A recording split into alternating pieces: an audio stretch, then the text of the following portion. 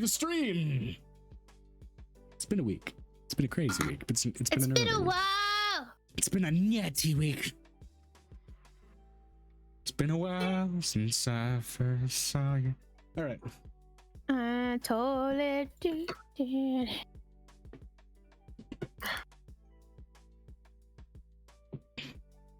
I'm gonna get Bozin's chat on my phone so I can see what she says when she says it.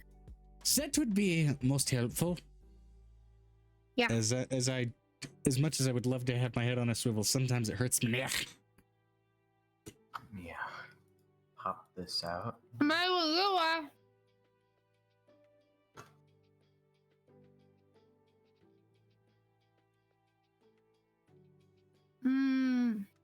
I really love this sandwich. Ooh, good sandwich. Okay, now, also, unlike the last couple of streams, something that I told myself I was going to do, I'm going to set actual timers for when the break will happen.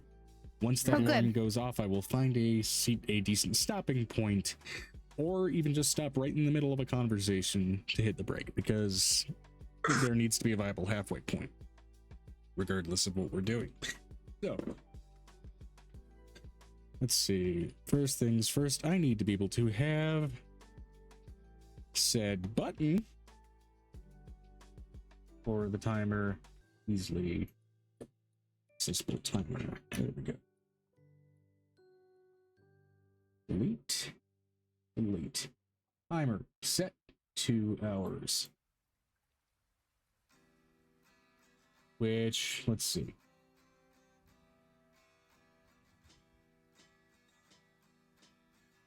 I'm just gonna go ahead and test the sound for myself. Nah.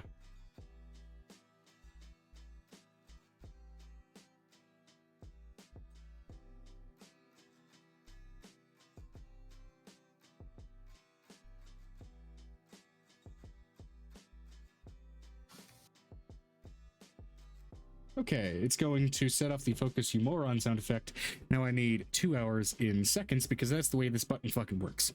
I had that sound effect set to play right after my stream countdown at the beginning of the stream finished, because I would constantly forget to fucking change off of that. 7,200 seconds. Okay.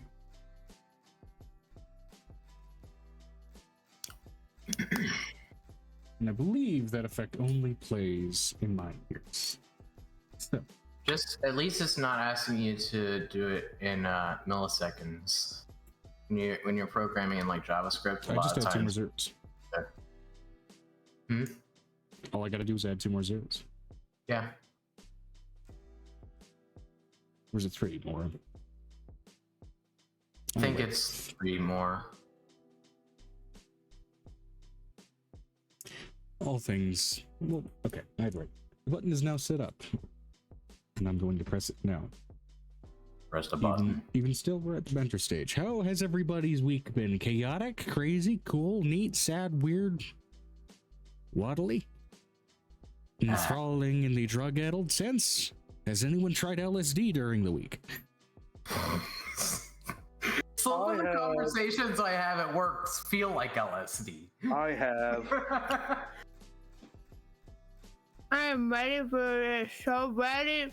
So very ready. What the fuck is in your mouth? A sandwich. A sandwich.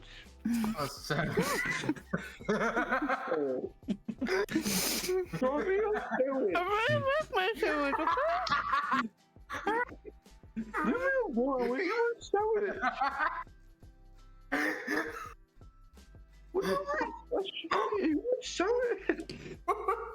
My throat's been sore all day from a long game yesterday and keeping track of all the voices.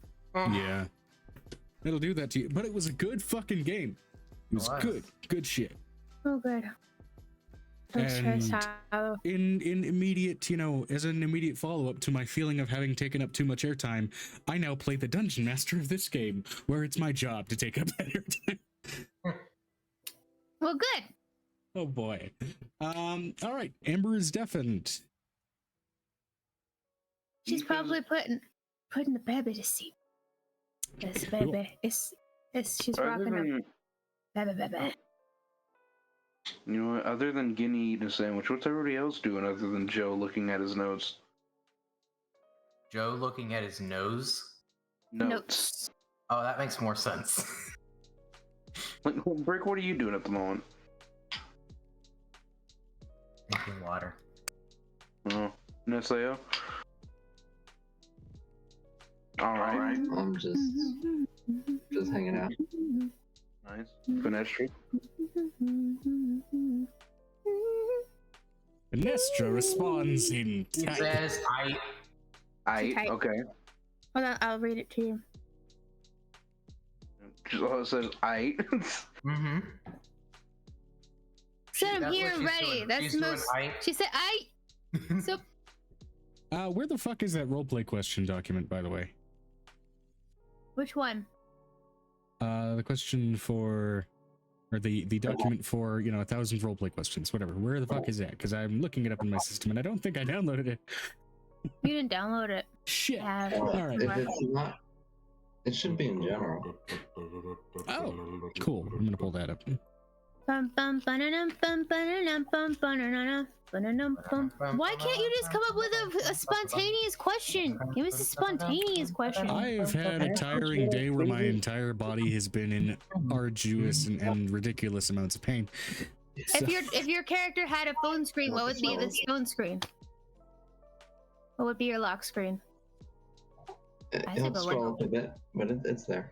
It'd No, probably actually- be Snake. I've decided I that, like that question, Joe. That's a cool I question. have a better question actually. What's your question? Perhaps a bit of a mind burning question. So, and I mean it may burn your mind a little bit. Okay. And I'm this is waiting. where I think it's viable to go ahead and drop out of the banter screen, because we might as well. So, I'm waiting. Waiting. with bated breath, I'm sure, but Mm-hmm. as I'm just trying to get the music to change, here we go. So,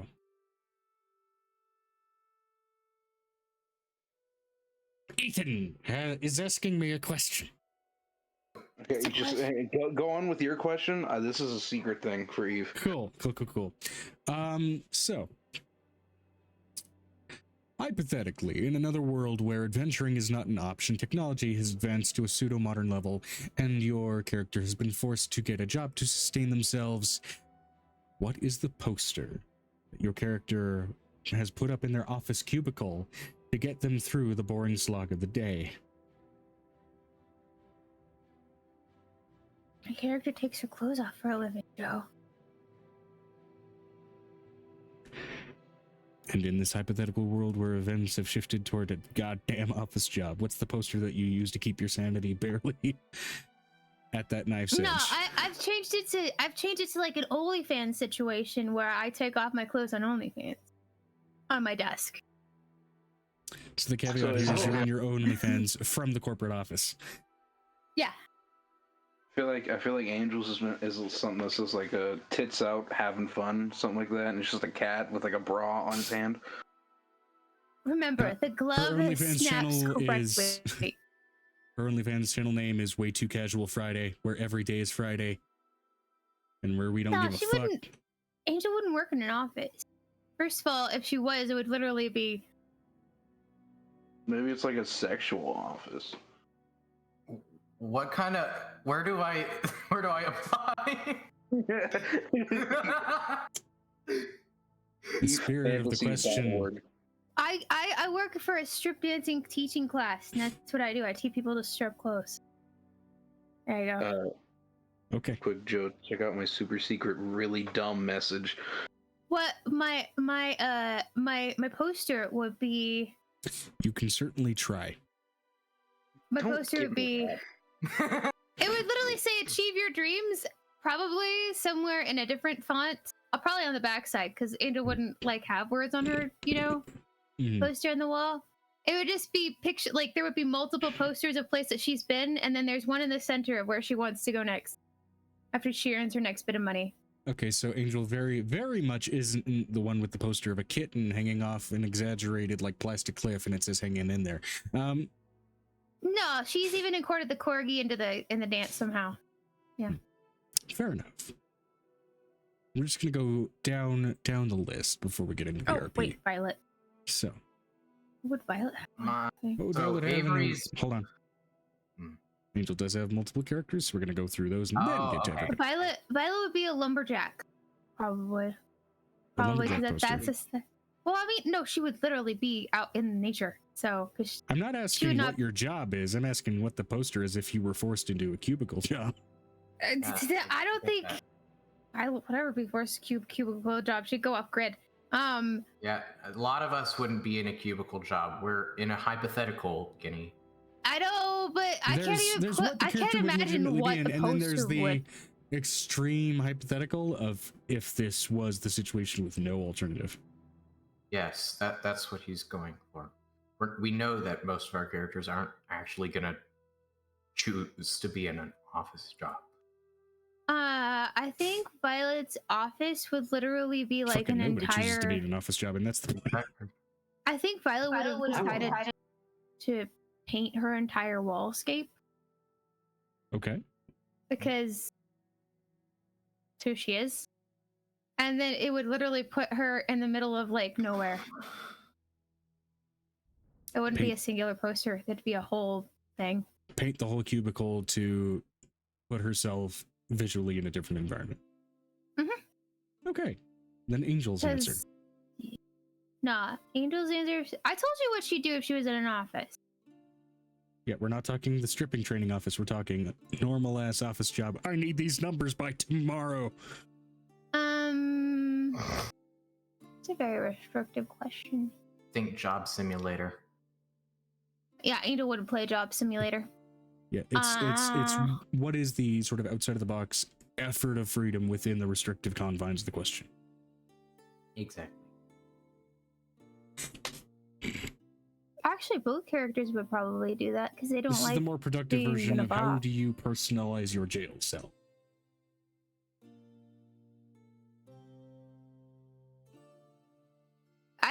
Both characters would probably paint their jail cell. That's just who they are. Okay? They're all about and what would Angel's adventure. landscape look like? Finestra, when was that episode made? Upside down. Upside down. Yeah, she probably glue everything upside down.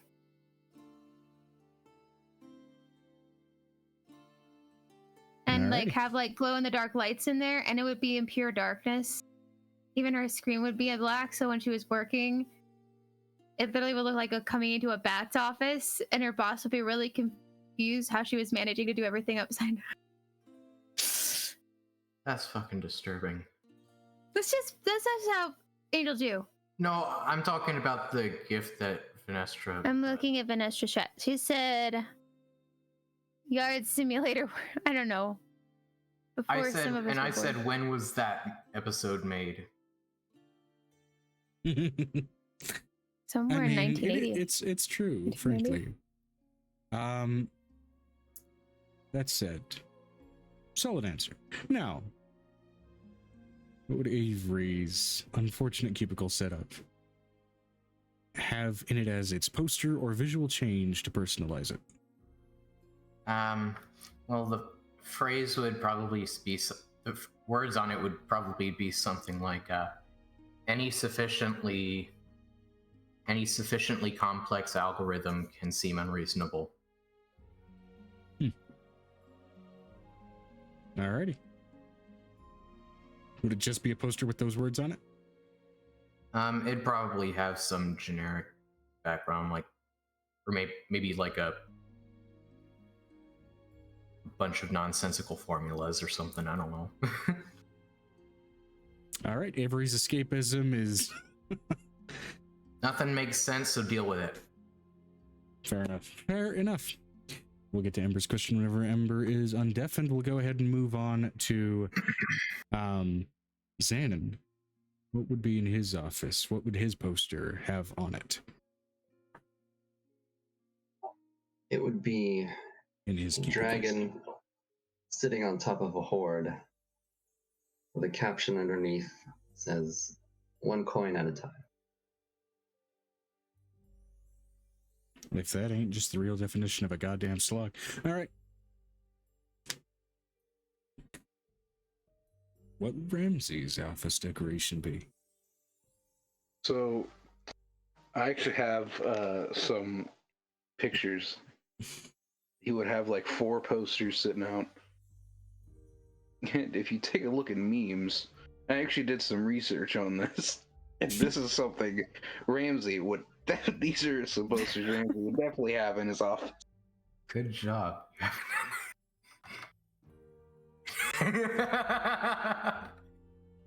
I never said all of that shit. Confucius. You're ready to unleash the fear. I like the balloon one. I do too. That one's one of my favorites. Don't drop the balloon. Confucius say, you go to bed with itchy butt, wake up with smelly finger. You know what I really like? There's this one thing we had at school, and it was literally one of my friends said he's like no, it was a work. Apparently somebody figured out that the shift key on the opposite side of the keyboard is the same, or the cap lock key is the same size as like the enter key on one of the keyboards. They swapped them. For the shift key and the enter key, they swapped that, and they swapped the shift key and the cap lock key on the opposite side, and I was like, this was upside down. Why did they put it upside down? That's I know it's already going to be bad. dependent on the keyboard too. Yeah, that's why I said I thought it was really cool because they did that at work. Well, dear God. So Ethan, Like that's solid I don't. fucking I was answers, my looking guy. at my computer when you did that, and that's not what it looks like to me. What about Venestra? Venestra, what do you do to personalize your corporate office cubicle? Would love to hear that. Poster. We would have a poster of her wife on her phone and many monitors. Just lots of boobs. Booba. All the titties. Yeah, nah, nobody gets to see Nicodemus's on Angel's keyboard. But there is a tiny little animated Nicodemus that goes across her screen.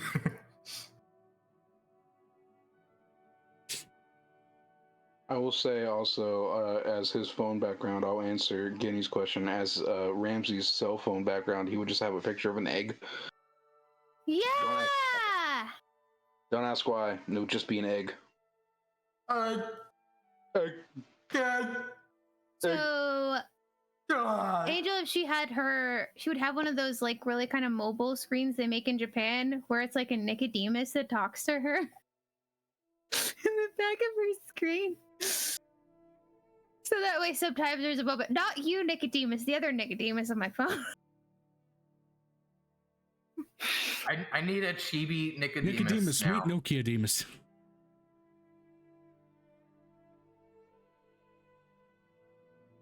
Either that Which one's or harder? the chibi would be Leon. I'm sad that my Nokia Demus joke just went. Yeah. Nah. I never had a Nokia phone, so It was an indestructible phone joke, but either way. well, at least it would buzz on time. But You know what? I need to say something. Joe, why'd you give me that for an answer? You gotta admit that idea is funny that I sent you in message. It's hilarious. It is, and like I said, you can certainly try. What does that mean? I hate the DM stuff. Crafting involves attempting the act. Why can't okay, this be are we like, ready to begin? can't this be like There's D&D never a 4 straight fourth grade? answer with a DM. Why can't this be like D&D for a fourth grader where they just do everything for you? Alright, Okay. I'm ready to start. Yeah. So, in exchange for another inspiration die to get into your pockets, who would like to recap the events of last week's session? I can do the whole thing if we'd like. I fell from the sky. You did fall from the sky at the end. Yeah. The found out that two of the major deities are on the front lines. One of them is Piff, and then Alara and Piff. Well, actually, Piff and Alara, who are like one of the front lines, and then there is the Oh my god, I'm gonna need the list. We found out that, nope, not Orwayne. That Walker and Piff are the front lines, and that we found out that Brema was actually like making like little traps in her area, and she was starting to lose energy. So we sent her some food, and then Kalawai is working with Walker, and then Piper went to go see her two nephews to see what was going on with their area. She said everything apparently was fine. They're all going to use the love water to basically kind of cancel out the lust demons kind of control. But you were going to tell us what happened after the rain started, and we didn't figure out as a result of the rain starting. Oh. Last thing I remember is y'all heard something fall to the ground. Yeah, I'll get there. I'm already outside. I was the one that was. Oh, I was awake. That was what happened. I got woken up. Oh, and Anana basically impregnated Angel. Yeah, that happened. Oh, Vanessa got to talk to. Which one did she get to talk to?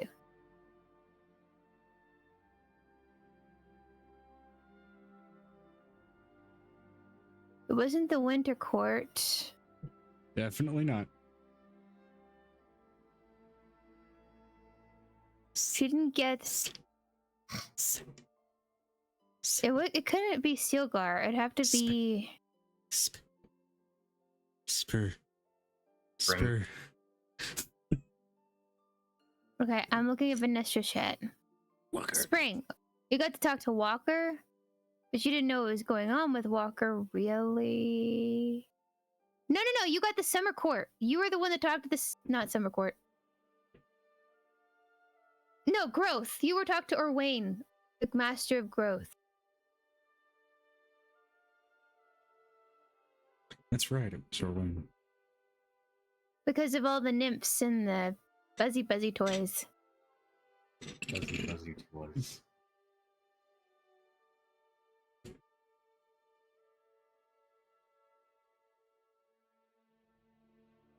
Because the nymphs were above your head, and he had lots of trees.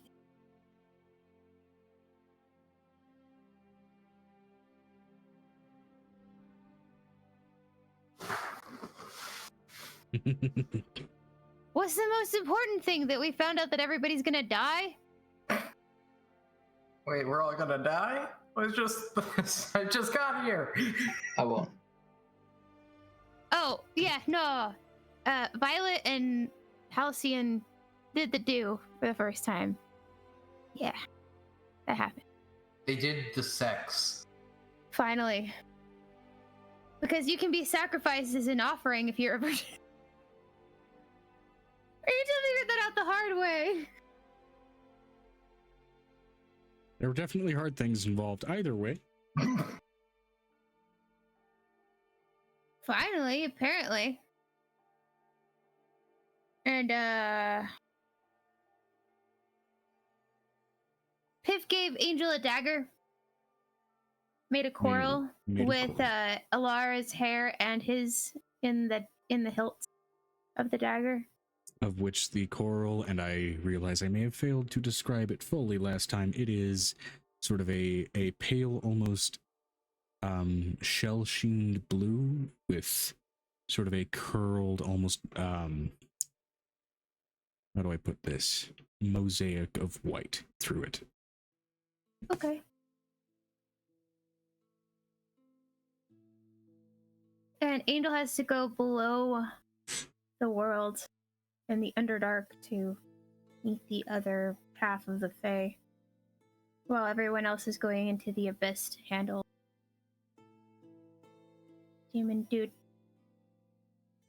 And then the guy the ceiling. That was it.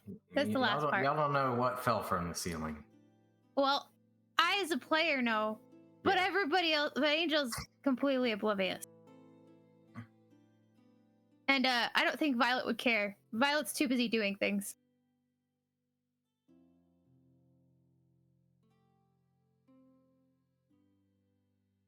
All right. And this here and Oh no, and Xanon talked to Brema. correct. That's everything. Brema / Brona, as the names are interchangeable in the world of the Fae. We like using Brema because it makes more sense to me. Does that mean that there may be both within her actual true name? Who knows? But that's nobody's business. She likes to keep it to herself. as most Archfey would be smart to do.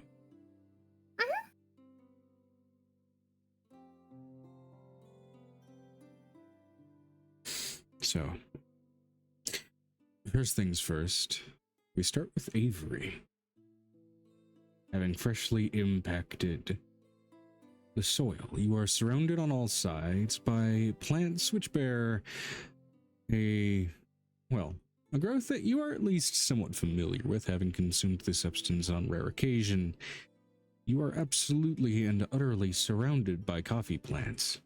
Looking around you, you see the span and flow of a city, wherein you expect to see lawns, you expect to see hedges, you expect to be any number of natural growth, all of which you are just seeing varying colors, types, and formations of coffee plants as notable decor in the natural flora of this place. Oh, god damn it, did that last dude drug me? Totally.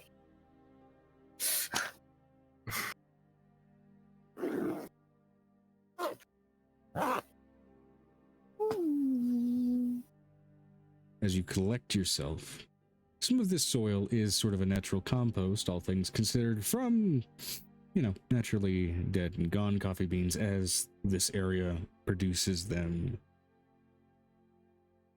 in ample supply.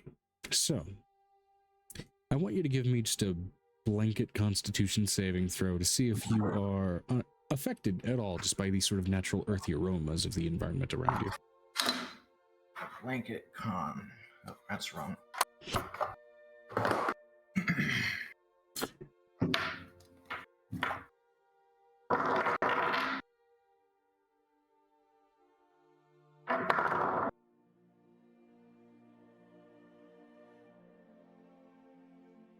$14.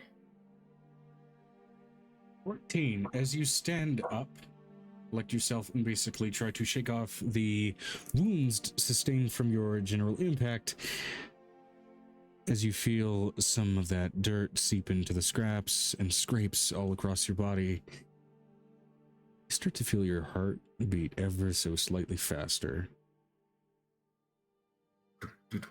As you feel hyper energy starting to rise within you, doing your best to fight down and level it. That said, as this is also your first entry into the city of Capulus Medicus, I need you to give me a percentile roll.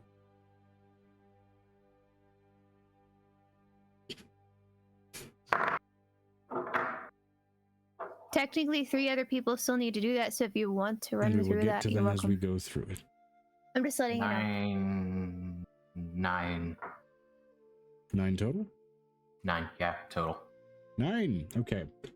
No question. Did you and Amber come up with your own table for this, or am I handling what this does? Table for what? You had 3 tables when we were writing this before. You gave each one a different effect. Okay. Depending on if you were in Soli, or if you were here, or if you were in Ormer, they all do different things. Yep. Okay. I don't remember any of this. No, I'm talking about tree writing. This is stuff we discussed while we were writing this location. Okay. Okay.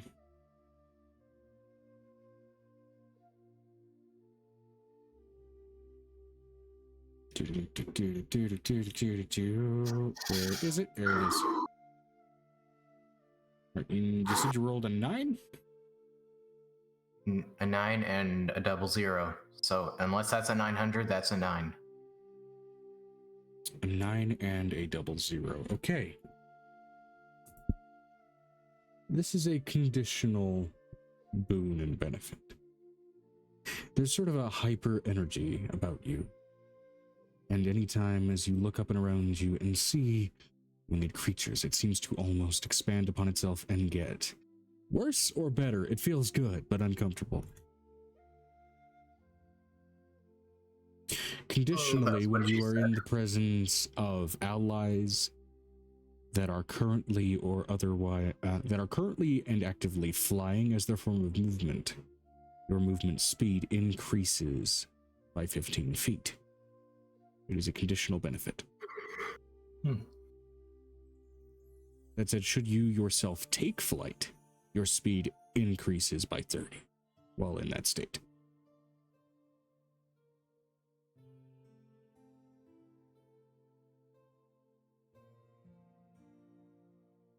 Okay.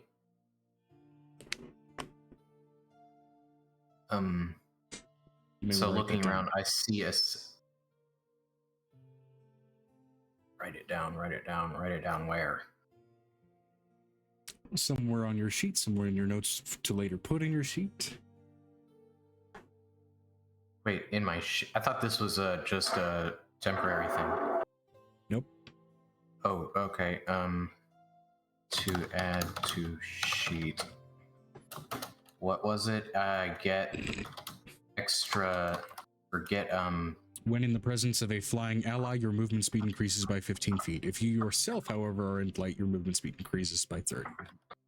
That was really fast. When in the presence of a flying ally, my movement speed increases by X. By 15 feet. 15 feet, okay. And the other one was 30 feet. Yep. And that is if you yourself are flying. With any given condition that allows it to happen.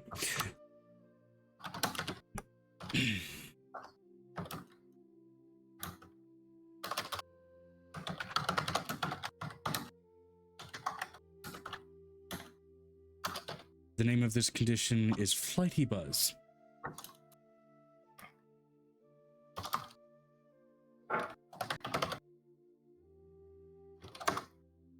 Okay. Okay. As you collect yourself and feel that burst of energy upon merely observing these activities and observing these conditions and creatures, you try and focus hard, focus your attention, focus your eyes, and you feel yourself dizzy enough from the impact as it is. You've taken worse damage than this. Easily. You've been drawn near to death due to any number of fights, but you can't shake the feeling of dizziness from this impact. It feels almost unnatural. Like it lingers and clings to your form. I'd like you to roll me one more Constitution saving throw. Oh, was that last one a Constitution saving throw? No, I that was thought a it was just percentile. a check. The ability was... no, the last con you made me do, I just rolled a check, not a saving. It'll be a saving throw. Oh, well. Oh, well. We'll just go with it was. So 11 plus 8. 19. 19. The dizziness for a moment, a mere moment, gives way to drowsiness, and you were able to shake it off.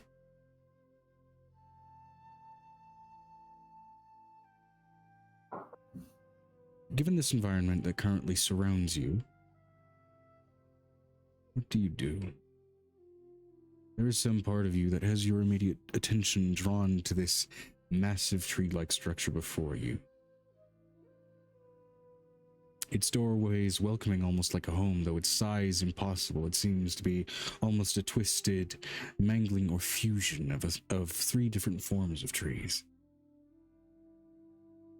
in which you can see lights that seem to flicker and move, though their color does not necessarily match fire necessarily, almost like the rampant and rapid shifting and moving of insects.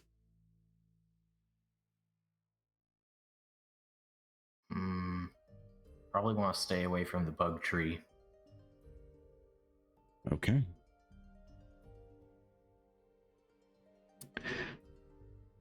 At this time of day, you would notice as well, the moon itself has made itself known, at least one of the three at the moment. It is dark. Do smile a little bit, like the moon. Yeah, they have a tattoo of a crescent moon on their top of their arms, right above Kitsune tattoos. Mm-hmm. Speaking of which, one thing I forgot to do for myself, I need to pull up the calendar to make sure that I know exactly what phase the moon is in, because that's one of the things that this calendar can do.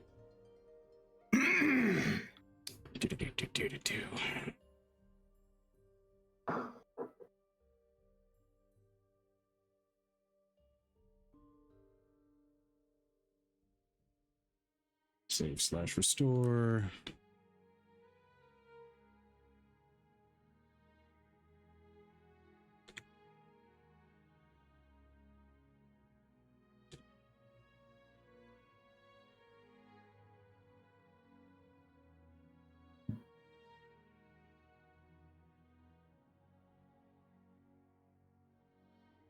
Okay. Restore calendar from file.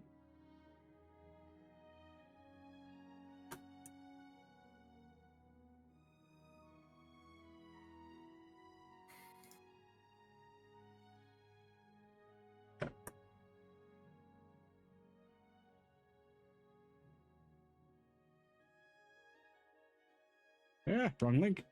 There we go.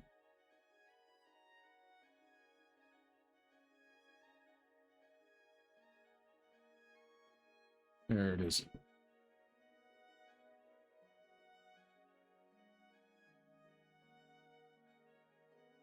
I'm also slightly annoyed that my one piece got kind of tattered in the fall. Oh yeah. But mending clothes or finding someone capable of it, especially at your scale of power, not an impossibility at this point. Just annoying. Yeah, it is. It's barely an inconvenience. Alright. Okay, great. Now, with that, I need to roll more thing. Okay.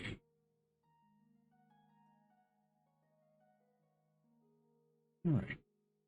So, interesting point. Looking up to the sky, barely trying to focus, and trying as hard as you can to notice all three moons. The small, ever-present moon of Yuskia, the large main moon of Kamari, and the ringed moon of Feliciameno. All three of them simultaneously on this night are waning crescents.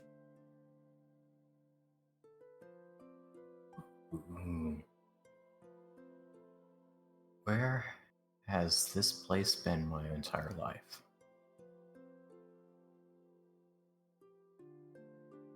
Something odd, though. The ring of Feliciameno has far outstretched its normal limit. Well, would I know what its normal limit is? Very close to the moon, almost like looking at an image of sort of a shrunken Saturn in a lot of cases. That said, it's I've never seen this moon before, right? You'd be familiar with it here at this point. Okay. The ring itself, however, looks larger than it should. Okay. And more vibrant. This, at least based on spatial awareness, makes just it's closer to the ring. than you would expect. Hmm. Sort of like a supermoon, that sort of natural phenomenon that occurs in our own world. Hi.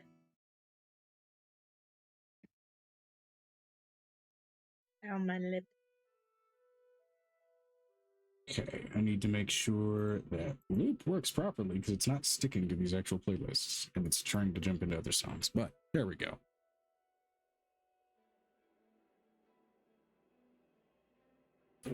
Yeah, it is larger than you initially expected, and with that, there's also an ambient feeling of unease. You can't completely shake it.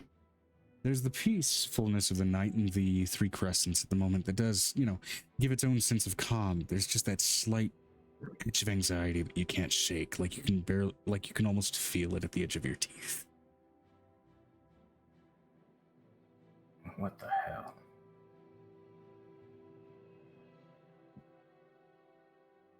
Is this that demon dude's fault? He's the one who drugged me. He's got to it.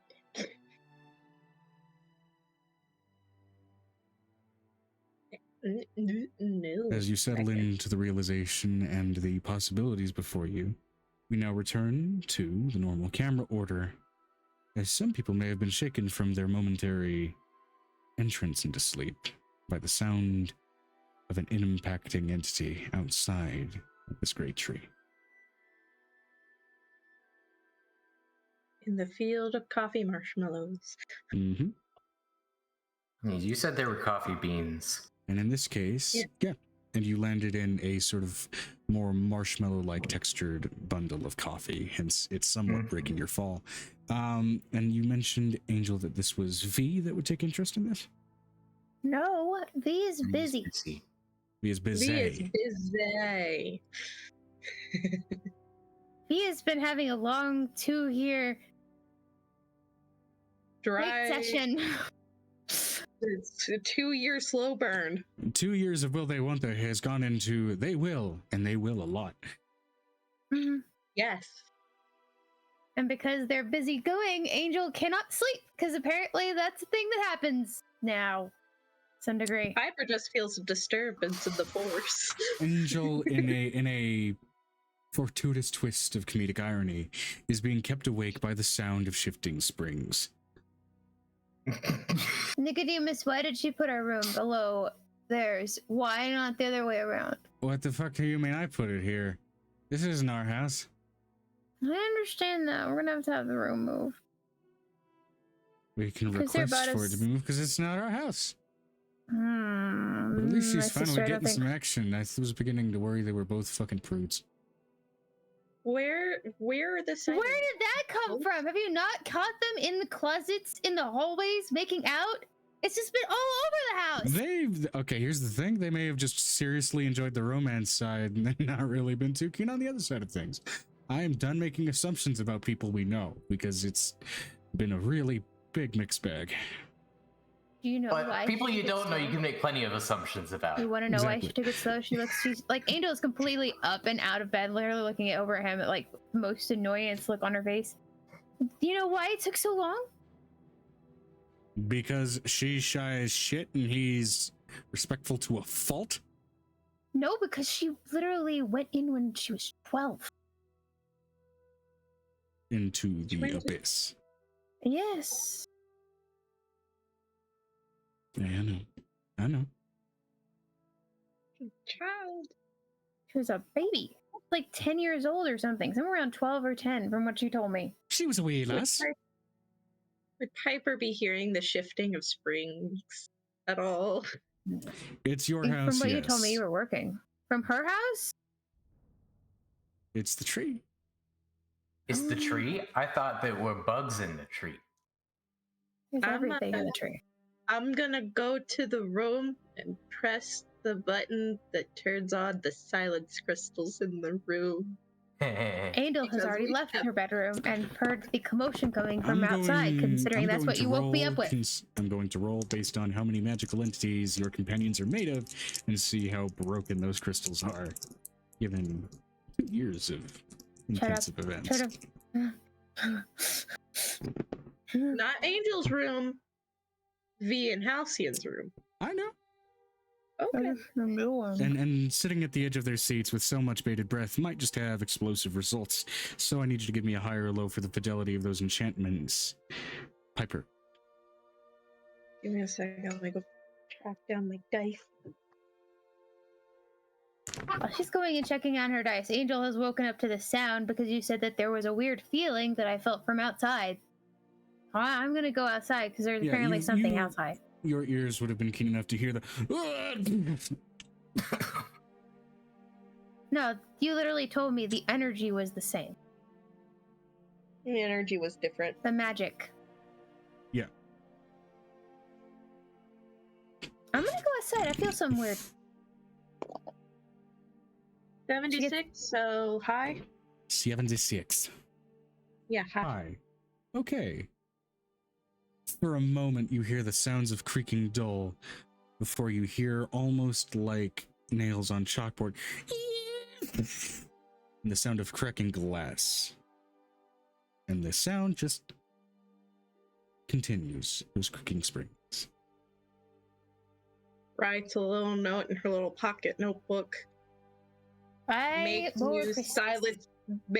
new form of silence crystals with magic resistance. And then I'm gonna go check out the disturbance in the force of my land. You come out in a tank top with a double barrel shotgun and a plunger? So you said that Piper didn't hear it. That's the one thing that you said. Piper didn't hear the disturbance in the force. Piper did. I believe you managed to roll low enough on perception that you happened to miss it. Oddly enough. No? Yes. Last session you said I felt the disturbance in the force of my land.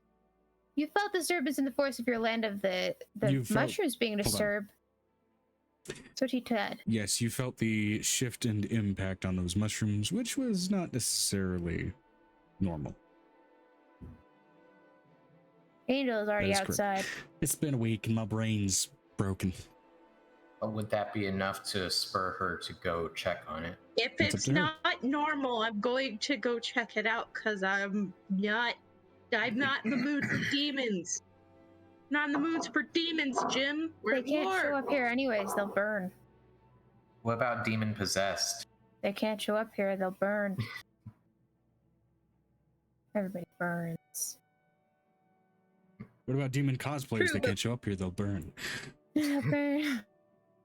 You gotta remember, Piper is still not used to that concept, and still in the back of her mind, be like, demons, so what do I see, Joe, as I walk outside? Because I'm the first one outside before Piper was working on the crystals. Well, then I have a question. Avery, are you in any way trying to make yourself scarce while you are collecting yourself?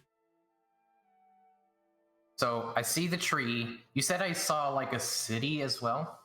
You are in the, from what you can tell, at the... maybe not in the center of a city, but very much in a cityscape. It is in the center of the city, the tree is. I was picturing like a farmland type scenario, but...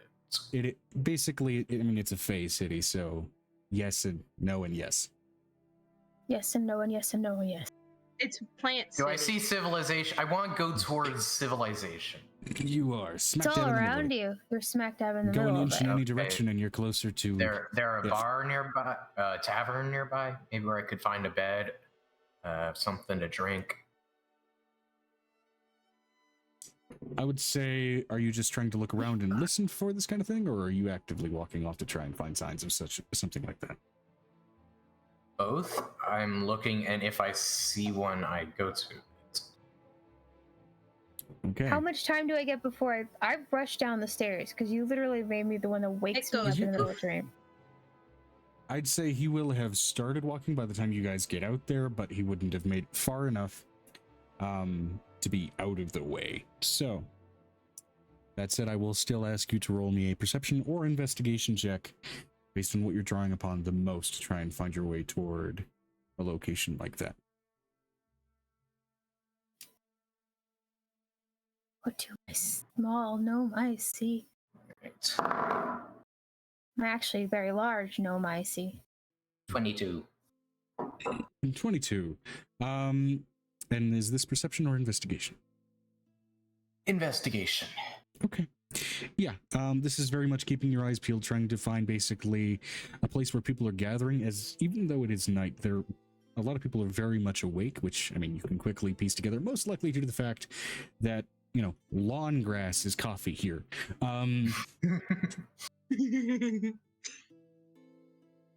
It's either moss or coffee beans. Yeah. And so basically trying to keep your eyes peeled and look around and find some sort of epicenter of activity. There are a few. As far as the closest one to you seems to be a good 8 blocks down. And it seems to be a mostly outdoorish establishment for the most part. And there is a heavy wafting of both the aroma of whiskey and the heavy aroma of coffee. Very much kind of what you imagine to be Irish whiskey might be the first thing on the menu.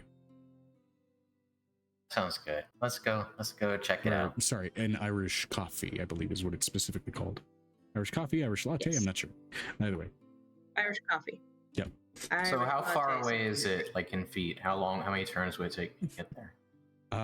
With 8 blocks, it'll take you a bit. I mean, with a block being on average like 20 feet, it's gonna probably take you, let's say, like 5 turns if you were to bolt in that direction. I'm not. I'm just walking. Yeah. Having at least gathered a direction to go, you start to make your way in that direction as both Angel and Piper, you guys make your way out quickly Angel enough given beat the... Piper. Piper's Yes. behind it. I was about to say, Angel has a flying speed of 100 feet. She Okay. absolutely made it out before I even finished writing my note. I'm also Okay. letting you know, if Angel got up, Archimedes is the one she left on. So it's dog speed. Especially corgi dog At speed. any rate, Angel, you quickly make your way out of the building, noticing this... Well, Avery, if you would please describe your character. You see a one might describe this character as cute. They look harmless, yet there's an air of mystery about them. They're small, yet you can tell there's some kind of potency to them. They've got tattoos all over their body. Not so much that is overwhelming, but enough that you could tell that it wouldn't look too off-putting. See them in the nude. Okay, so I want to describe. You probably hear Archimedes as for anything else. Okay. So is he tall? Angel's like 2.5 feet tall. 2.5. We're looking for cues of like direct visual descriptions on top of this as well. Okay, so Hair height, color, eye color. black hair, probably chose some deep crimson eyes. They're, I want to say, so I'm not good at imagining. What about that picture you made of Avery? Why don't you just look at it and Yeah, I know, describe I see it, but that doesn't show me like how many feet they are, how tall they are. Oh, then just pick a number. The character that you showed me is about just about 5 feet at tops. I think so. From what you told me. Yeah, So, 4 to 5 feet tall. Oh, Corey's taller than that. Corey's about as tall as you are. So I'm letting you know that you hear Yeah, for your standards, you hear a large animal approaching from behind you. Do I you would spin see a around flash and of do gold. You would literally see a flash of gold and silver in the moonlight. and then I bolt towards the tavern. As you bolt towards the tavern, the pitter-pattering quickly of feet suddenly, you no longer hear it before. It's right in Flashing front of into you. existence right in front of you is this large, oversized, taller than you, dire corgi with golden and silver fur. Good puppy. Archimedes, can you move your head a little bit so I can see? Just a hair to the left. And he just, in that ever so feisty corgi fashion, just exaggeratedly swings his head dramatically off in the other direction.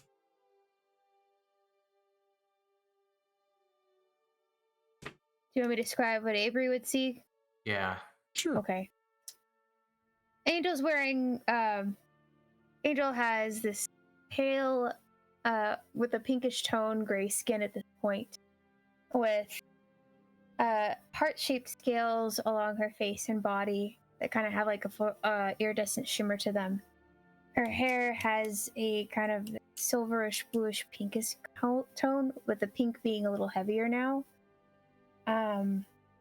She looks down at you. Her eyes are shimmering a pink down at you, almost like lights in the dark.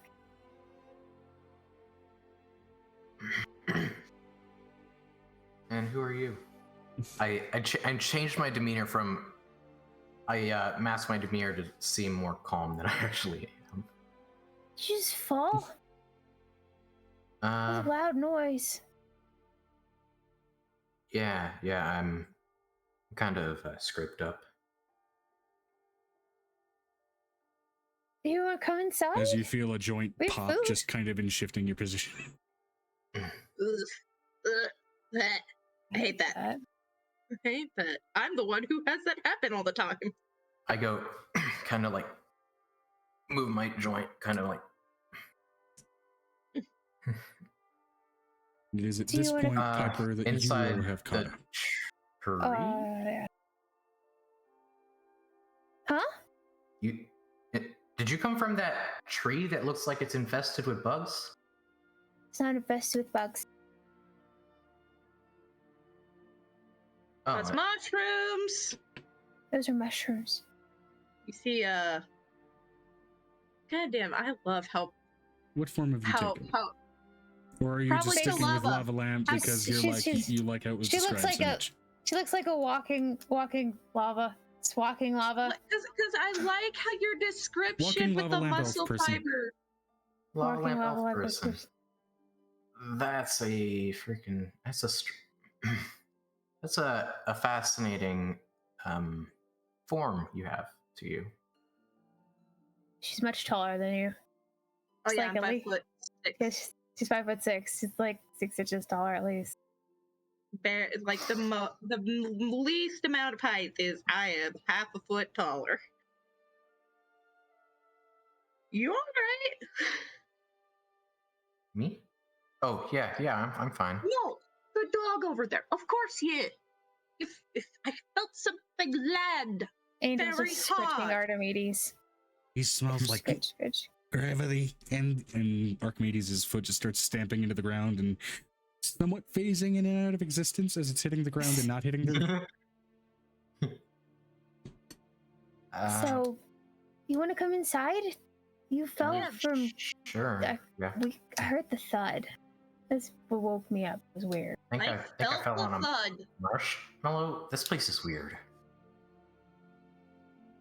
No, they're coffee beans. It's Papulus medicus. It's coffee Whoa. medicine. How about this? Let's make this a little bit easier. Hello. My name is Piper Puck. This is my Court Capulus Medicus. It is full of coffee beans, and we do not know why, but I am here for it. And you can call me Angel. Yeah. Avery. Nice call to me meet you, Avery. Avery. Did you come inside? Yes, I. Fine. Yeah, I'll go inside. There's I'm food guessing inside. he's- Yeah, I'm a little hungry. And alcohol and coffee. You'd be amazed what Obviously. teleportation through realms will do to your fucking hunger. Yeah. Let's. Is he? I'll take you up Is on that. Avery covered in scrapes? Covered in Scrapes? scrapes and some injuries that are definitely deeper Scrapes, than scrapes, yeah. as while it's not a significant chunk of your overall health, it's still more than enough to have killed some commoners, so it's very obvious damage. Besides, I would like to And you would also see Avery is wearing this this one piece. Most of this one piece is somewhat see-through, but they wear like leather straps around the important bits. But that one piece. It's a Ken doll again. He's But Why wearing does a he look like 1000 he's been episode in a anime. rave? Why does he look like he's been partying in the Underdark? But this one piece is badly tattered after the fall, you would see. I'm letting you know. She looks here like that's just the mental whisper over to Piper. Why does he look like he's been partying in the Underdark a little too hard? I don't know, but I'm gonna throw a whole bunch of seeds towards Avery's direction and use some seeds to patch up the clothing and maybe do a little bit more covering of Avery. Okay. What kind of patching do you do? Is this just simple like greenery leaf patches, or are you covering him with flowers? What are you doing to patch this? I'm getting a flower vibe. Okay. What kind of flower? Let me look at that picture again.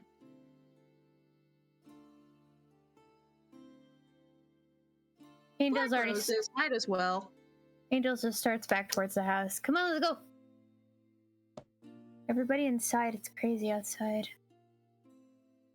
That'll be good for now. Yeah, all right. I'll have to get a new suit. Okay. Angel looks over with Nicodemus, who's probably at the door at this point, considering she got out of bed. He is at the door. He is shirtless, and he is in his normal true form. You can see standing in the doorway, Avery, what appears to be a sort of long, sort of mullet, curly-haired changeling, sort of with a greenish tone to his skin. Well trimmed and well built. A changeling.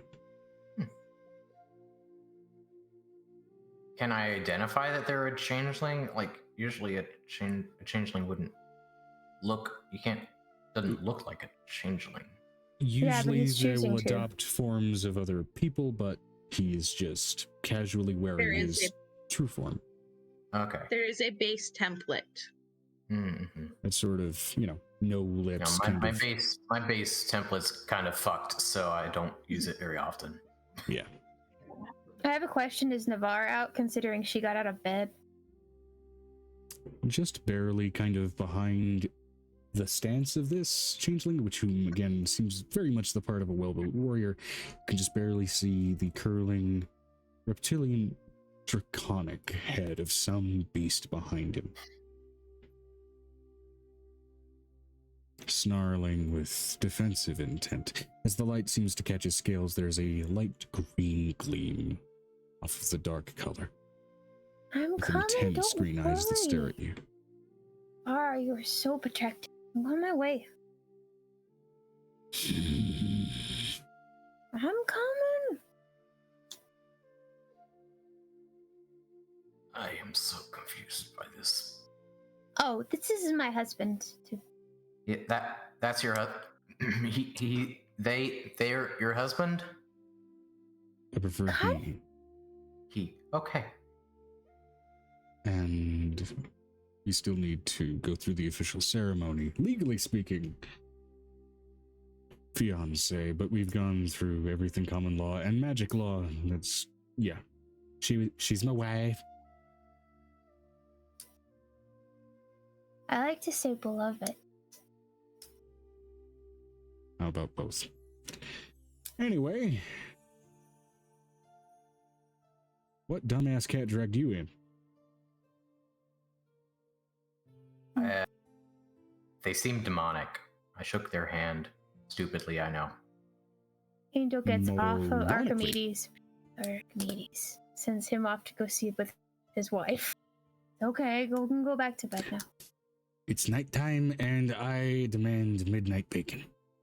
Okay, fine. She throws 3 pieces of bacon in his way, and here's some for her too. Don't eat all hers. Come at. Make a persuasion check. I'm gonna also make the persuasion check.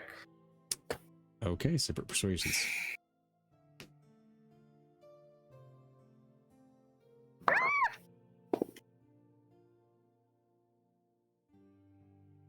Yeah.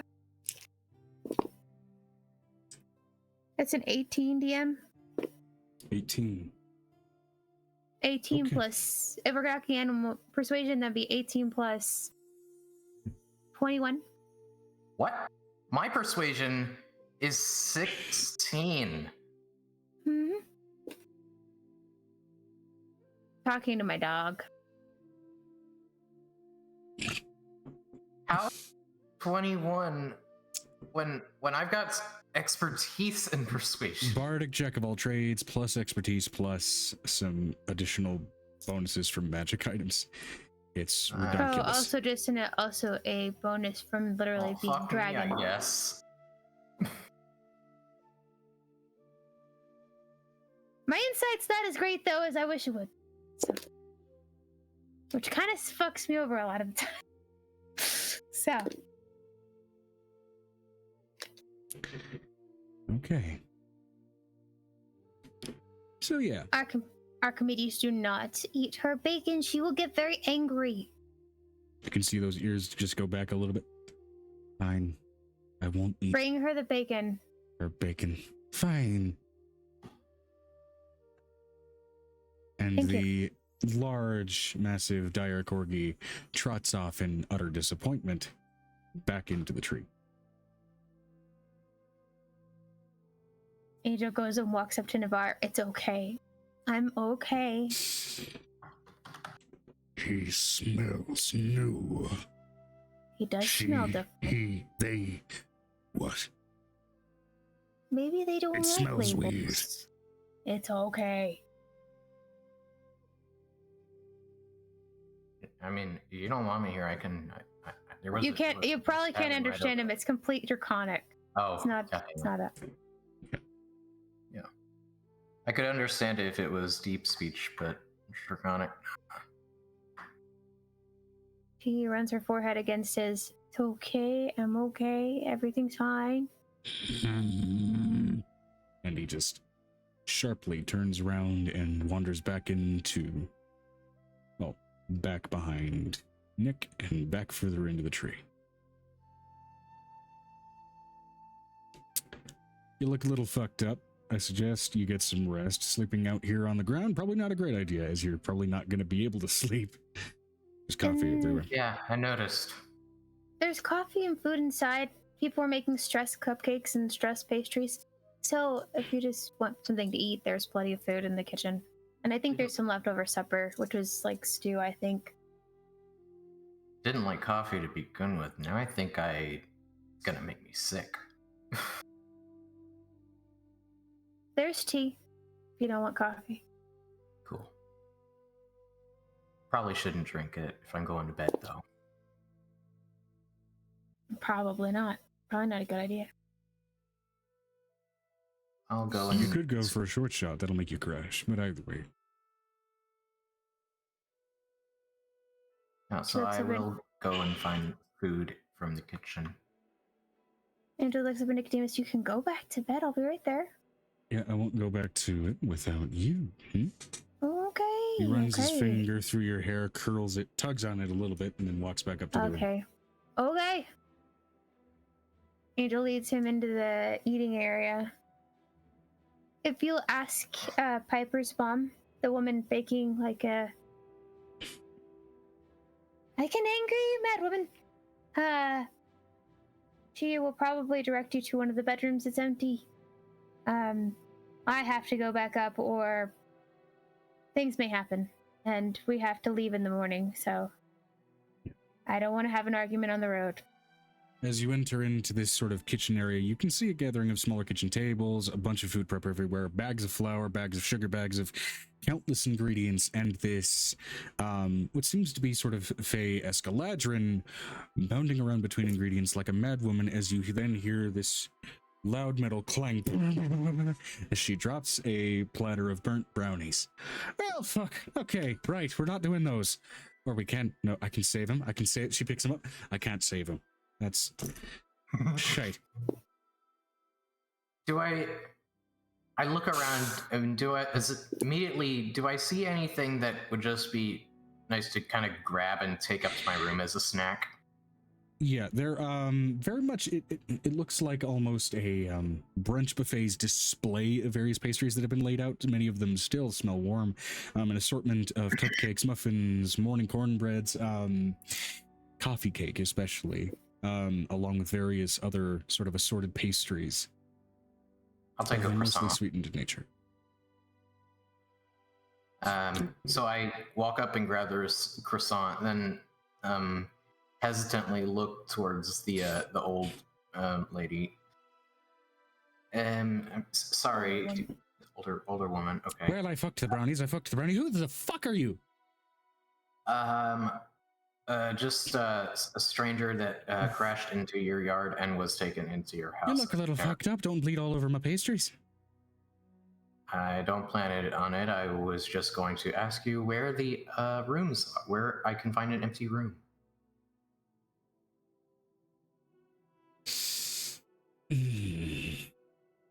Where's my daughter? Piper! Which She was just there. And she's Angel T-posing. Feck. I have a question. Angel can still hear, can't she? Considering she just barely left. Yeah. Mom, I'm just letting you know. He needs a room to stay because he fell in from a great height, apparently.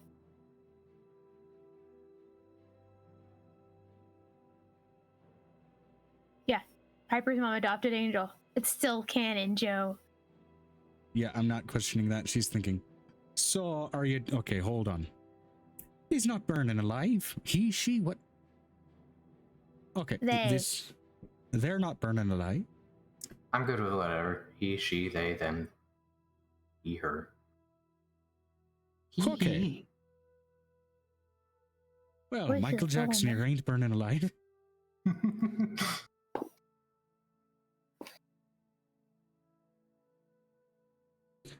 So, you're probably not demonic or evil or anything like that.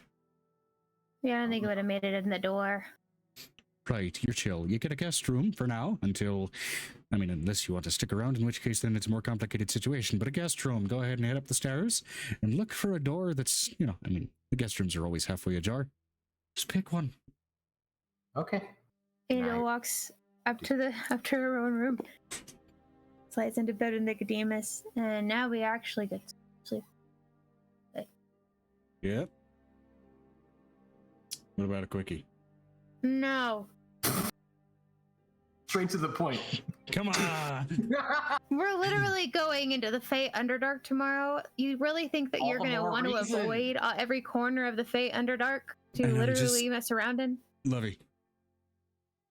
It's the Fey Underdark. It's a little different from our Underdark. And while there may be many corners to mess around in, just in case those corners might get us into some trouble, wouldn't you want one more moment in a safe environment to enjoy yourself before jumping down into a potentially dangerous environment? Don't we usually do it in a dangerous environment? We live in the Underdark. You make a point. You tried. As he I mean, digs into a bag labeled Urkbach and pulls forth some rope, I can make it more dangerous for you. I would prefer that we save that for tomorrow.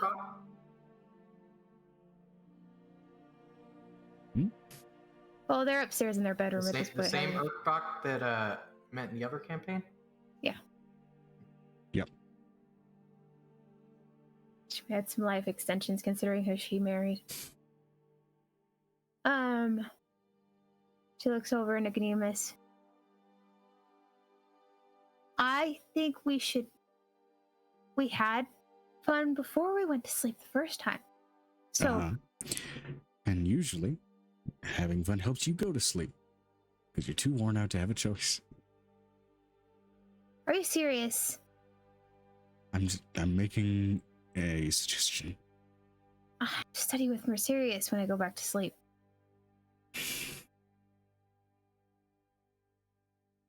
So do you. Mr. I don't know which fork goes where. And wouldn't it be better to absorb knowledge with a well-relaxed brain? Fine! You're pathetic. I'm going to let you know there are some days where no is just going to mean no. But it's me, so, you know.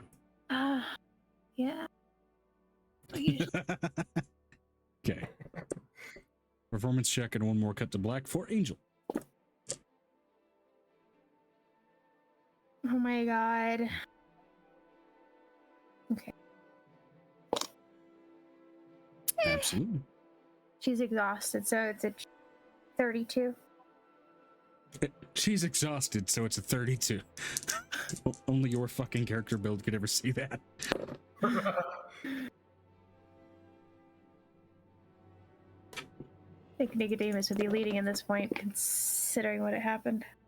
I mean, he got a crit, so yeah. Yeah.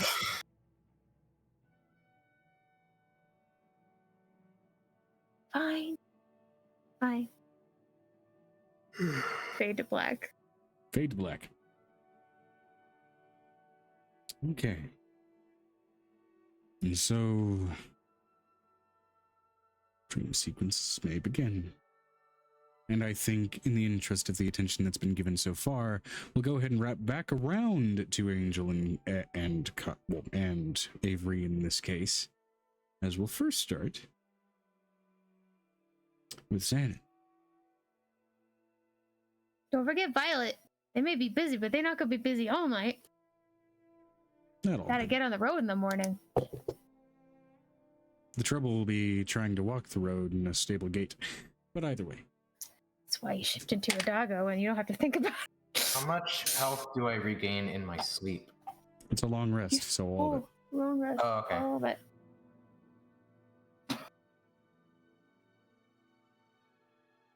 Neseo, you there? Yeah, I'm here. I was waiting for you to say something. Cool. I didn't know Alright. if I was supposed So Xanon, as you take a moment within this immense tree, this unfamiliar environment, and this unfamiliar gathering of people, relax and let yourself drift off into sweet, wonderful unconsciousness.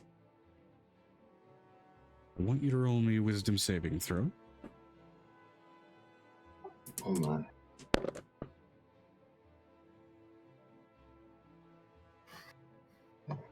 A moment. I need to refresh the page. As I switch the music playlist, Dream.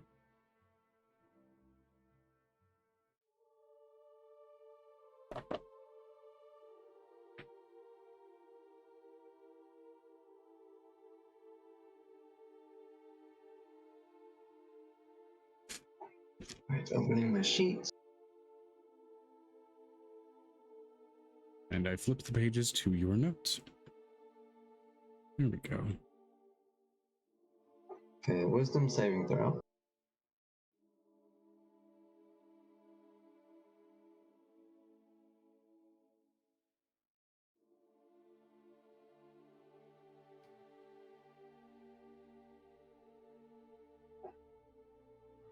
Oh, it's clicking twice. That's a 6. Total of 6? Yes. What was the natural roll? 3. Wait. Yeah, 3. 3, okay. I have to change the playlist.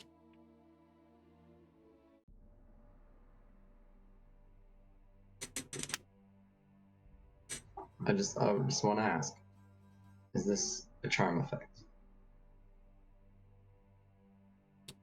Not exactly. Dreams are not a charm effect. Just wondering. I'm going to Possessed say that every dreams single are day. a slightly different story, but dreams by themselves, not necessarily.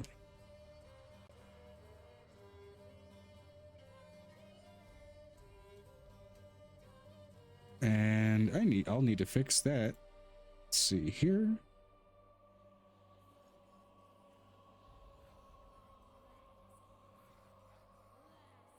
Hold on.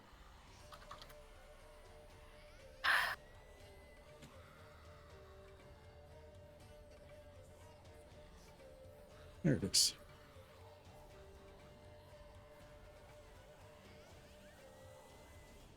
Okay, the video source isn't working. That's fine. So we're just black in the background for a minute.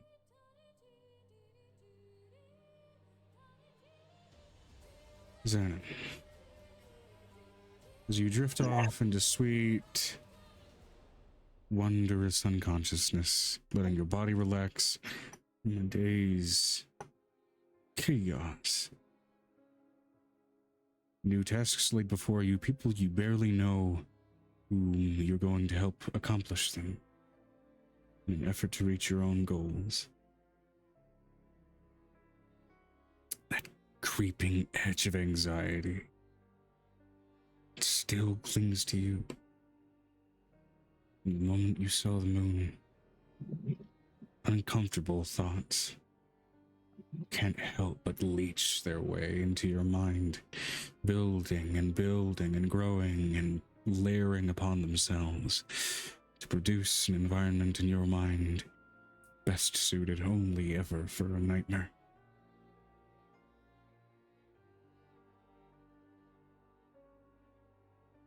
Flashes of imagery play through your mind, old battles in which you took harrowing injuries, where you didn't learn from mistakes, where you did learn from mistakes, where you paid dearly for mistakes. A moment ever so recent where you saw a crack in the sky.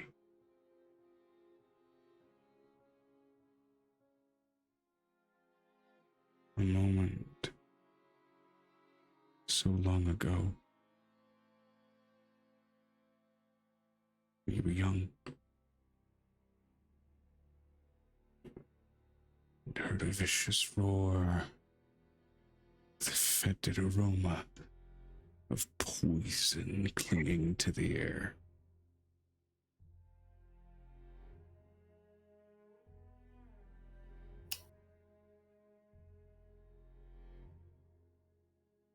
And a pained, fading voice.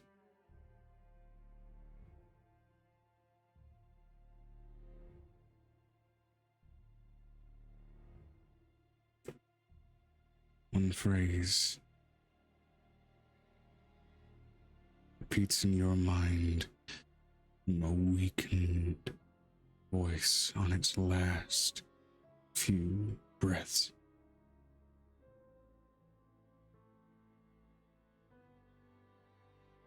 Be stronger than me.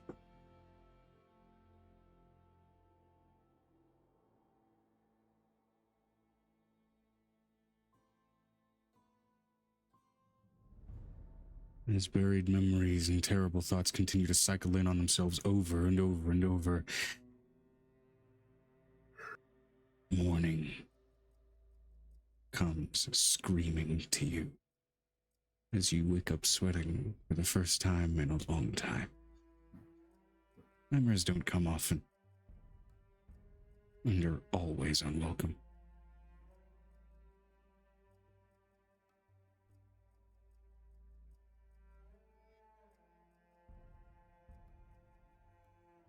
Ramsey. You muted Ramsey. I know. I'm aware. I wasn't sure if you're aware or not. I'm fucking with you. As you relax into your bed, among companions and friends that you haven't seen in 2 whole years, it's exciting and terrifying in its own ways. You've left a family behind in order to both protect them and in hoping, more than anything, that they may still be protected without you there. They're living in the city, Joe. They're in the same space. They are. There's still always a natural worry that may come with being just distant from family anyway. Ramsey, with both excitement and hesitation on your mind, roll me a wisdom saving throw as sleep attempts to reach you. Joe, what if I said no? Huh? Do you think about that? What if I just said, you know what? I don't feel like. In which case I roll it for you, and I don't think you want that. I think he might, considering his streak. Yeah, honestly, yeah, she's got a point. Alright, I'll do it. Give me a second. What? The truth hurts, okay? Like in a physical level. Joe, is that you rolling for me still on the table? Are you certain of that course of action? Well, unless a nat 1 is good, then yes, I'm certain. We're back to Ramsey. Welcome back, Ethan. His first rolls were actually not bad. He rolled a natural 20 his first episode, so no big deal. This may just be a balancing of the scales, so I will offer you this in light of that. Given that the natural 1 now leaves you owed a natural 20, are you still certain that you want me to roll for you in this event? Yes. Okay. I trust you, Joe. Very poor choice of words. Famous last words.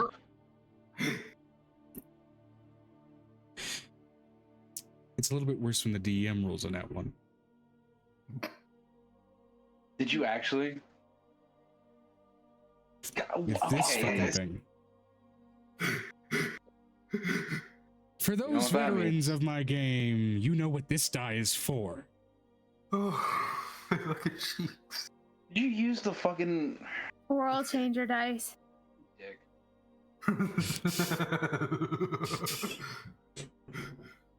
They did not want him to have a good dream tonight, apparently. The world said no. I mean, once you let fucking someone else roll, I don't want Guinea to roll because that's like a guaranteed success. So I want there to be some. It depends on the dice. If I say that I'm rolling for you, it may roll a different way. Her rolls are actually wildly different depending on the character. Angel is ungodly as far as that roll luck. Yeah, that's her, not everybody else. Everybody else gets a different Your situation to Yennefer themselves. character is all over the place. I love her so much, but I haven't gotten to use her yet, so. Because we pick haven't your gotten to color a of dice. reasonable gap of time to start that campaign. Green, purple, or blue? Which one's the most balanced? They're just a bunch of little ones. I'm a big fan of purple. Hey, purple. Purple. If it's a third nat 1, That's it changes what honestly, happens. I was content with sticking with it when you rolled it, but you know what? I'll see what happens. I'll ride. I'm a gambler. Okay. I'm gonna roll my mushroom dice and see how this goes, because it reminds me of Ramsey. Roll them Well- bones. Ramsey. Oh, that one's not bad. It was an 18.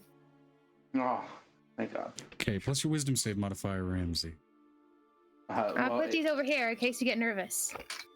+1. This one. It's a 19. Okay. Depends on the characters, usually. Violet's got a Sometimes, weird set. when you fall into sleep, a familiar, years-long form of communication returns to you. A means of communicating with your brother that you hadn't otherwise had when, well, unless it was the time when you shared bodies. Love that for myself.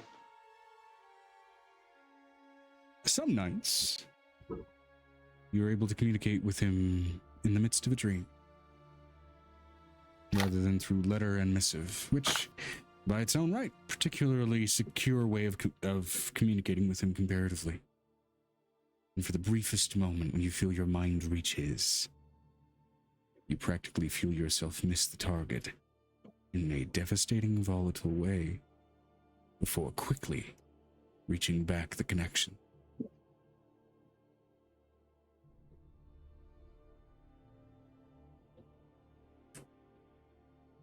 The echo of the failures that you just narrowly avoided, leaving you mildly tense.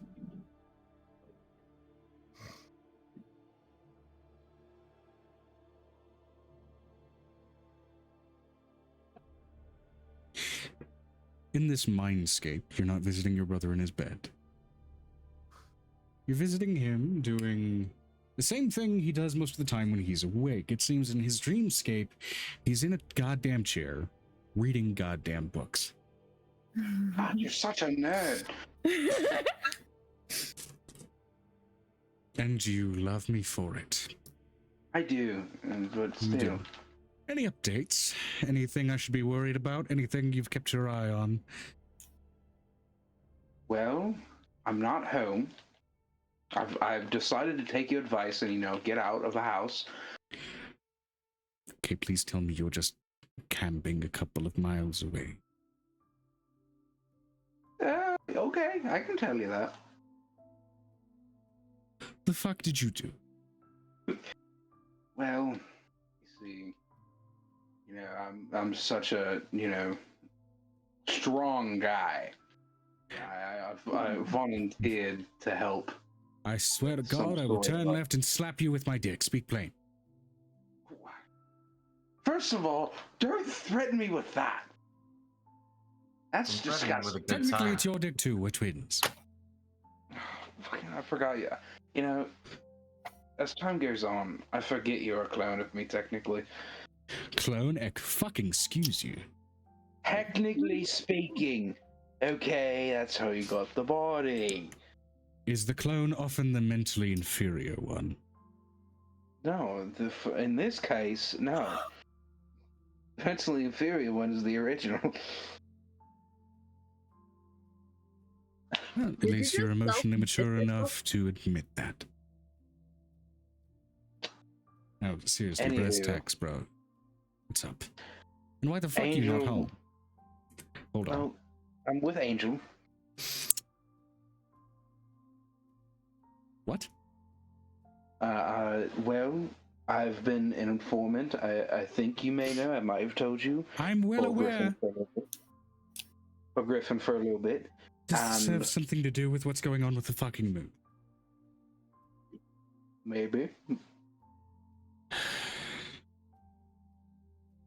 I hope you know. Also, Ramsey's also just like rocking back and forth, touching his two fingers together,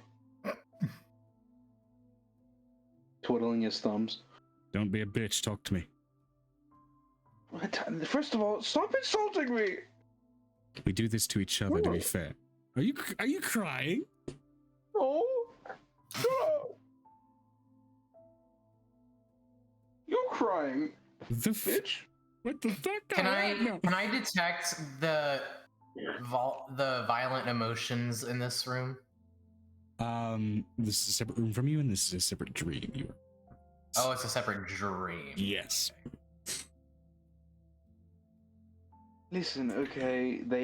Griffin came to get information, and then all of a sudden, everyone else is there, and now I'm here, and I'm helping with a big threat, which I guess you already know about.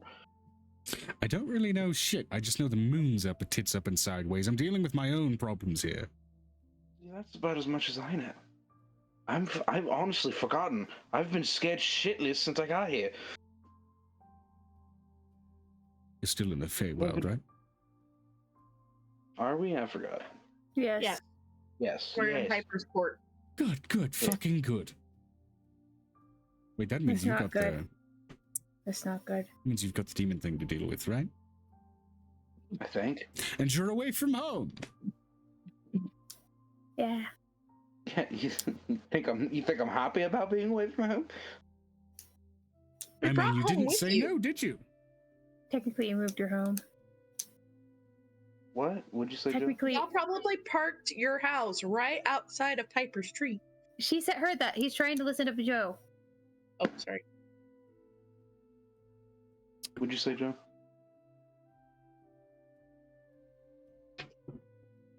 I don't remember. Lost my train of thought. He wanted to know what was going on. He said demon thing. Right, so He said, I don't know. You're not home, you're not in that alcove, you're not okay. So, you remember why you were in that fucking death trap, right? It's so that even demons wouldn't think to look for you there. No. I know. Where the fuck are you? I think I'm in Piper's Court. Yank. It's like a fucking 5-star resort in here. It's actually kind of nice. Oh, great! You've shacked up in the tourist attraction of the Feywild. Yeah, pretty much. I'm in a Holiday Inn right now. God's fucking damn it. Okay. Any big updates I need to know about? Big information, since apparently you're with Angel and crew. Usually that means you're up to something important. Any information you'd be willing to share, bro? Right now, everything's fine. At the current moment, everyone's alive. There's a new changeling. That's interesting. What?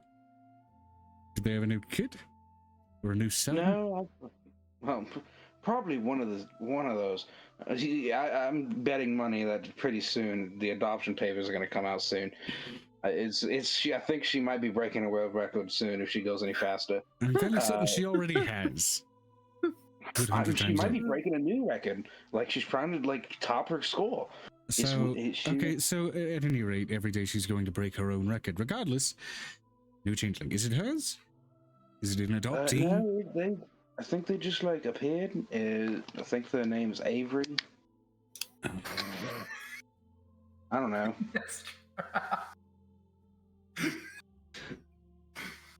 What? Are you high? Me? Maybe. No, I'm talking to my wife. Sorry, she's interrupting my dream a little bit. Gross. Didn't want to know that. Oh, right. She's a demigod. Tell her it's boy time. Tell her it's boys' night. Cause it's ladies' night. Tell her it's brother time. Okay. 2 seconds. He literally phases out of the dream for a hot moment. She agrees, and she's tending to the smaller boy.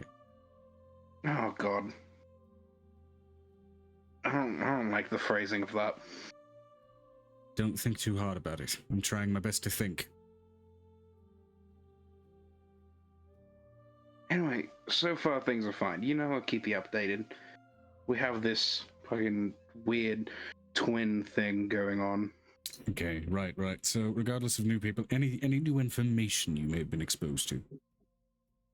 God, of all times for me to forget how to read. Sorry, I'm looking at my notes and then I realize I can't read my handwriting.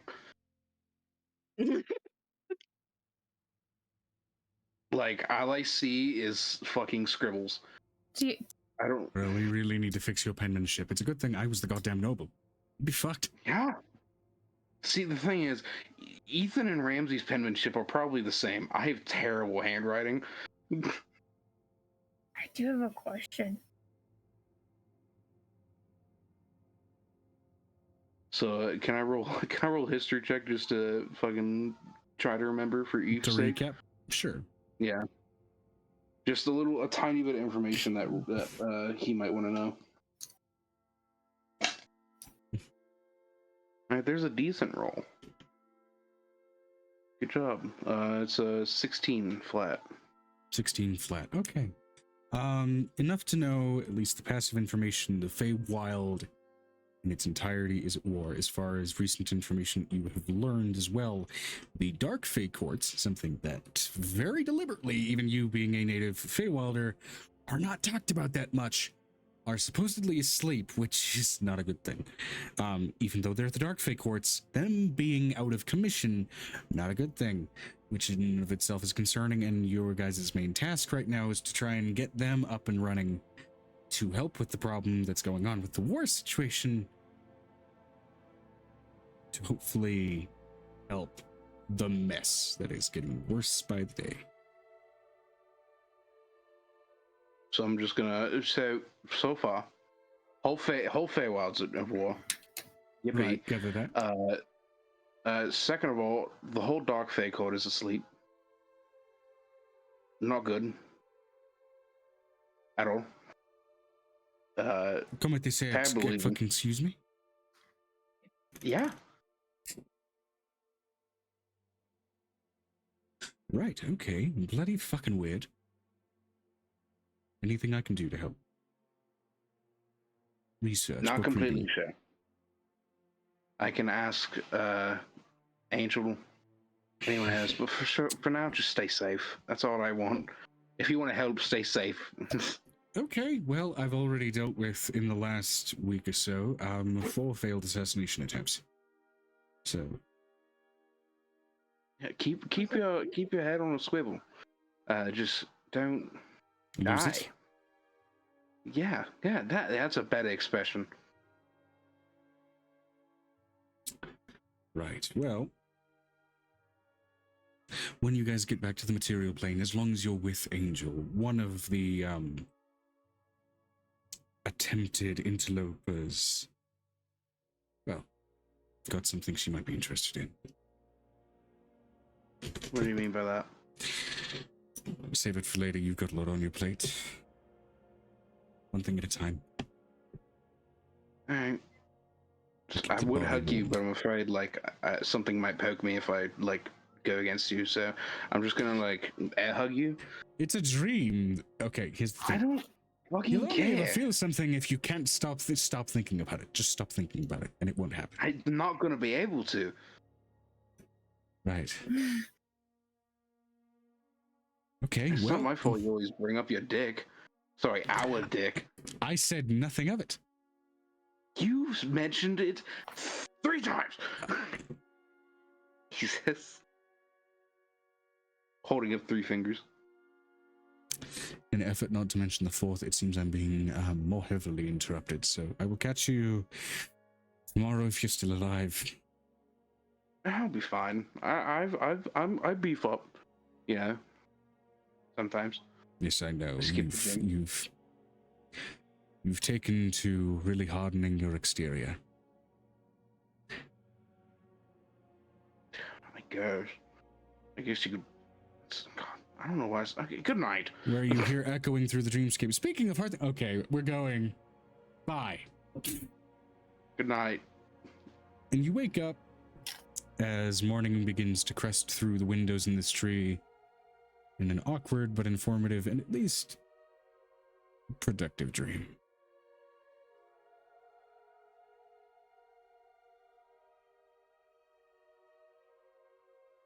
As we now move to Venestra. Venestra, if you would please. As night reaches that calm little motion and your mind begins to settle.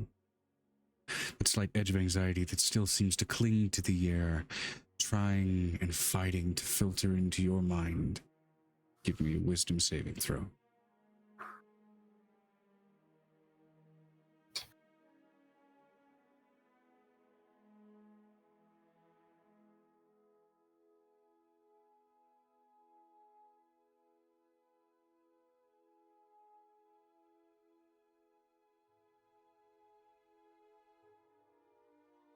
And for that wisdom say.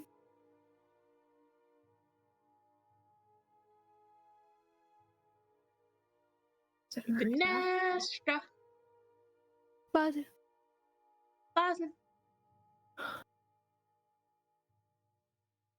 There it is.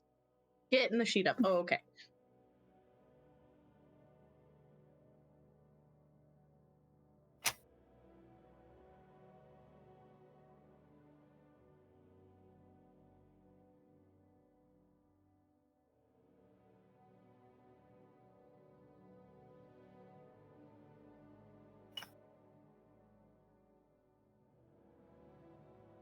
Can I get an advantage for having a cat with V?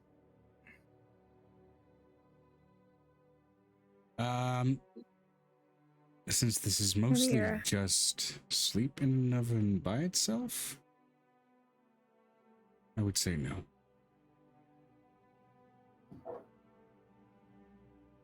Also not explicitly being a magical effect in nature. Okay, cats.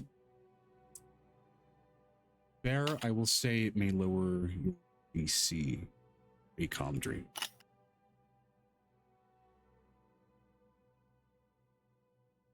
Twelve.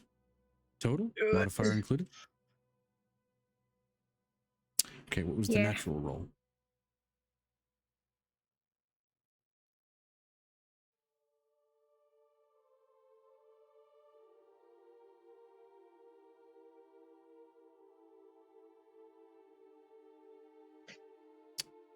Or if it was 4. advantage, it'd be nat 20.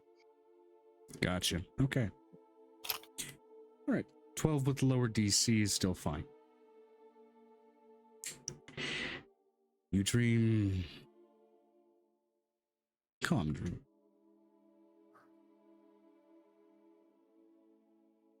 Reminiscing, going through old memories, an old world that you miss ever so dearly, with technology far more advanced than what you've been exposed to in this primitive but ever so magical place.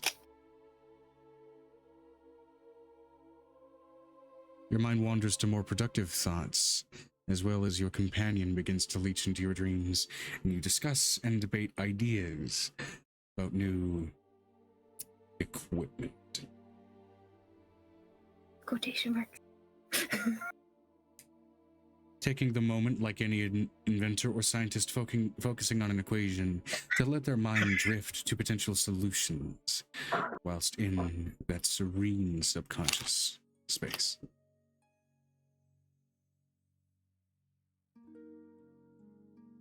And especially on the subject of magic imbuement with some of those particular devices.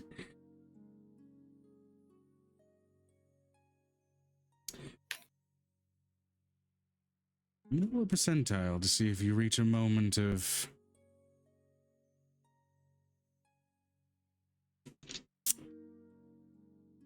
creative epiphany.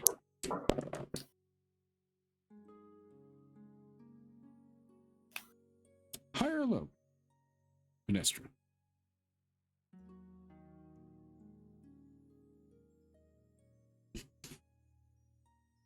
Ah, yes, the scale. You said.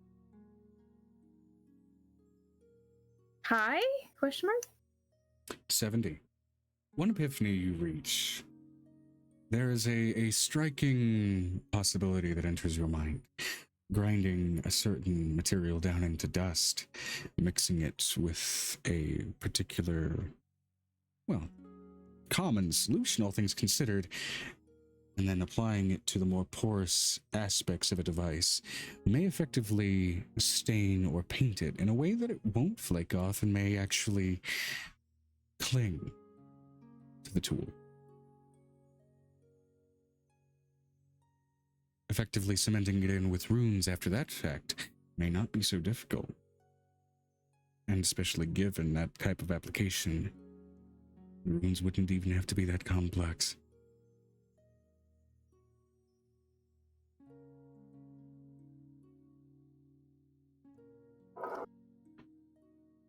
Right?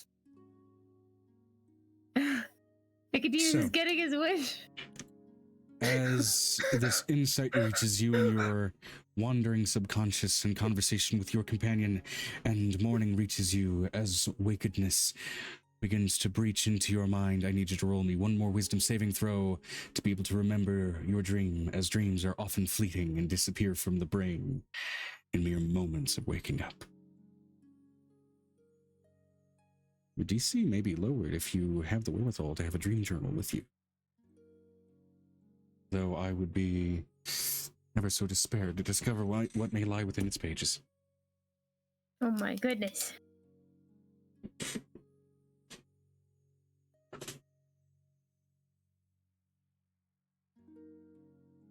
So, wisdom save. Correct. Yes.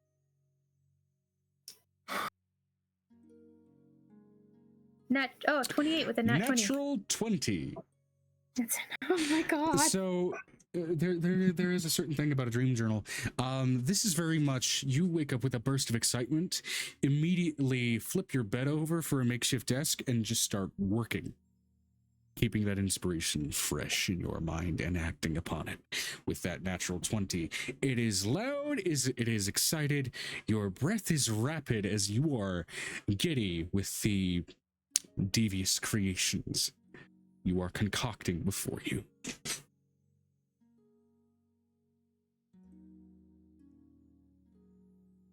You may roll a crafting check with advantage and a lower DC. Crafting check. And given the type of crafting this will be with intelligence and proficiency. What is with the crafting check? So it'd be just your D20 plus your proficiency. D20 plus proficiency plus intelligence. You may also optionally use dexterity given your already inherent knowledge on the subject of the particular device you are creating. Or charisma if you want to make it look pretty. If you really want to polish that object.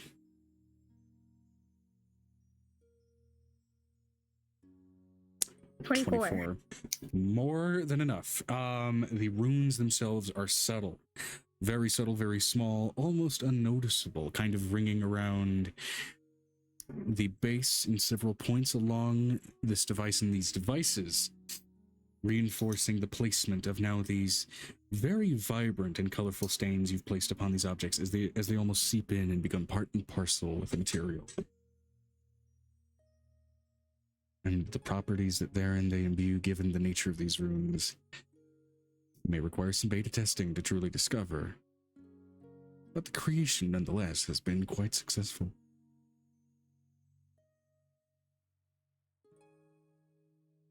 Keeping what you make in Veg tone enough for Twitch's terms of services. Let's get go worthy it is. Yeah. She's making sex toys. No. Awful. Where'd my music go? Turn off. I was enjoying it. All right. This morning reaches you as well, and quite a productive morning it is. As now, we shift over to the final three of this round. Starting first with Angel. Okay. Drifting Barrel off away. into sweet and wonderful slumber. A bit of anxiety still clinging to you. Those old memories, perhaps even making it worse as you learn the influence of Ashitoran has grown. Despite the arduous attempt at ending his life. Only a wisdom saving throw. I have a question. Okay. Knowing that I can reach things through my dreams, could I apologize to Mercerius the next night and try to reach to Ashitoran?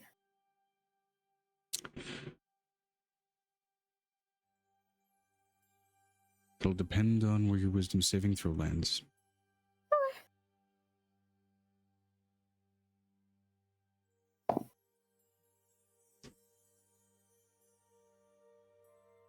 That is a 22 DM. 22.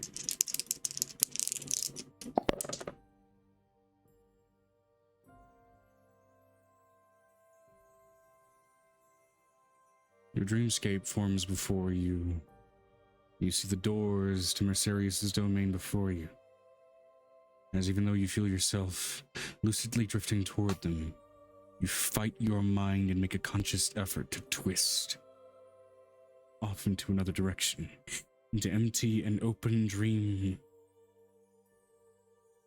and search for what you may.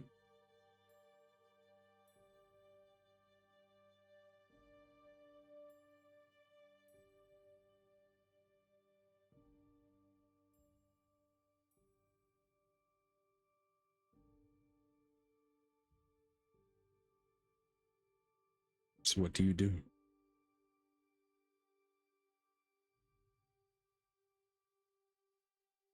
I am going to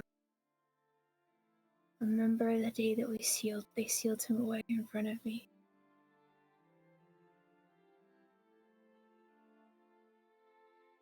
Your dreamscape shifts as colors, environments, filters, and old, foul smells return to your nose. Did Violet tell me that she saw him when they were floating in the void? I don't recall if she's mentioned it. Probably would have mentioned it with me in the past 2 years, that's what I'm saying.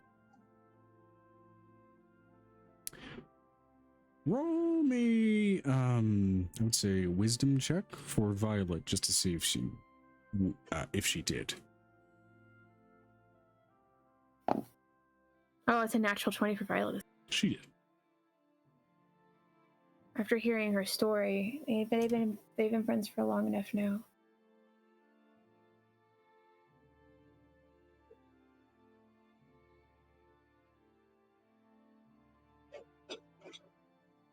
She's going to remember where Violet saw him, using her memory. Floating in the void.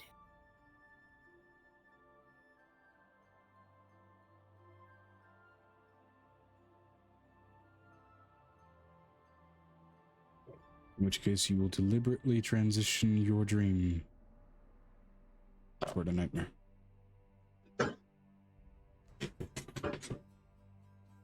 I know how to fight my name. You begin to drift down through this memory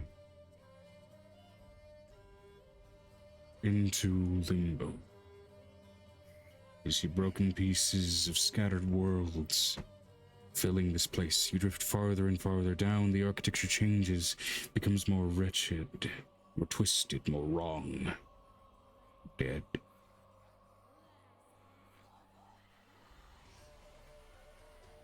You see a broken, blackened, burnt former Abishai.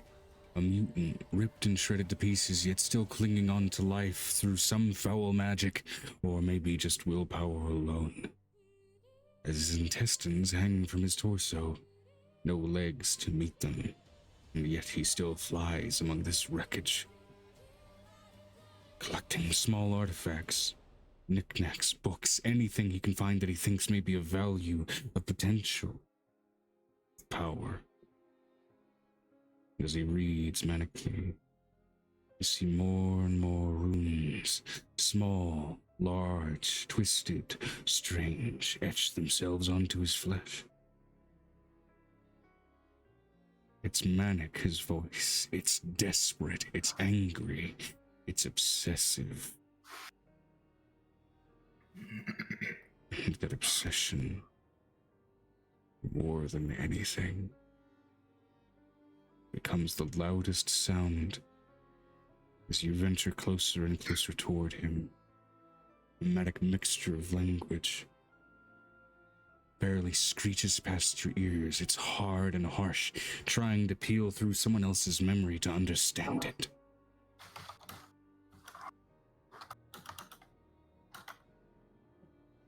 No, this is an actual dream. This is not just her memory. Where she saw him last, she saw the place where he was. Yeah. She would know where to travel. Yeah. Give me, well, what languages do you know and understand?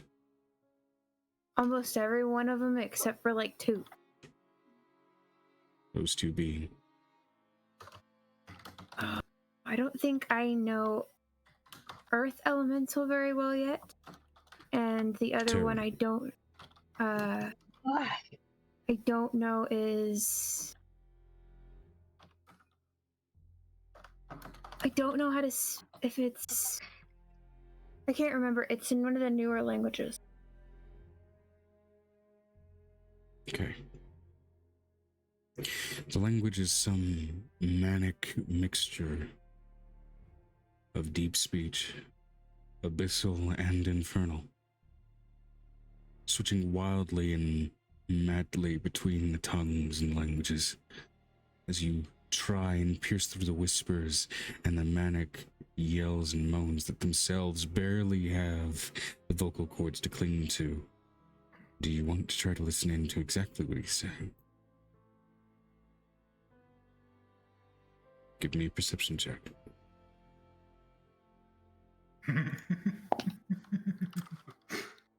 Thank you, dice. An 18 plus 6. 24. 24. Not high enough to hear all of it, but high enough to hear something. Must find her. Must have. Must. I need his strength. Need power. Need focus.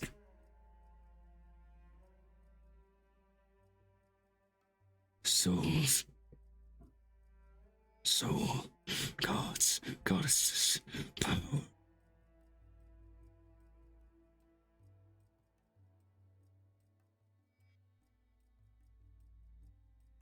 Skin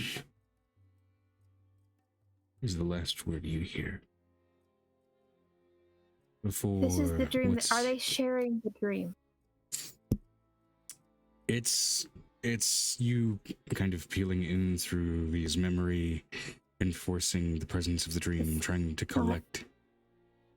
It's just using the dream to find. It's using the memory to find him. I know how to dream walk. Okay. Not an issue. You are finding what feels like at this point a past variation, an echo of what was him at that time.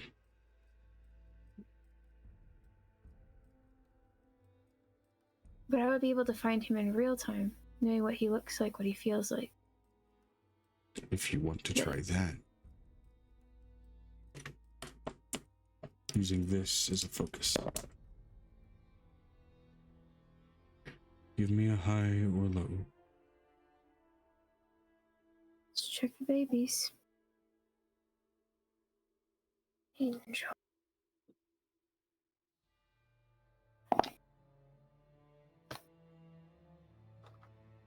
Low.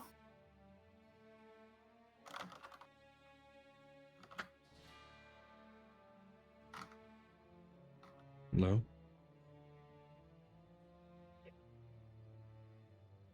Missed, unfortunately. Can I try again? Do you want to use an inspiration die? Yeah. Okay. Joe, are you supposed to have a background? Yes, and it's glitched. So it's black now. Okay. It would be high on the second roll. I got a 74.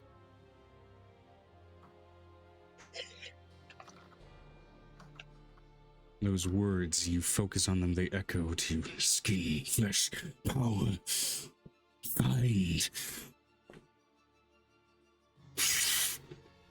Time shifts forward. This void, this echo of limbo is black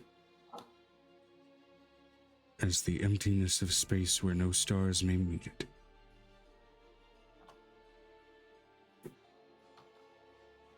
I will find her.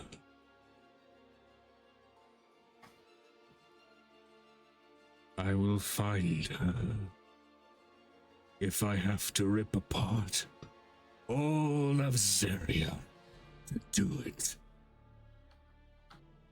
And in this void of space, two impossibly large, jaundiced yellow eyes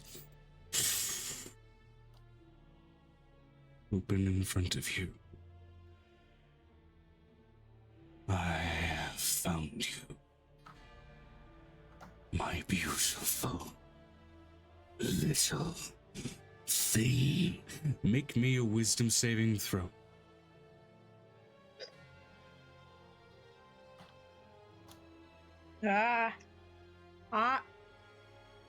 Sorry. Not trying to kill the vibe, but hot. I am going to use something I was given. I pull out the Dreamweaver. That's the timer, and that's where we're going to take a break. Mhm. Ooh, It's a great natural timing. 20, by the way. So, welcome back, everybody, from the break. You pull out the Dreamweaver quill. What do? Tsubasa.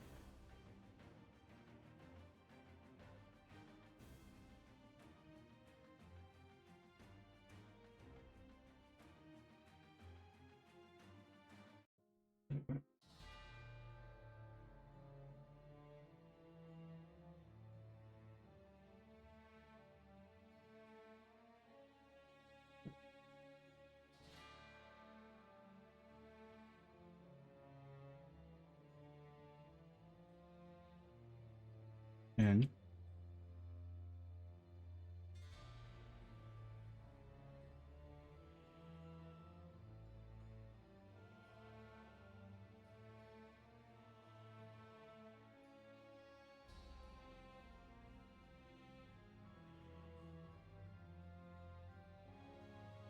that paint still has some limitations.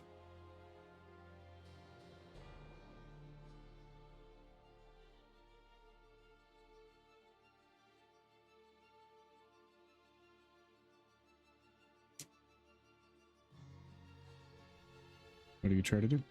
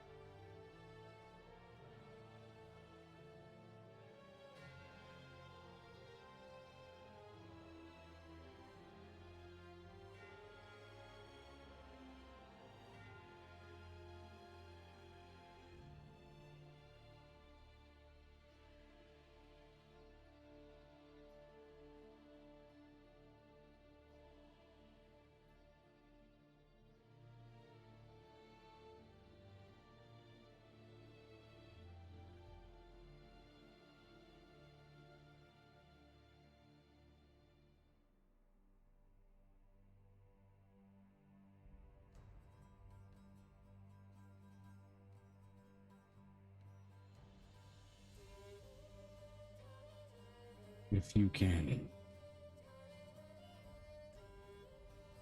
As you begin to lay down the sink and lay down this paint,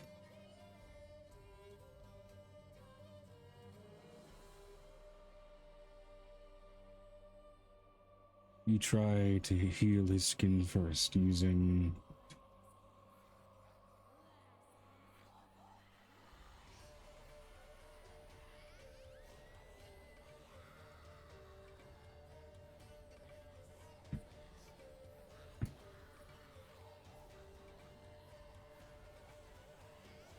meaning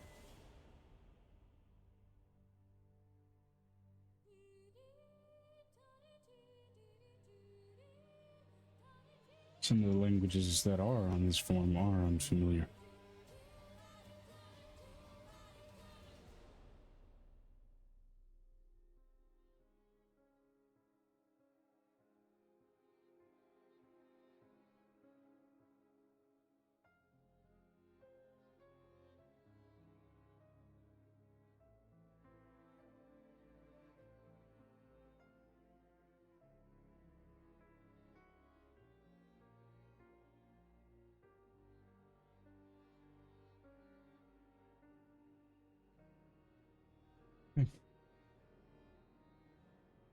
I want you to roll me a vibe check with disadvantage.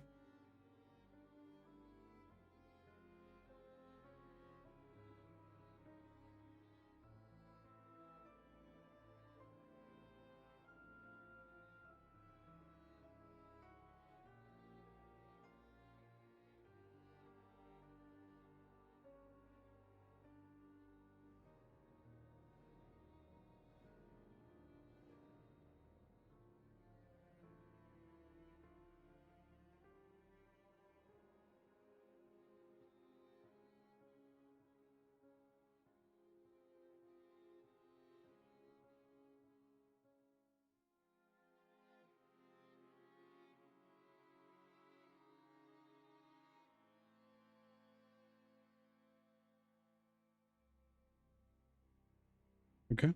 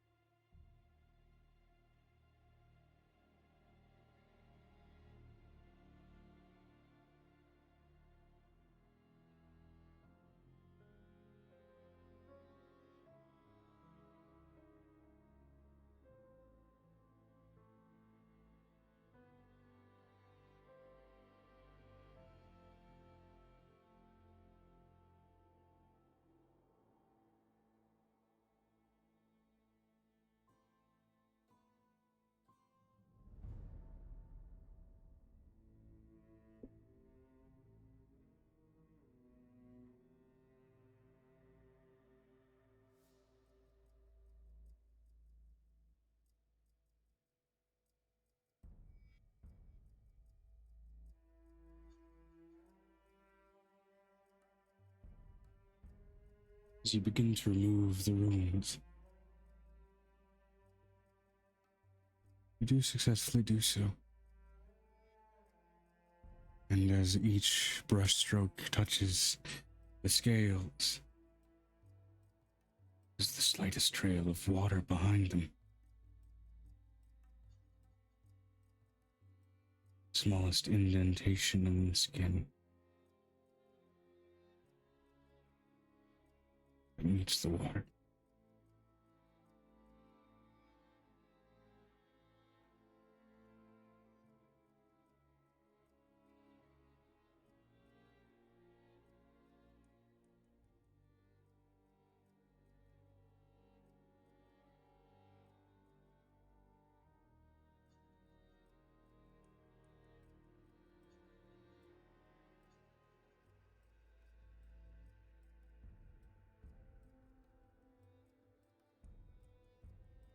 Be very careful how you word this.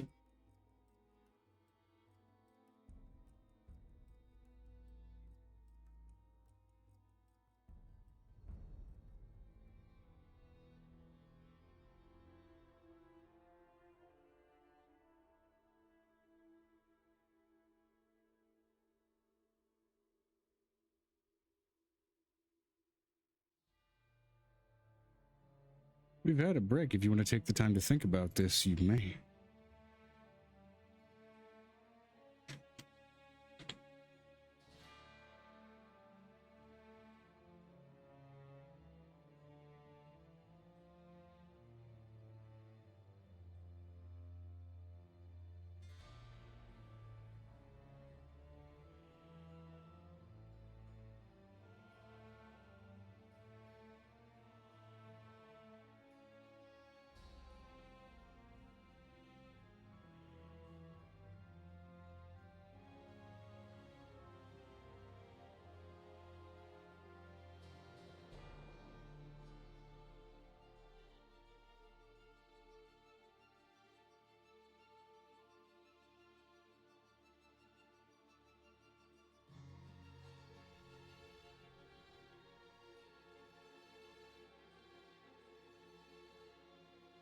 Now, just to be clear, there are, even still after casting this spell, when you manage to do it, there are a few caveats to casting Wish. First of all, after it is cast successfully or not, your strength will be okay, and the impact of it will still affect your body, as your strength will be reduced to 3 for 2d4 days. And you must spend that time doing resting or light activity, nothing more.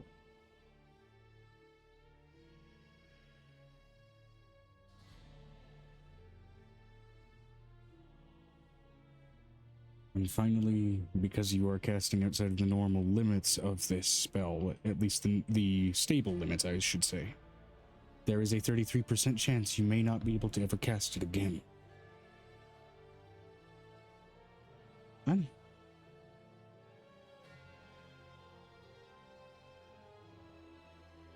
okay, the strength drain is still...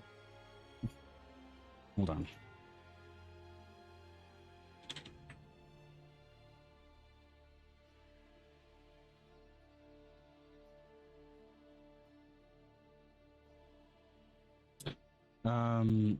Given the type of bun in oven... So no. That's intensive.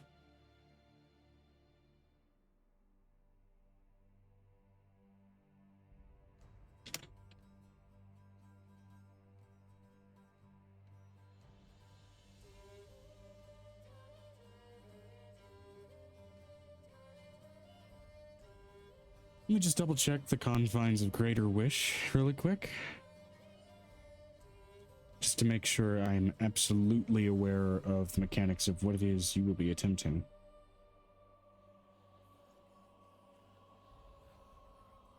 It is one of the epic level spells. Not deep in magic, it is an epic level spell.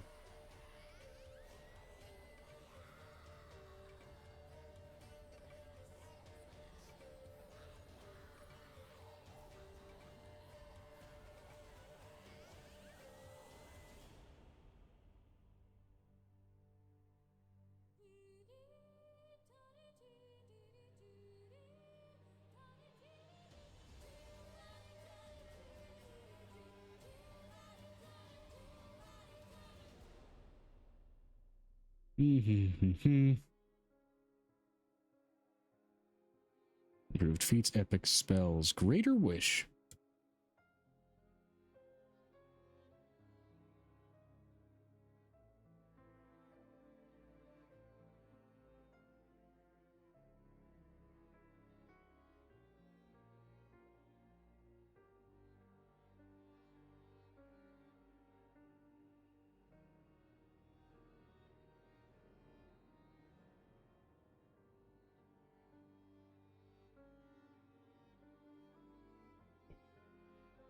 The stress of casting this epic spell to produce an effect other than duplicating another epic spell's effect or spell's effect weakens you. After enduring that stress, each time you cast a spell or epic spell until you finish a long rest or take, you will take 2d10 necrotic damage per level of that spell.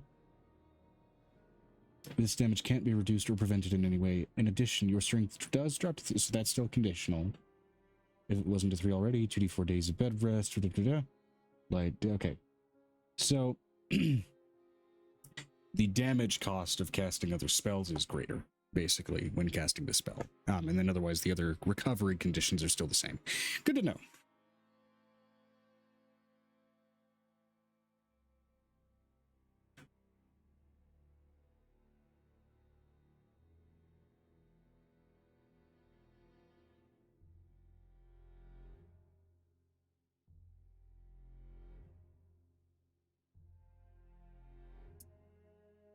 The caveat is this is or at least originally a devil. This was not someone else before it was what it was. It was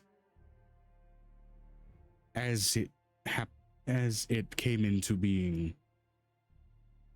Ashitoran was no one other than Ashitoran.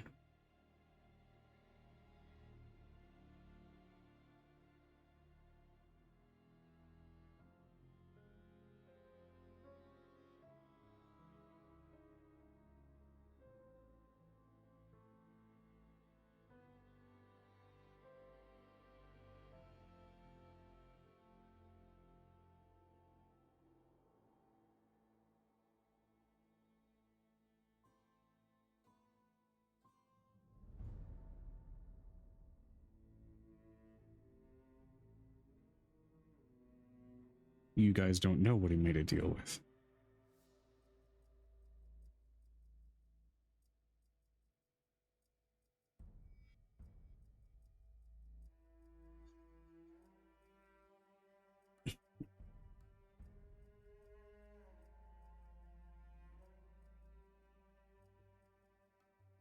Okay, if you want Guinea's personal BBG to be the snack that bites you back, go for it.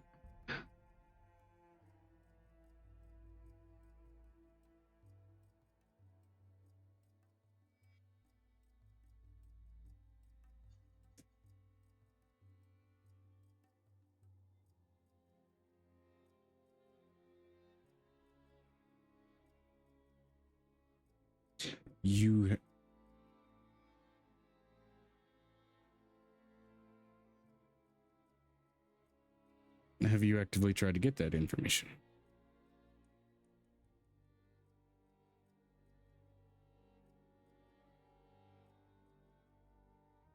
He would at least be ancient. However, the time that he spent in limbo and other places where time moves a little differently may have added any number of alterations to that frame of time.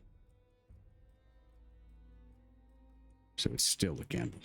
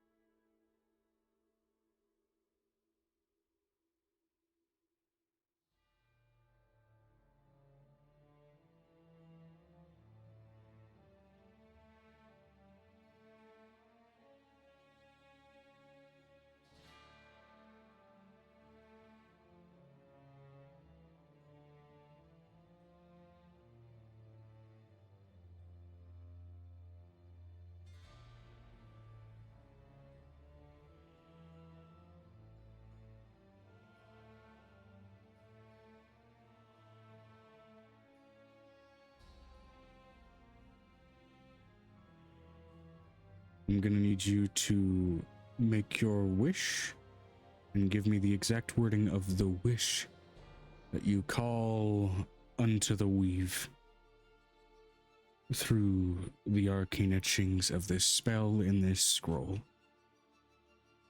Exact wording.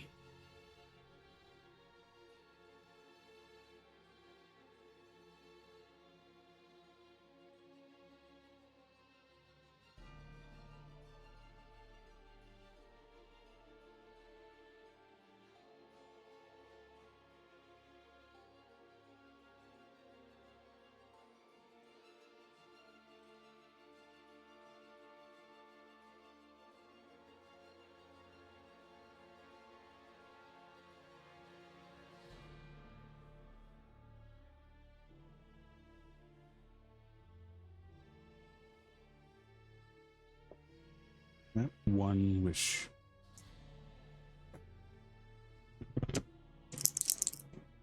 It has to be one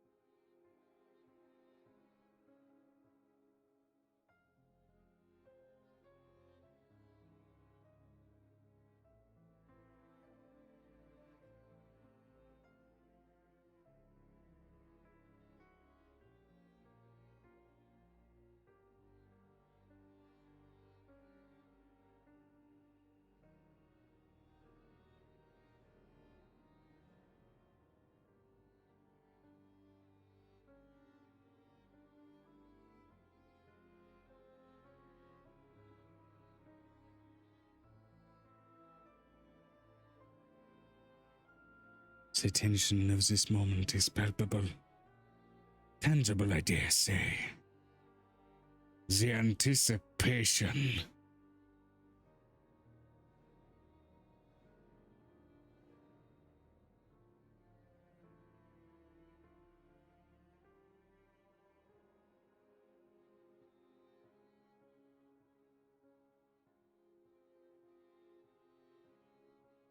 Up to you.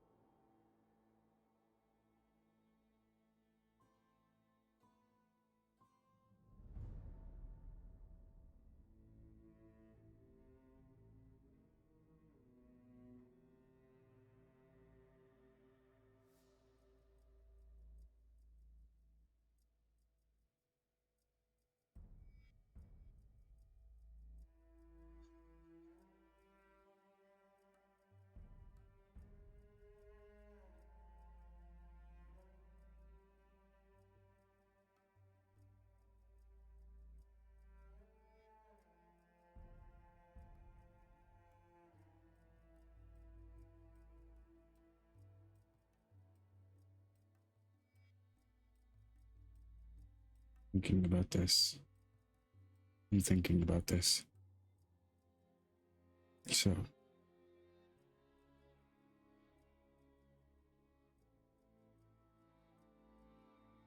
As you cast out this spell, usually you're used to spell scrolls fizzling away, turning to ash in a small mote, a small burst of blue fire. The scroll hardens like glass and shatters before you. Every single shard casting out in random, wild directions around you. You hear impacts as if against a wall. You see the blackness crack. Those incredible yellow eyes once again scattering, breaking, shattering. Your attempt at removing the runes on this figure that you found, turning to snow. As the sky and the eyes around you continue to shatter.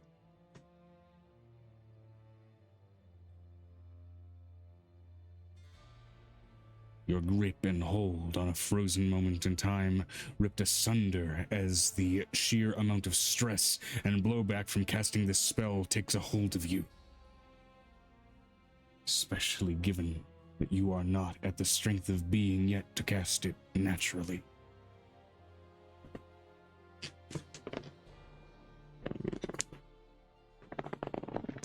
And as you feel both the sky itself crack and practically parts of your own being feel like they are reduced to fine shale.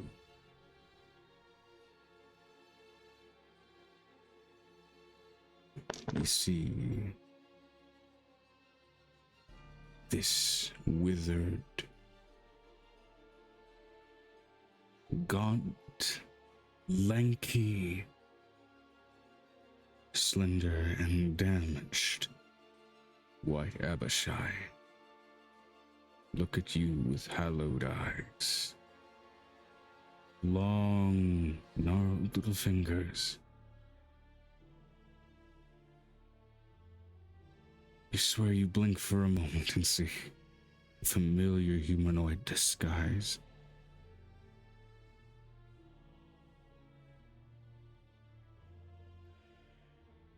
You wish for me to meet you on common ground. The gaunt figure twists towards, and you are met with a gaunt, wretched, and anemic purple dragon with those same sunken, almost skeletal, jaundiced eyes.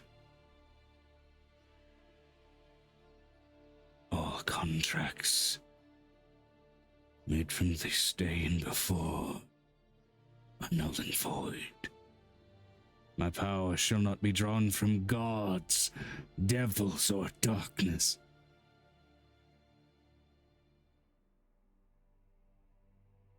They will be earned, and you will regret it.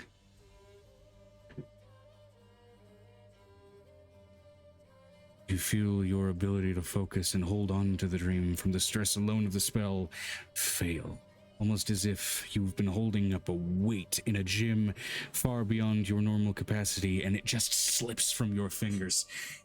And you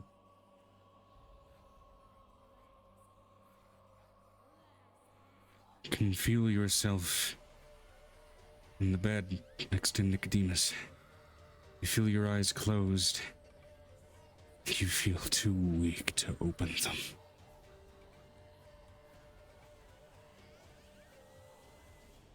As one last whisper enters your now conscious mind, I will find you, my pretty little thing.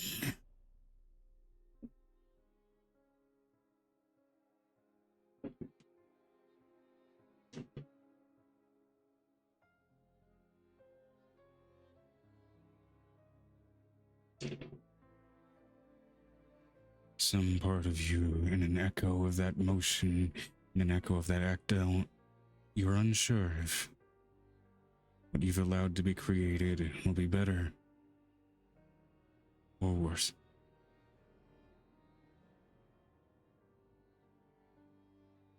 And I will need you to send me the exact wording of the spell so that I know how to work within it.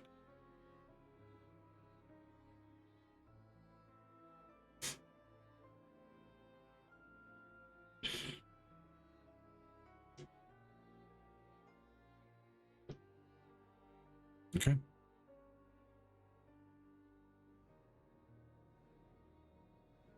Okay, you do not specify this area in the casted wording of the spell, just common ground, so that will be how it is interpreted.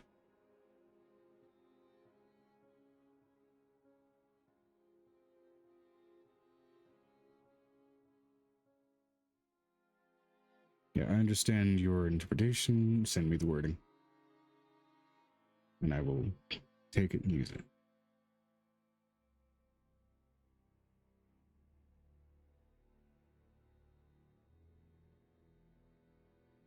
Now, you specified all deals made from this point and into the past.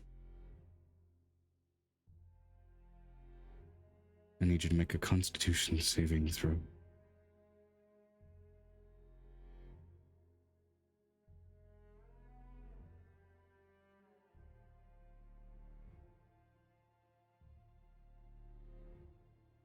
Yeah. Given your level of exhaustion, yes.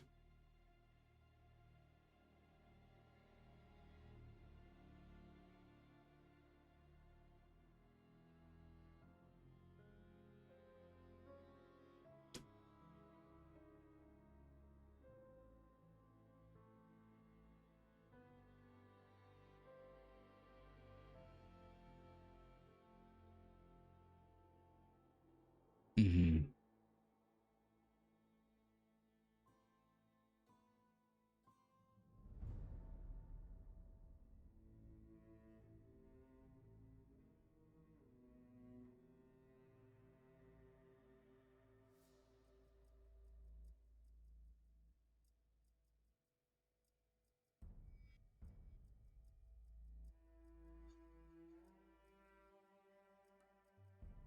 Okay. Now again, saving throws are not crits, so what is your total? Yes. Okay. You feel an impossible level of nausea well up within you with your inability to move. Every part of you fears that should you vomit, you may start to choke on it, but you anticipate Nick may be able to turn you away from that, and you're able to hold it down.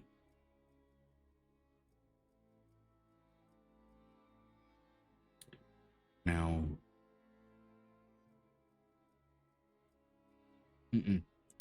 no rephrasing. Give me the exact wording you made.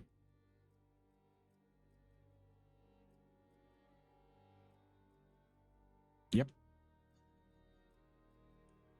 That's what I'm asking for.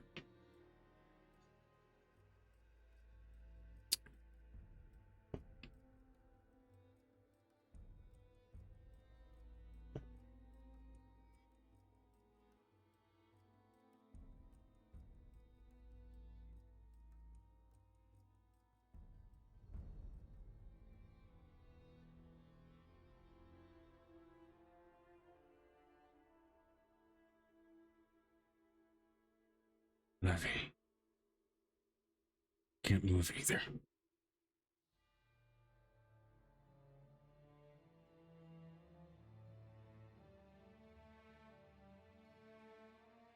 I can't move either. Mm-hmm. You both are gotten fucked up by the spell.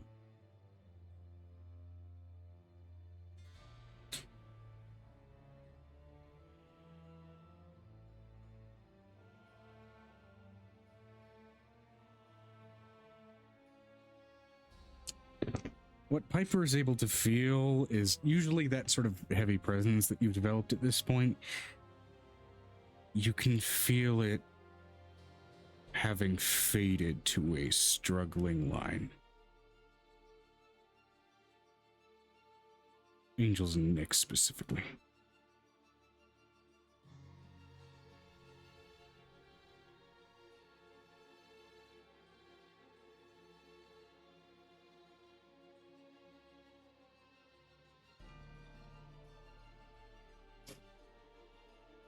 And now, because you specified all of his deals unmade, I'm gonna have to roll this again.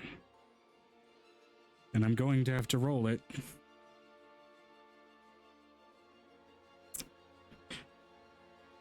"17 times.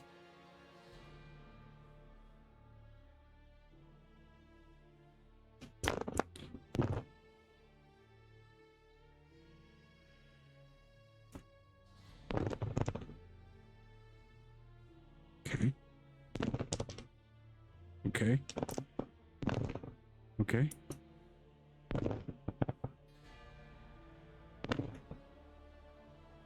Okay. Okay.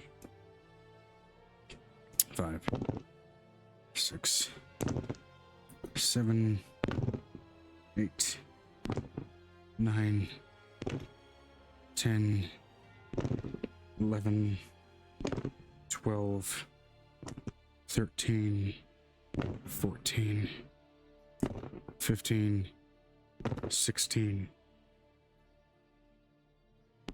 17. Now, in these deals being unmade, it doesn't mean that suddenly there was a temporal adjustment where they were never made. It just means the contracts are null and void.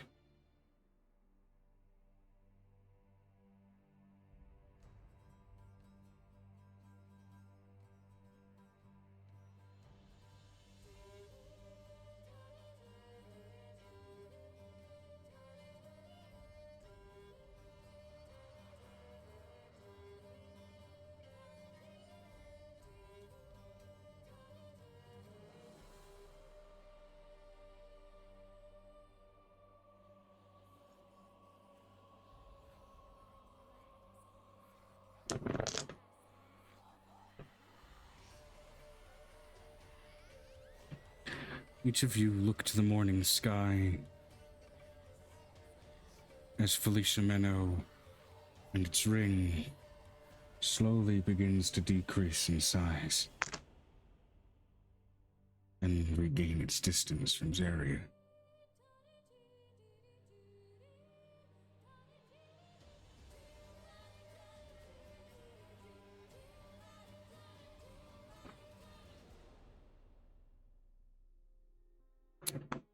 Some beings have been returned to power, some beings have been unshackled and undrained.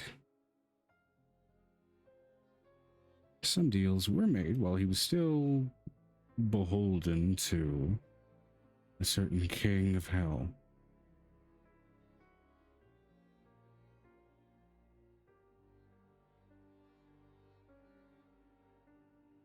That's where some of it gets dangerous. Very dangerous.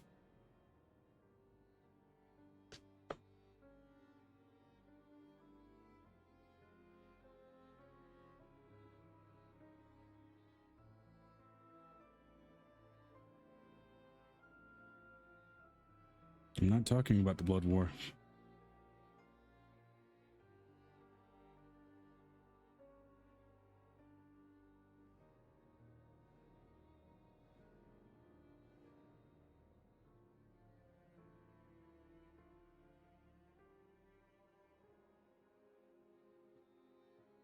Angel, as you struggle to turn your head and look about your room,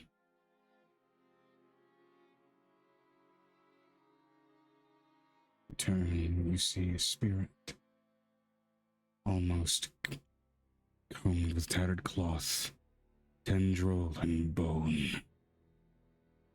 And so you haven't seen since you were a child. As it looks toward you and quickly renders itself to ash, being in Capulus Medicus. As you watch the Dream Eater who took your mother's life be summoned forth and destroyed.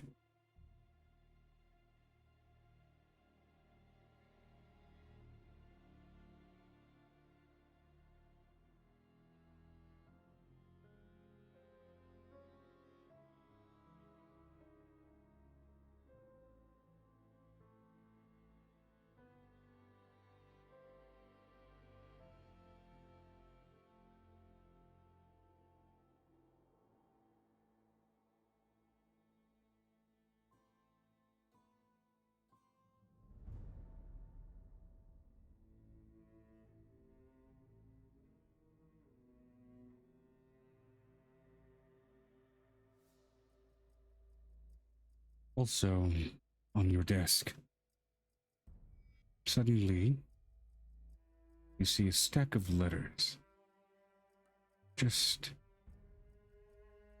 summon themselves into existence. As if something was preventing their arrival. The stack is tall. It's thick. And some of the letters look old, weathered, and beaten. Some of them look bloodied. Some look new and pristine. You were in no shape, at least this morning, to reach out and touch any of them.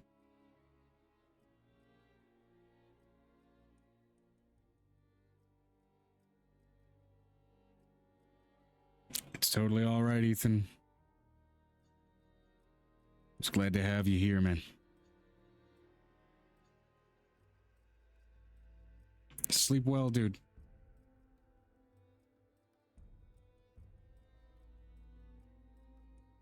Okay.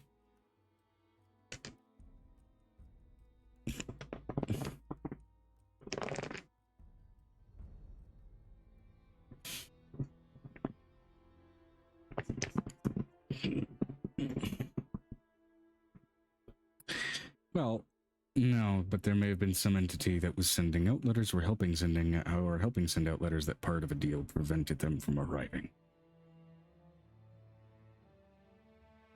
Some of them look very old indeed.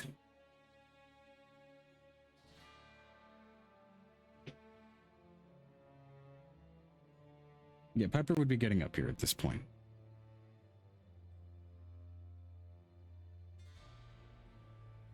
Ah. T-post in kitchen.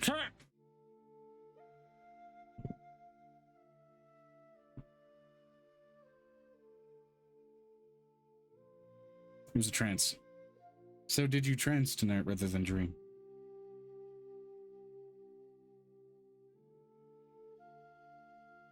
Okay. Well, finally getting to Piper.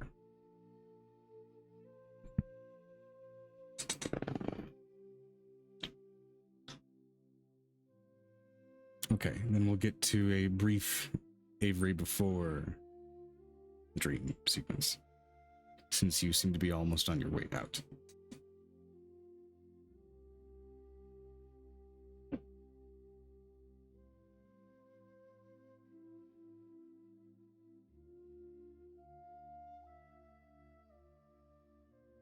Sure.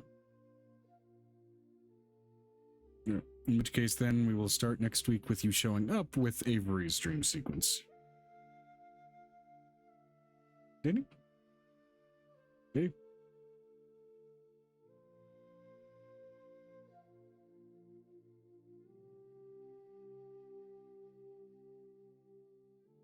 Hold on.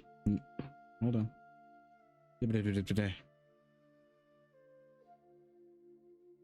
That's the wrong subnote section. We need.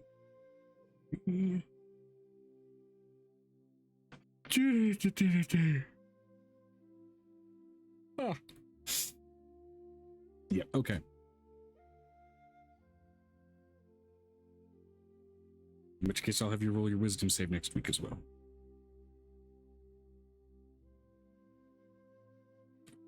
Yeah. Before you sleep.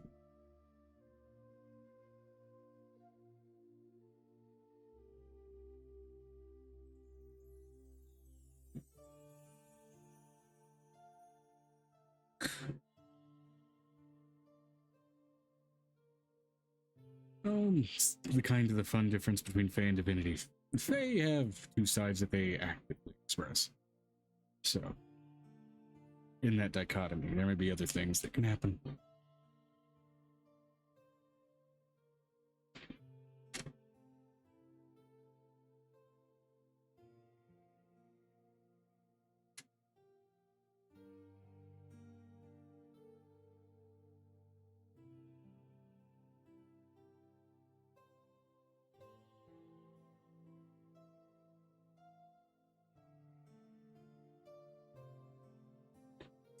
It feels like I've been waiting for a week.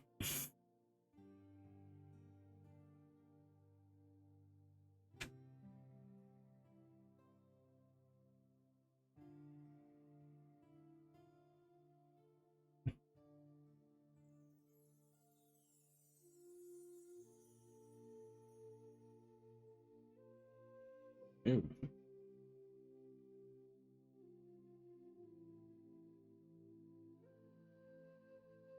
Sometimes idiocy doesn't always have a reason, something I've tried to emphasize to you.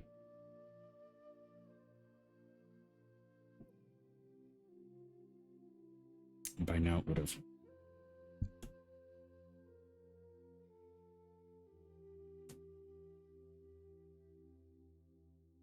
It depends on what they feel most comfortable in.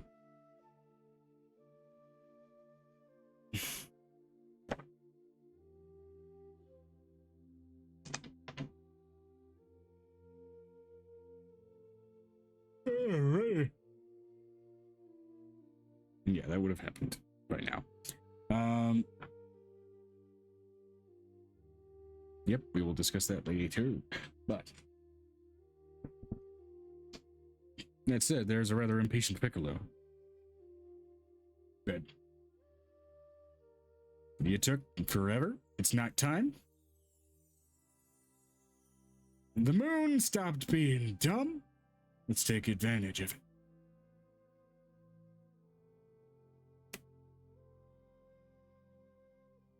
Yeah.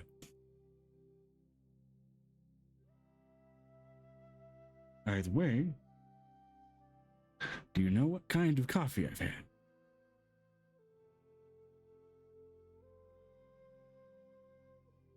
The kind that pushes my blood rapidly to my extremities and really emphasizes my energy, if you get what I mean.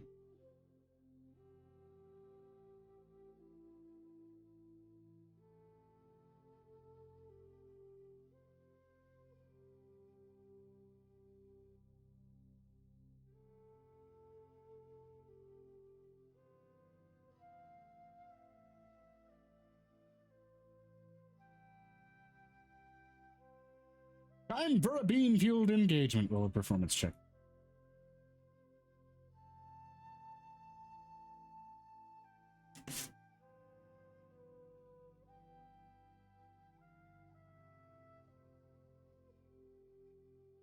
And yes, it threw a significant wrench in several plans, but I'll work around it.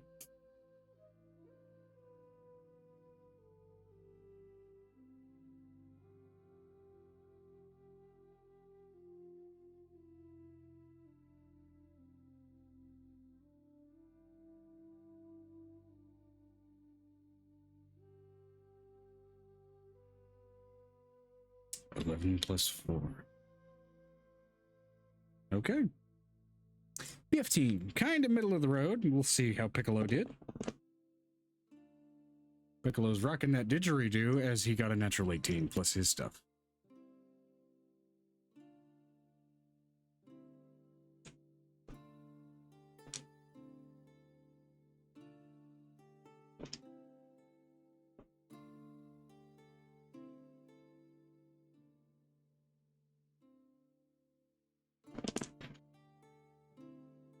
Yep.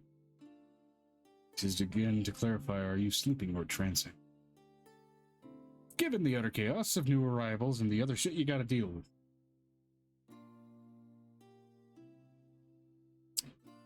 Absolutely, which means instead of a dream sequence, your particular instance will instead involve an observation of events as they shift throughout the night.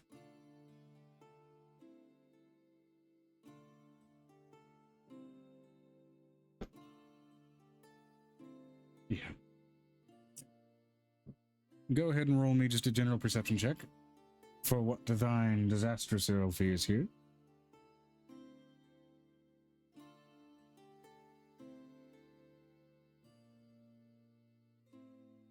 $30.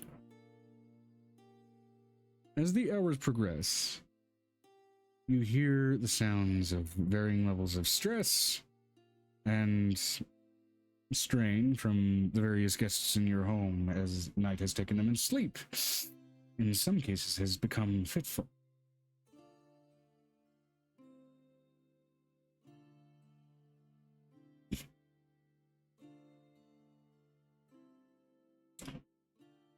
And then you smell something. As the 4 hours move into 5 and 6 and 7, a stronger smell of stagnant water, swampy almost. Like the skin of a reptile.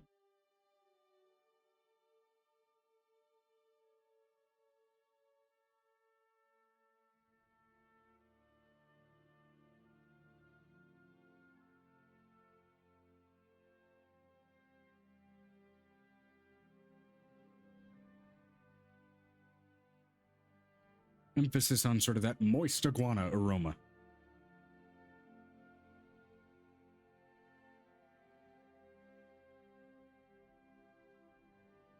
With that 30, you end up making your way toward Angel's room.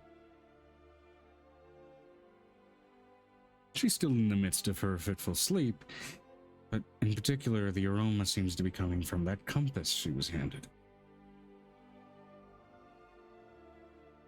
Where there is still that snake-like pattern etched into the rock.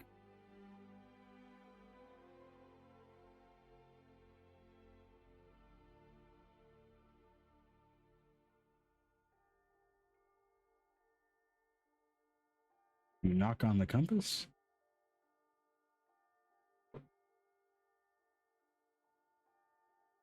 Okay, you knock on the door. Angel, due to the intensity of her dream, does not awaken, and neither does Nicodemus.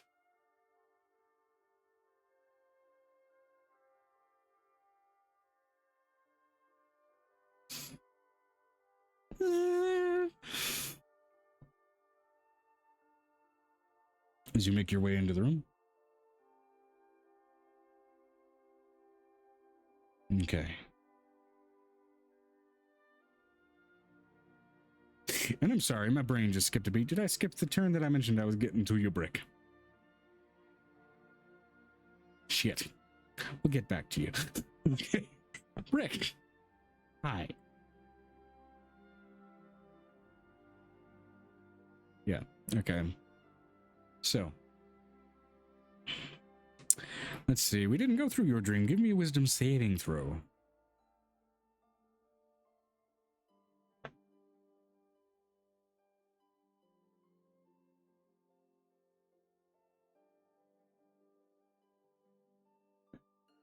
Mhm.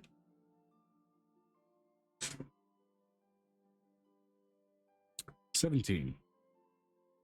And the natural roll on the die?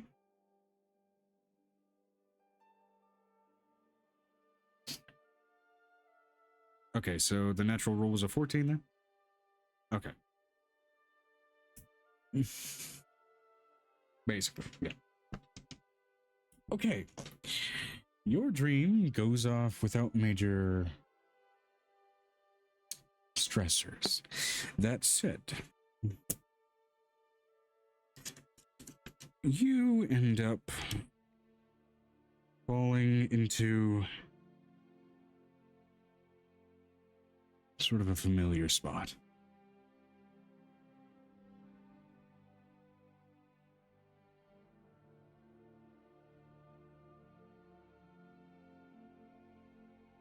Watching the sky split. Feeling in that moment that same returning sickly feeling that clings to your body. But not like a nightmare. There's a familiarity somewhere in there. A rhythm, though you can't quite put your finger on it. There's a pulsation in that crack, and that rupture in the sky. It seems to match the raggedness of your breath. It tugs on a curiosity. This is something you haven't really felt before. One singular difference in what's been going on. In the changes. With every breath, you feel more cracks grow along your skin. Every inhale healing them, every exhale opening them. Like you could flake away at any moment. It's some wretched form of self-awareness. Maybe it has something to do with this place. It's interesting in a morbid way. Maybe there's something there to look into.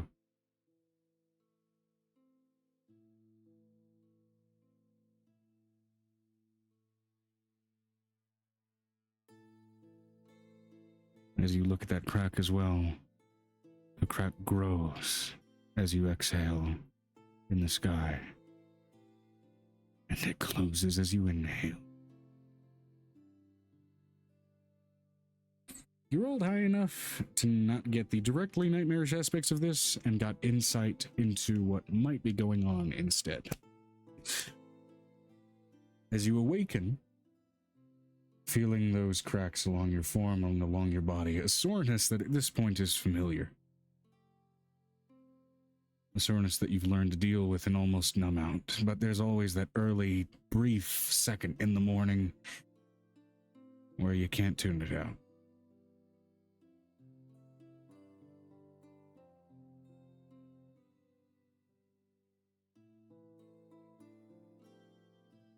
Of the disease you contracted, yes.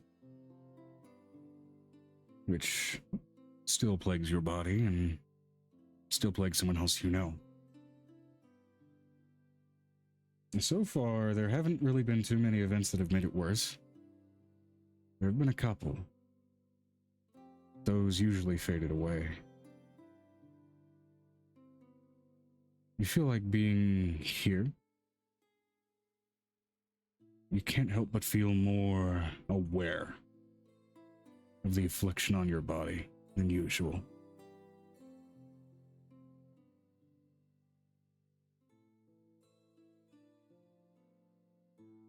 As you breathe in, you feel those cracks close. And as you breathe out, you feel them open again, like your skin is a salt flat.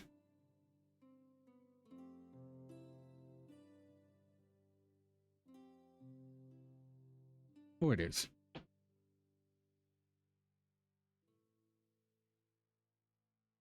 It's eczema from hell.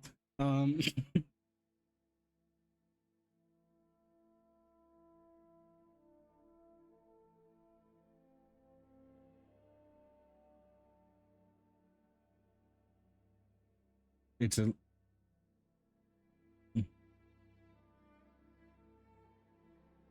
You look fucking nasty.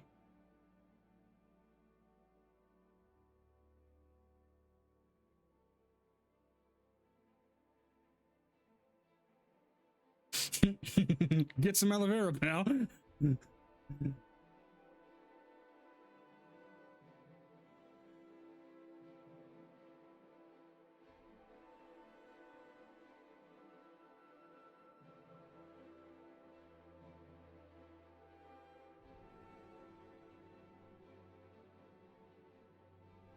This awareness of what you're feeling came, at least in its own way, with some knowledge tonight.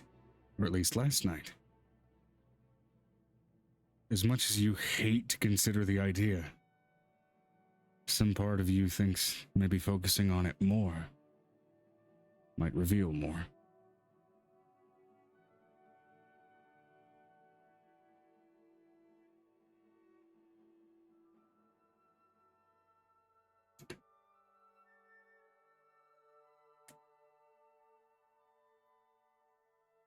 Pork cracklins.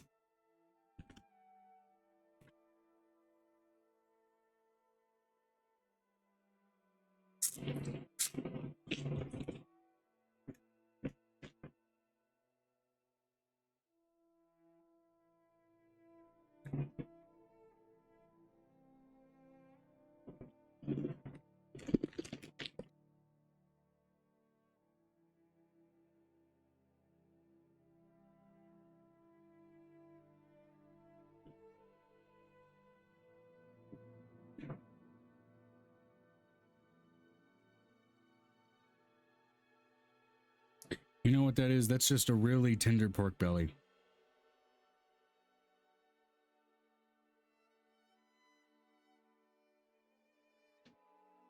I need the fire.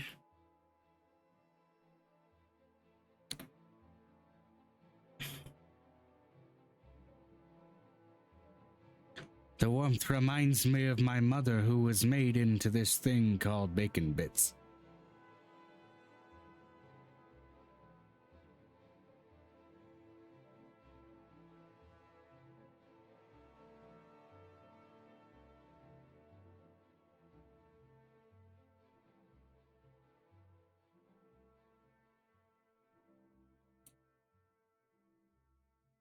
One more thing that you notice as you awaken, and that will be your personal cliffhanger as we leave you off. The same hand you shook from that devil. You notice a black spot on your hand.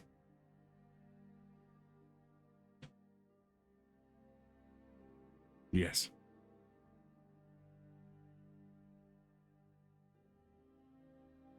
Might attract a kraken. No, okay. But yeah, you've got a black spot on your palm.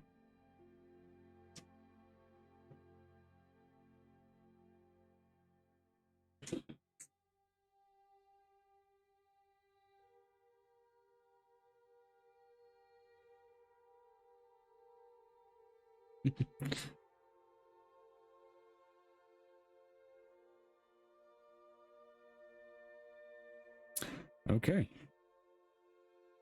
So, Brick, I encourage you to get your ass to bed, and I will see you next week.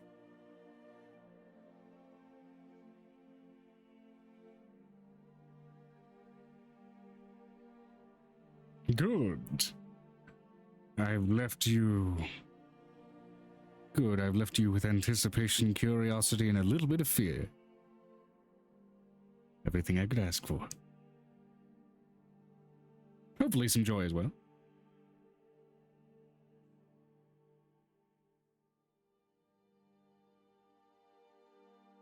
Also plenty of dick jokes so you have something to come back to.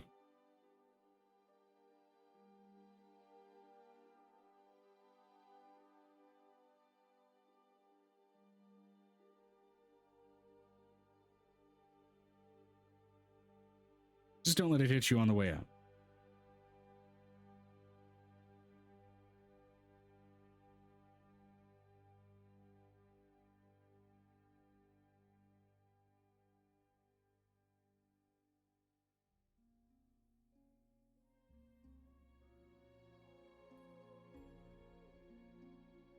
Right here.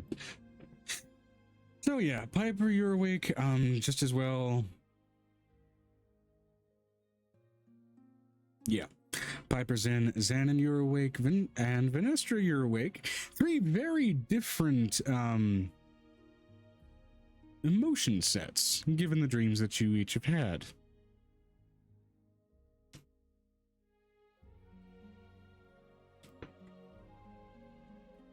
Griffin is absent.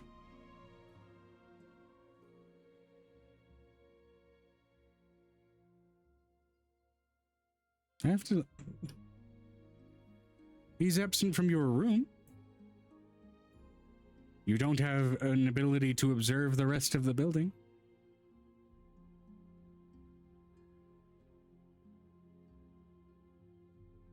Angel, cast life alert. You have an amulet. Press the button. Get the guards here.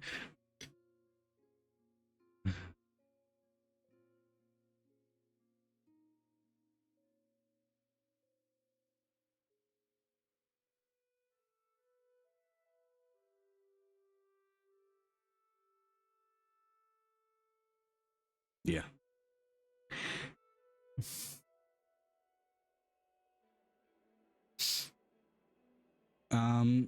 I would say, and venturing into the room before they awaken, you watch as both Nick and Angel's physiques actively and visually look like they atrophy.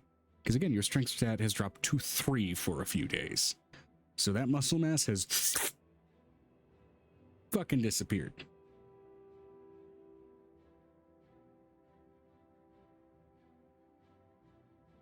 Roll an Arcana check. I mean, that's obvious, but roll an Arcana check.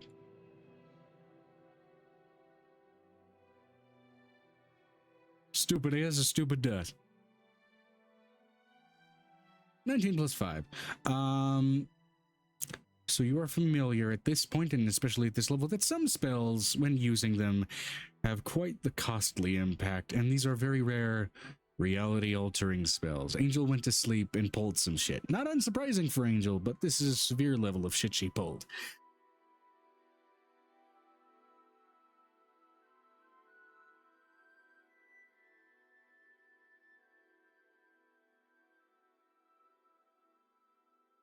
There you go.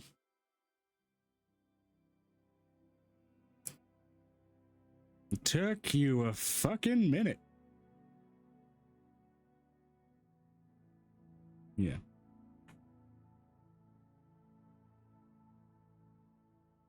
Tivenius and as many other Tiveniuses in his fucking shop just suddenly sneeze all at once. What the fuck was that? I felt a disturbance in the weave. As if in a moment, a pair of people suddenly got a whole hell of a lot weaker. Like pathetically weak. Like a strong wind could blow them over.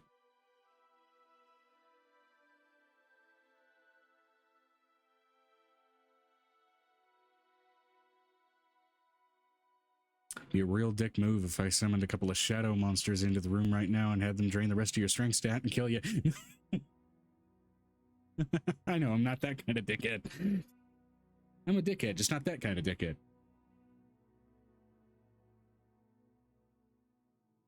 They're hungry.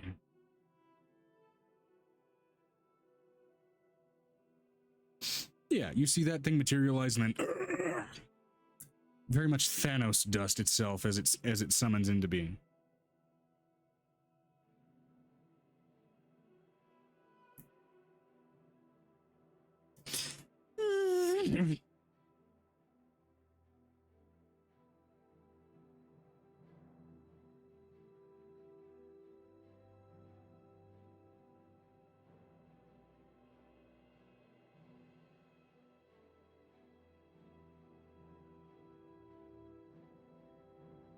Even talking for those two sentences, draining his shit.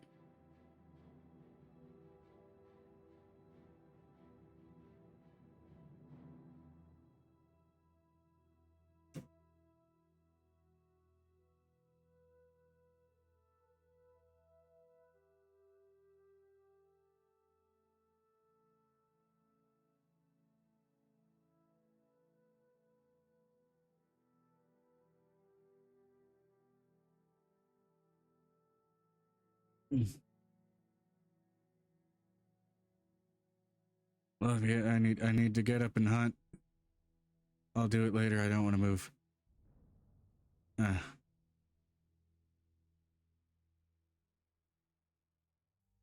Nick strains to raise his arm, and you see that pallid green changeling flesh look like skin on bone.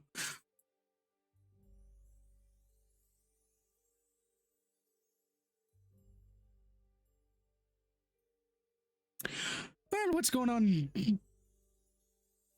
I'm fucking sorry they need sandwiches. I'm gonna make sandwiches.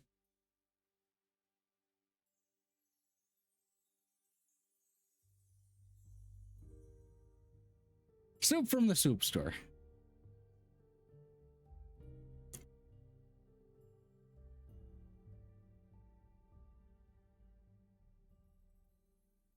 I'm gonna go get the turtle lass. Maybe they need a suit of armor that can walk for them.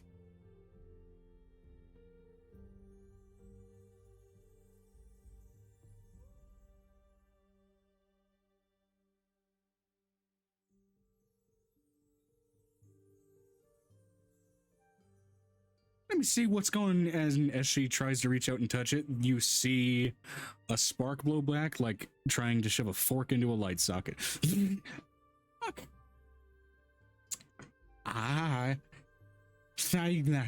What did you all do? I can't feel like I can't feel like Hiya.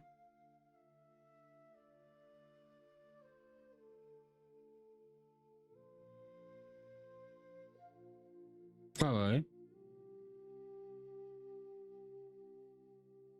I know. This is just fun. I'm being a doofus.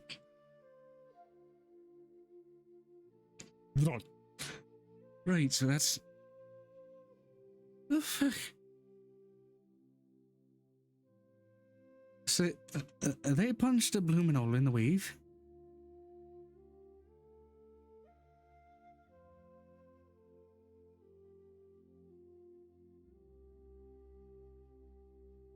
Right, you need to stop doing that. Or one time it's gonna kill you.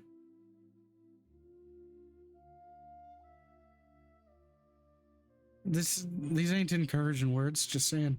Do I need it? What now? Sorry. I'm busy chastising.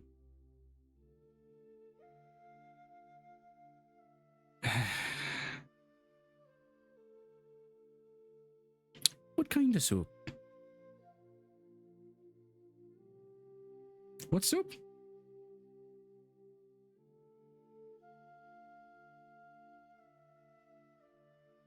Why would I make purple worm soup?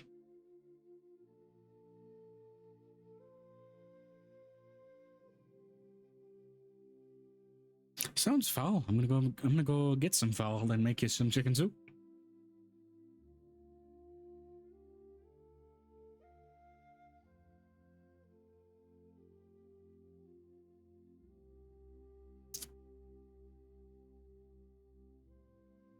You know, there are some people that ride around on cockatrices and people who've been riding on coffatrices.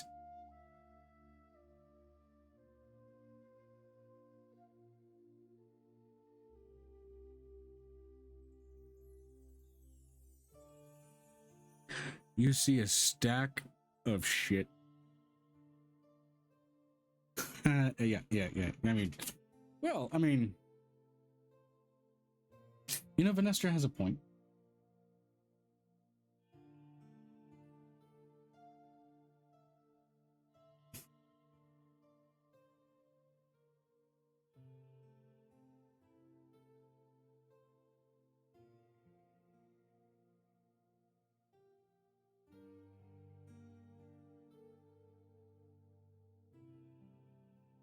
They did some dumb shit.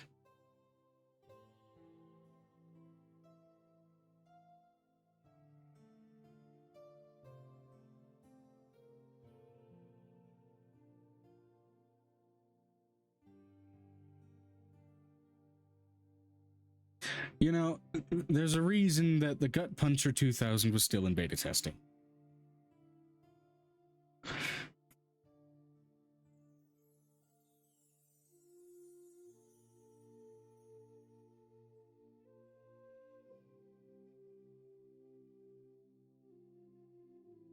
Yeah. Of which I would say Blue has made the executive decision to collect some kids before there were effective thuds on the floor, as some of them chose to sleep on ceilings.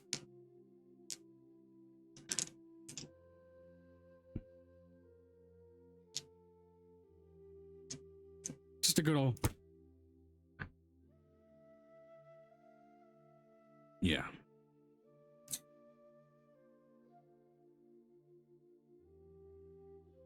Mother? The fuck did you do? You fucked with the fabric of things.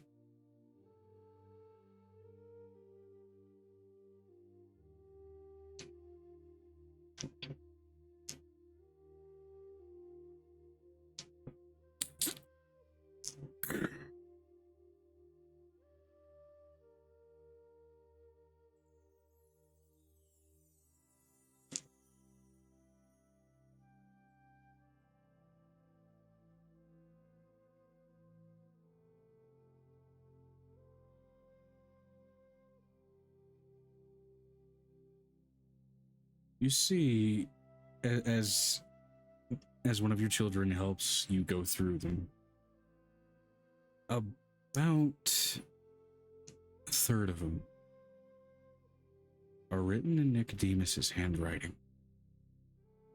And some of them range from years ago, especially with some of the soiled letters.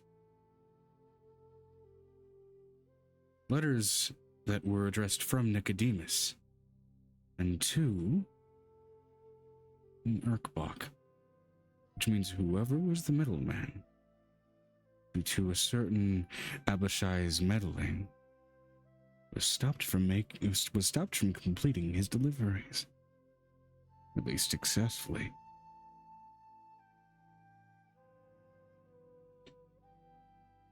One of the oldest ones there. Yes.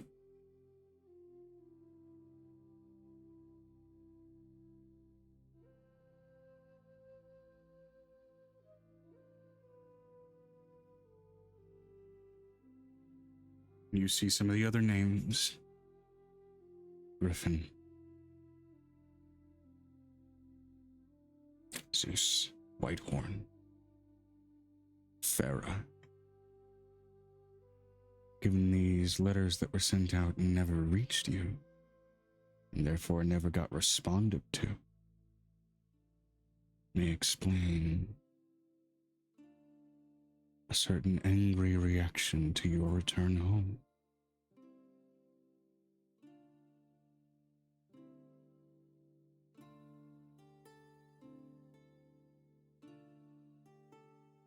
Yeah.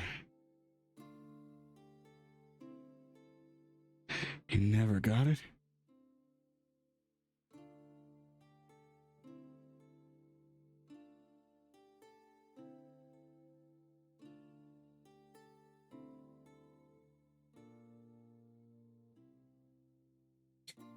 Among that collection of letters, there's also a smattering of just fan mail from random people. Some of which smell like, at this point, several-year-old befouled cologne. And some of which are sticky for reasons that we will not get into.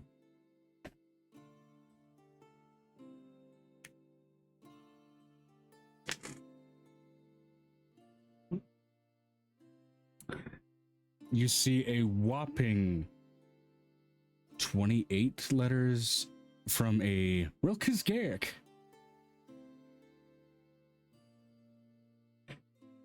A crooked tooth deep dwarf whom you promptly blew to pieces after a tantamount invasion of privacy.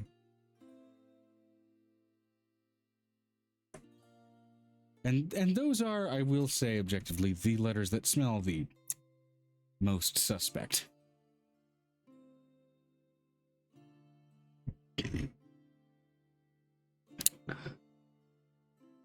Gross, gross, gross, gross, gross. Fine, gross.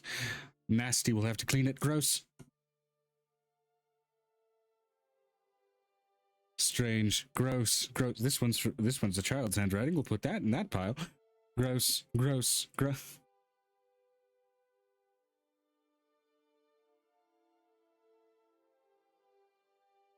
Never could. How the fuck would I have forgotten you?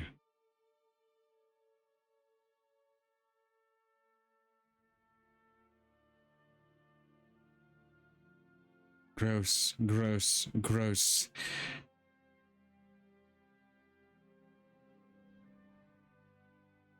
Putting that in the concerned pile. I'll let you get some strength back before I tell you that. From 3 years ago. Addressed from Realtar.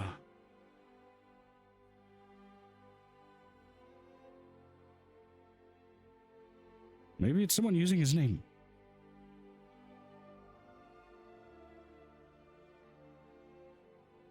Open it. Are you certain? Okay.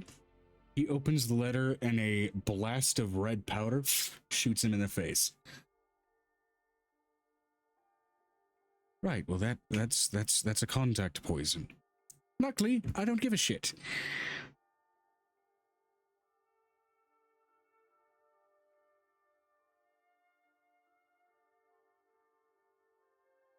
His letter's written in blood, so,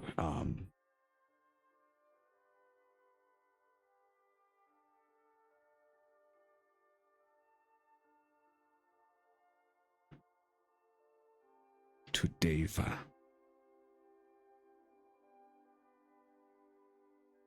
I am a demigod of murder. Yes.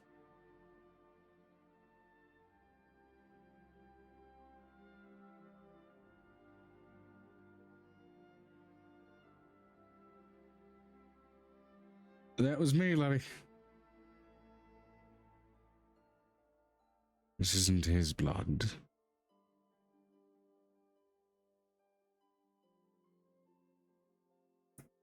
To someone related to him, there is a similarity.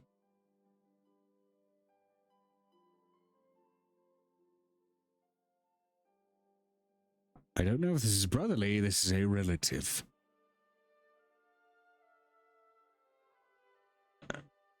I can tell you that man was not an immaculate conception. The lettering is not flourishy. It's also not straight and structured. It's written in blood and somewhat sloppy. To Deva.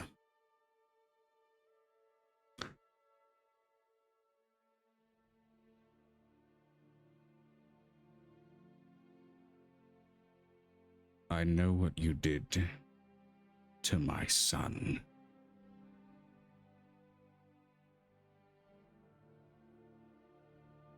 I know where you live.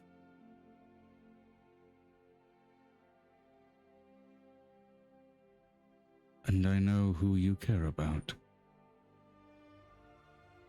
I should hope that in inhaling the additional gift I've sent you, the last thing you will feel in your moments of struggling breath will be fear.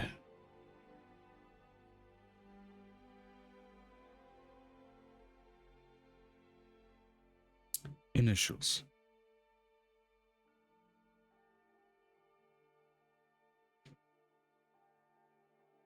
TJ.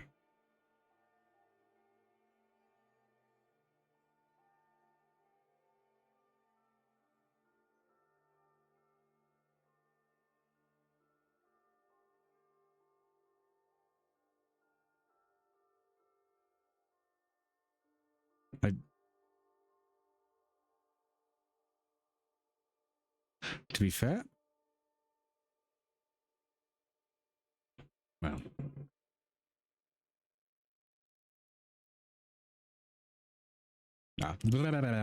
why did I, what the fuck? I've been misinterpreting it as the first 4 years. Sorry, so it'd be TR.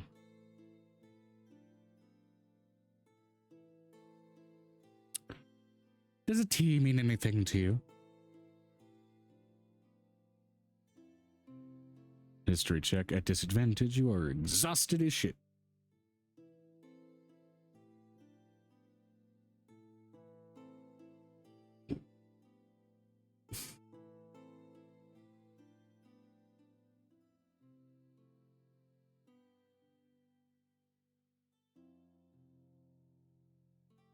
You can rehydrate.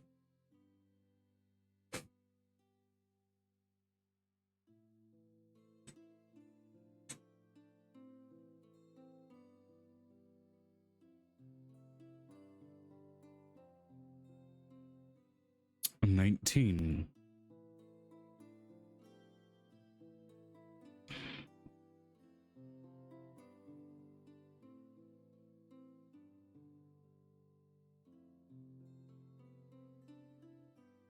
$19 total?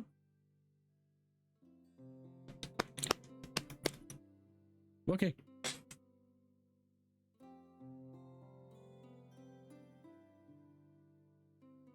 So 19 plus.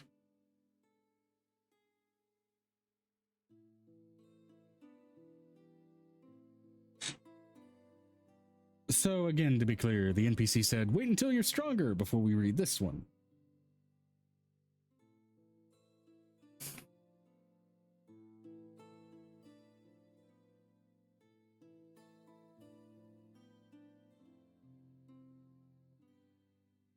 You can also tell your son paraphrased the letter. It seemed like it may have been more complicated. He gave you the cliff notes and the important shit.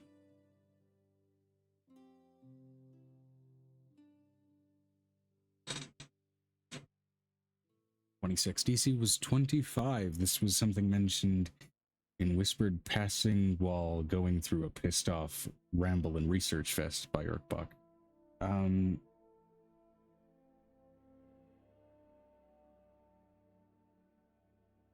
Yeah.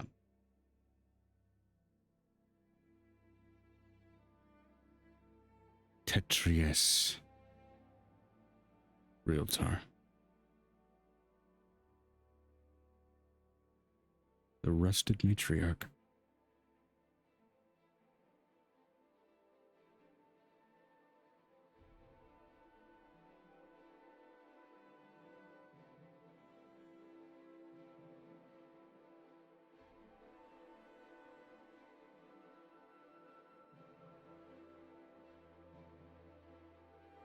You know the name, and hearing it in passing, you know nothing of what that means.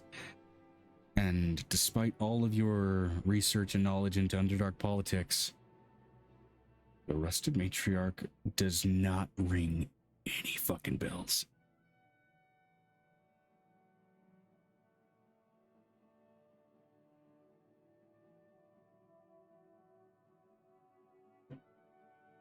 She, in this case.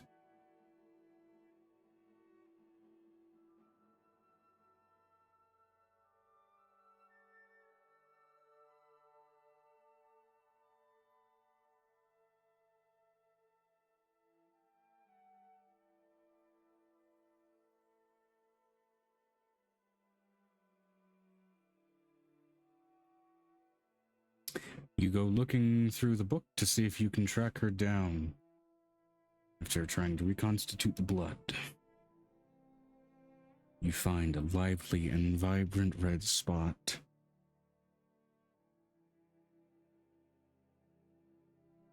on the plane of shadows.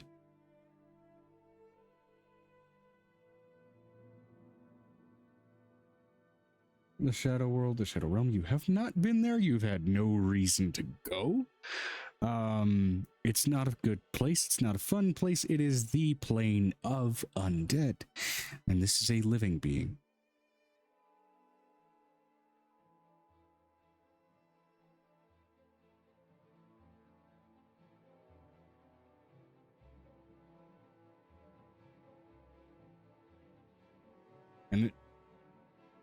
And at least as far as the age relative weathering of this letter, this is from years ago. And you received no hint, nor harrow, nor inclination from this woman since. Could be that she assumed it got to its destination and you died.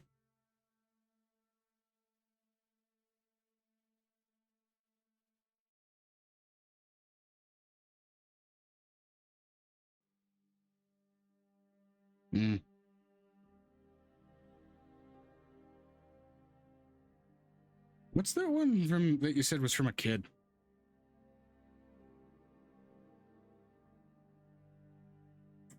Either a kid or a nitwit based on the quality of the handwriting.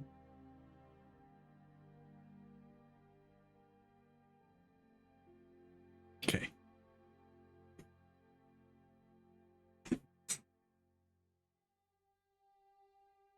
Opens the letter, and the actual seal, the way it kind of breaks and snaps, tells you it was most likely sealed with old sap, which must have been fresh at the time. The writing and font would basically be a kindergartner's equivalent of Elvish, so it's very flowy, but very still janky, like someone's trying to get some comprehension of cursive at the age of 5.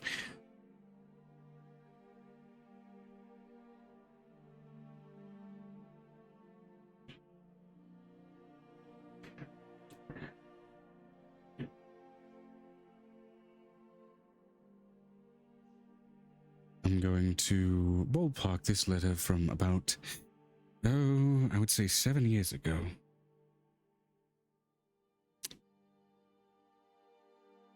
I'm going to do my best to channel small girl voice. Miss, nope. Miss, I'm a godmother. This is not going to work. And you can see Hope wander into the room weakly. Move, I'm gonna take it. Mr. Oh, her handwriting's bad.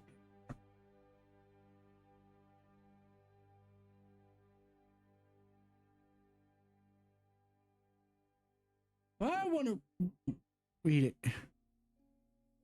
it. Fine, let me lay here. No, I want to.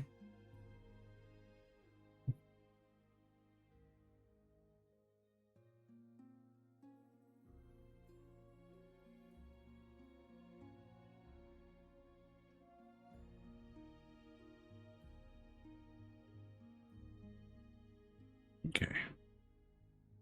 As it is transcribed simply enough by, utilizing Eyes of the Runekeeper to be able to read any writing. Miss Deva,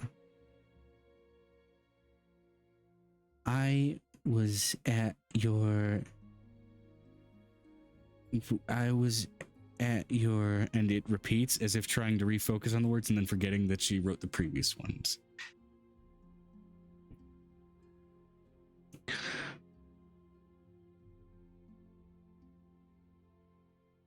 This is one of the very, very few shows that you did in Sable. I was at your show in Wild Ridge. I snuck out of my house to make it to your show because I was told that I was too young and not allowed to see someone, but you're small and small like me, and so I figured it'd be cool to see, and you could sing, and it was awesome, and I want to sing like that so that I can maybe make some money because we're like really poor, and I want to have something better than like burnt bread for dinner, and I really liked your dress and I want to dress like that someday. And you can tell, even looking at the old scratch font, the dialect most likely that was etched from here, especially the flowiness of it, and especially sort of the darkness of the almost greenish hue to the parchment. This is a wood elf kid that did this. Based on the age and mental maturity, though, possibly half elven.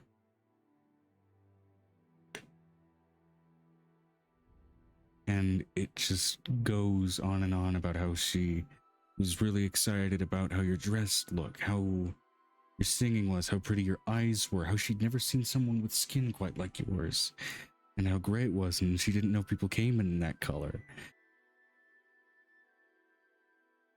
And that the only person she saw with skin anywhere close to that was this Goliath who was really big and really, really mean.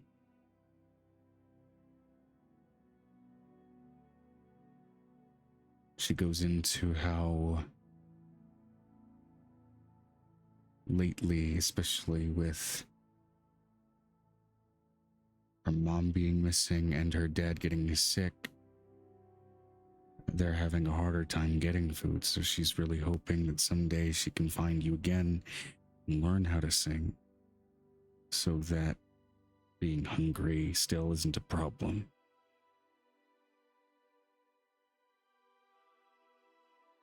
It's full of these countless little childish hopes and these small moments of this melancholy reality dotted throughout the letter.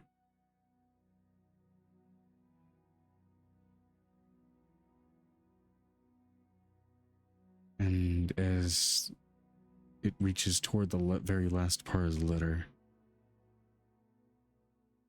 there's even a guilty admission. I wanted to give you some tips from some of the coppers that I saved up, but we really needed to eat, so I stole some money out of your tip pan as it was being passed around. I've never held gold before, so we should be able to eat for a little while. At least I hope it's not fake gold. I can get thrown in the jail for that.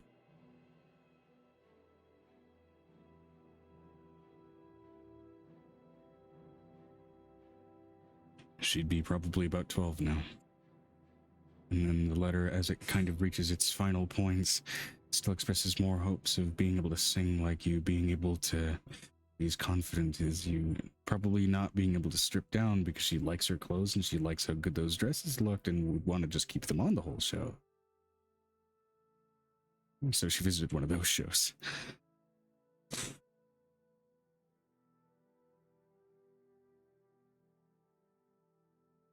And especially emphasizing the fact that she's most likely a half-elf.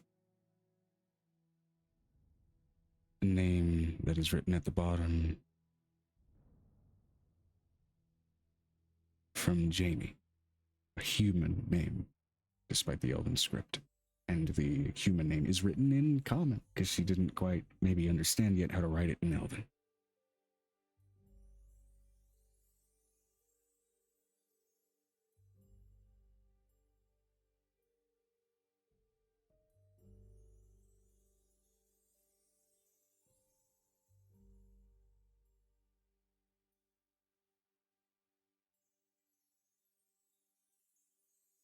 It was 7 years ago, Mom.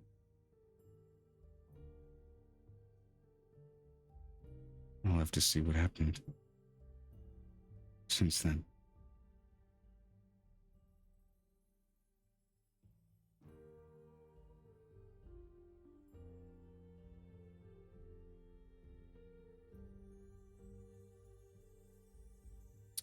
From what you remember about Wild Ridge, it was a border town in Sable Hearth, kind of right at that crest point between the borders of Jihu and Sizeth. There was just as much likelihood that people might be stolen out of their homes as people would come to defend it from Wood Elven territories. It was just a place in a mess of different options and possibilities and volatility, which, at least to your benefit, meant that regardless of the means, money was moving through there.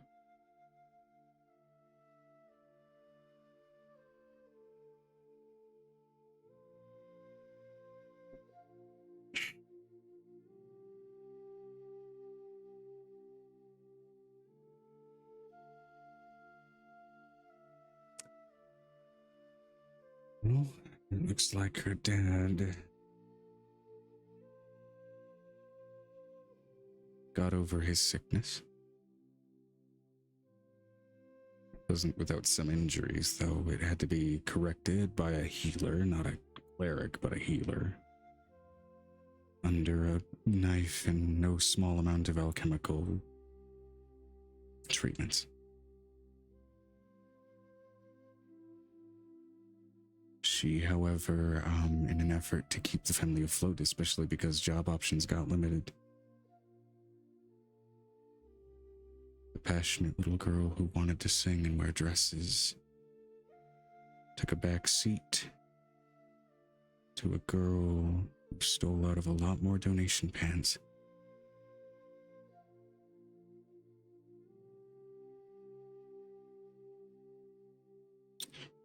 Right now, she is actually in one of those jails she was worried about. My little girl is currently in chains.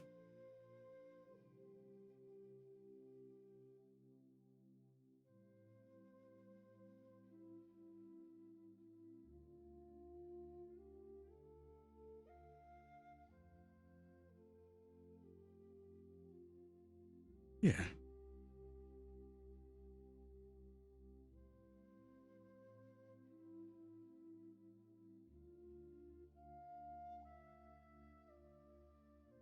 May take longer than normal.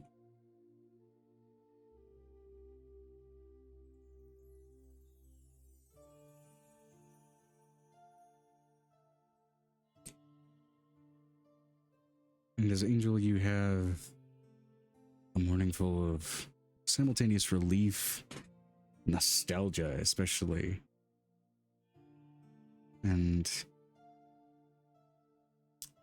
melancholy. The next two we need to really handle are Xanon and Venestra as they wake up in their respective mornings.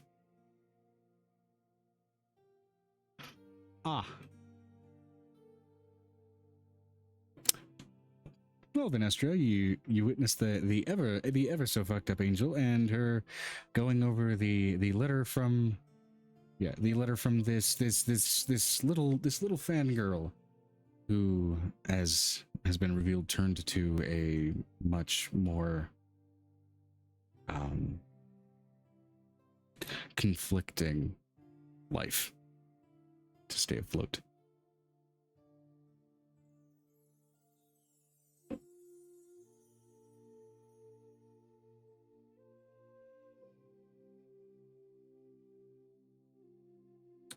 Do what I can. And as she phases, you watch as the magic stutters for a moment, trying to teleport, and she has to stop, catch her breath, and do it again. The amount of magical drain you encountered affected some of...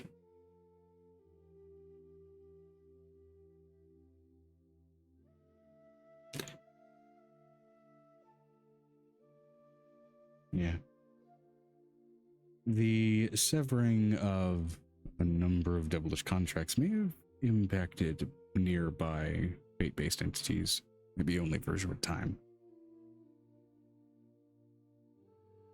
as it kind of rewrote some future events.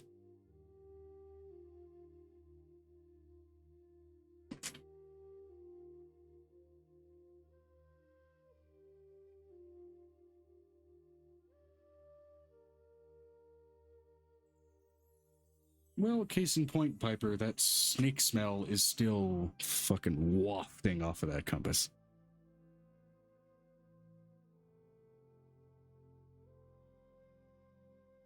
Angel, you don't smell it.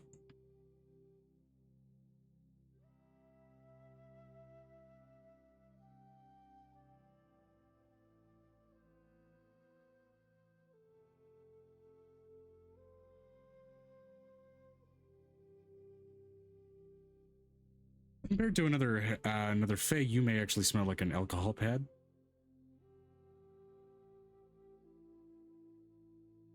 With a little bit of coffee grounds.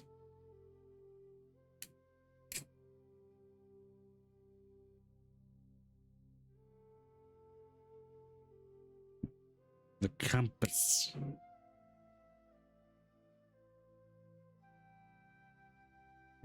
The compass smells like salt and ammonia.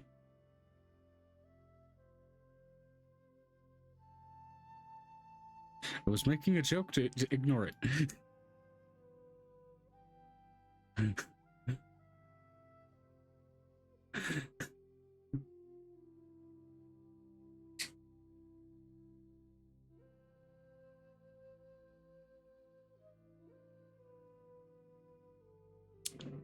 Meanwhile, Xanon, as you again, in reference to your previous dream, wake up sweating for the first time in a while. Not common. Nightmares ain't common either, and even your dragon seems a little disheveled, being bound in soul. He may have dealt with running through the same memories and having to, perhaps by force, interpret them in a similar fashion.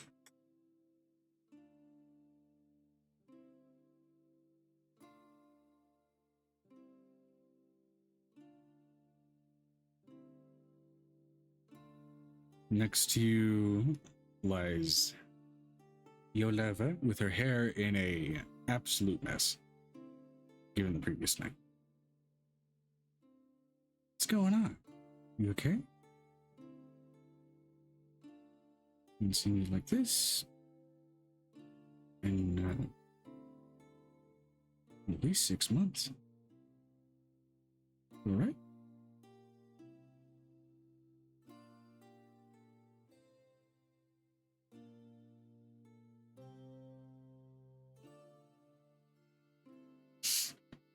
Can we talk about it?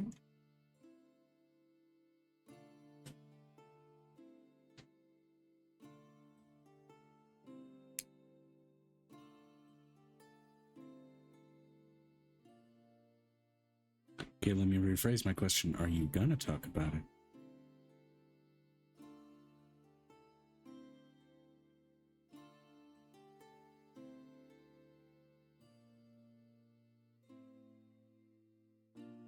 You're right. This moss is rubbing up against my cooch. Let's go.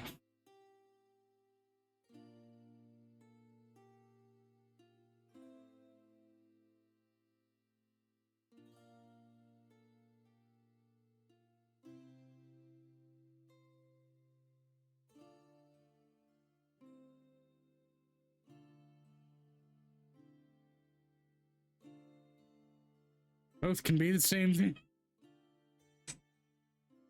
Okay. Let's get some breakfast and some clothes, and then some, not clothes, and then some fresh clothes. That sounds like a good idea.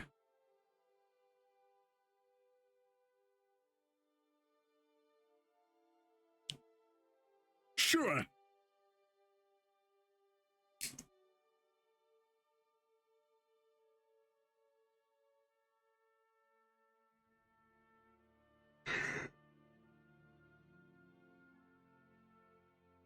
How many years you been in Zuri at this point? You'd have at least a passing awareness of the Pantheon in their basic roles, if not any significant detail. So you'd be aware of them.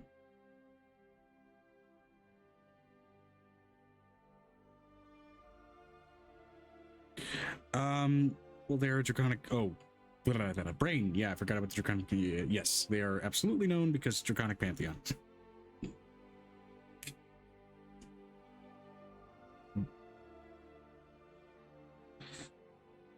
So,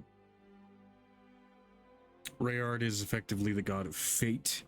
In terms of teaching, at least for the dragons, basically, he is considered sort of the guarantee of power, the guarantee of protection, the pathway toward the things you want or the things you need that you didn't consider. And sort of that pure route of impassable and insurmountable fate. Those who worship him accept that absolutely and seek to interpret that in ways that can help better develop their lives. And porcelain, especially for those people that worship him, or even for dragons that somewhat do, porcelain is a common collection for them, if not common creation in worship to him. On the other hand, Geysir, the burning dragon god of war, is, especially in Ormer, a god that is worshipped just through draconic combat, through rivalry, through defense of territory, through sparring, through combative discipline. He is a god that is worshipped through action rather than kneeling in prayer. A dragon's breath is as much a prayer to Geysir as any words before an altar.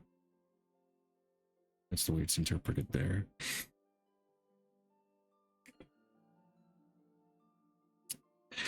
In Ormer, each of them do in their own respect, at least an Ormerish variant. For Geysir, the symbol of sort of the dragon's breath, basically an open dragon's maw with flame that spews forth, is his marker.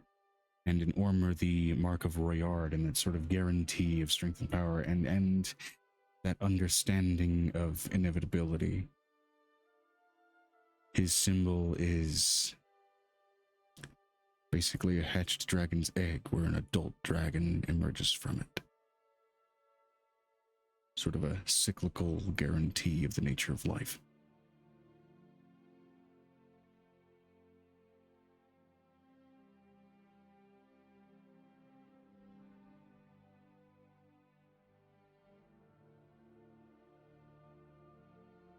I don't believe I've written all of that down.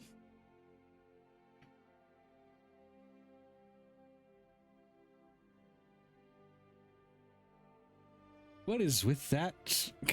What is with that cunning, conniving, if not mildly devious look on your face, Guinea?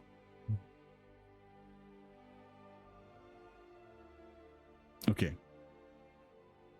Yeah, so that would be the, you know, the I'm not a studier of religions, but I know this is how the god, you know, like the citizens' knowledge of how the gods work. That's what you understand of those two specifically. You don't have necessarily a full grasp of their dogmas, but that's what you know from a basic standpoint.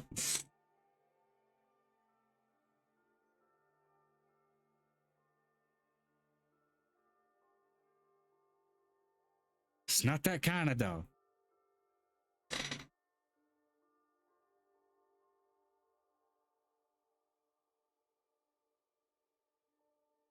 That is a question for Piper. What do the yard pathways look like about the homestead?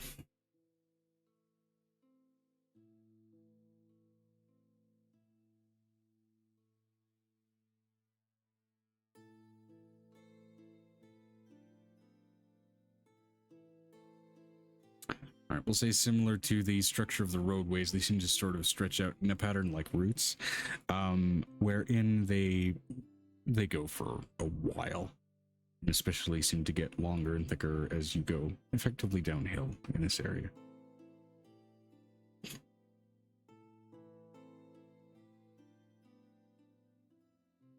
Wide in some spots, narrow in others. It seems like it's a very sort of organic structure to these pathways.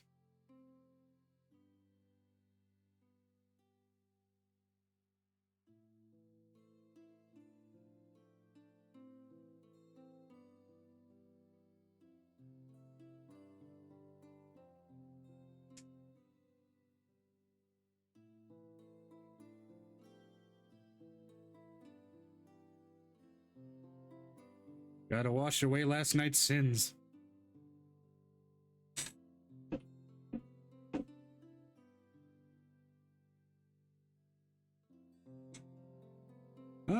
As the rest of the party has effectively awoken at this point, you may most definitely encounter some of them down in the kitchen.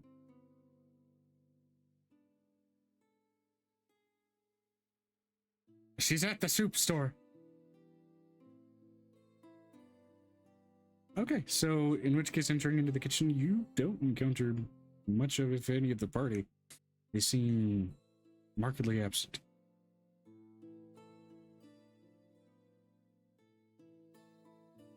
Yeah, of which there is a veritable smorgasbord of stress pastries produced by one Marigold.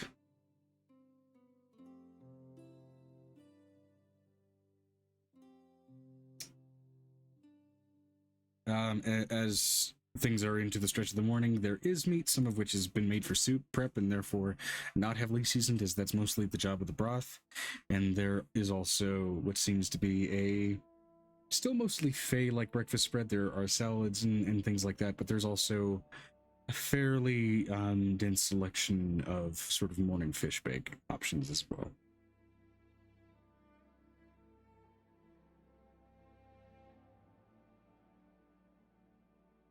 Fair enough.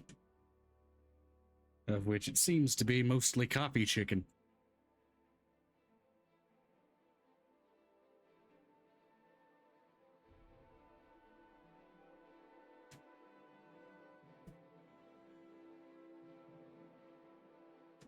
Well, she's absolutely having a breakfast.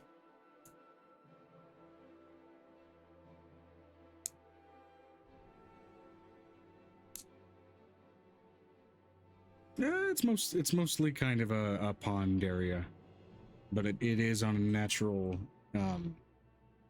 geothermal spot. Yeah, she goes in too. She's just as filthy as you are in some respects. So yeah, there is some cleaning that is needed.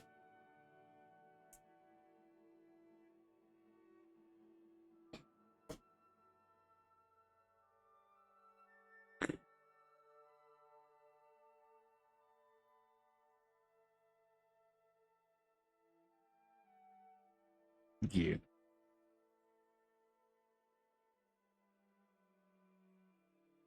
Go full dragon and on and on.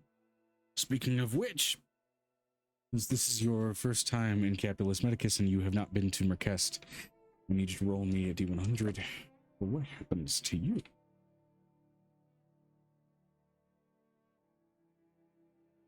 Since you two are soul bonded, the effect will apply to both of you.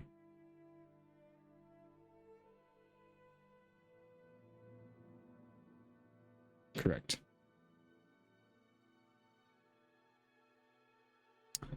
$83. Okay. Let me see here.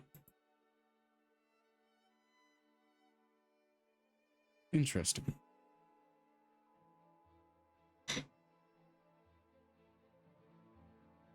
Okay.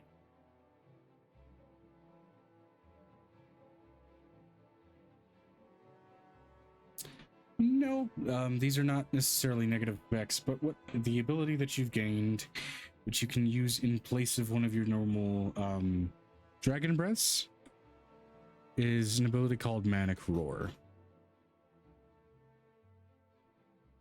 Manic Roar, used in place of a dragon's breath, will bestow a beneficial effect to a targeted creature of your choice. Both you and Reva can use this.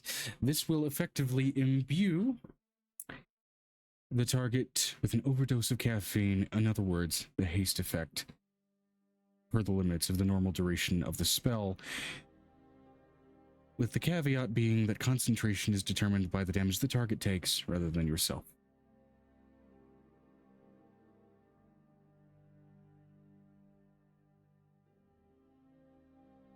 You should write that down.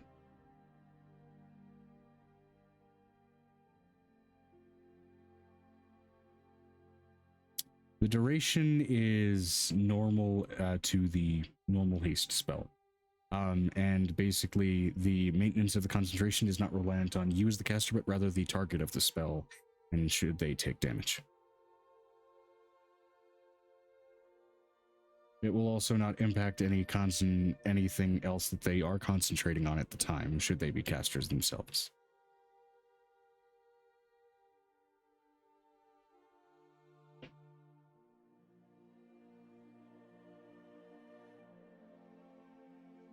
Basically, you have haste breath. You can use it in place of one of your normal breath weapons, so it will follow those rules.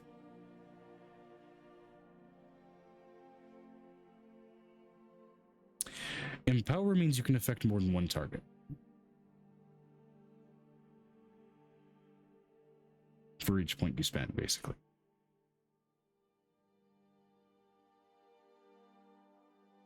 One target at base, yes. As a utility move, though, particular could be potentially useful, especially for martial-based allies. Haste actions. Juicy.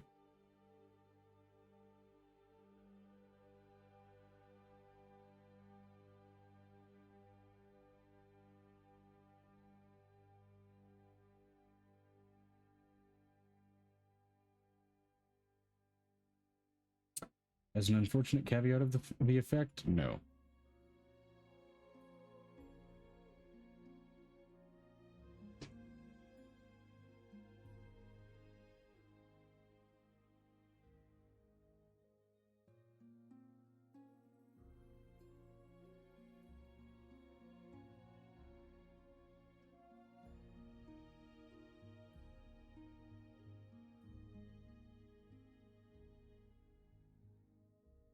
So basically, haste as a spell is normally concentrated on by the one who cast it. The concentration effect of the spell will instead be applied to the target of the breath, or targets, plural.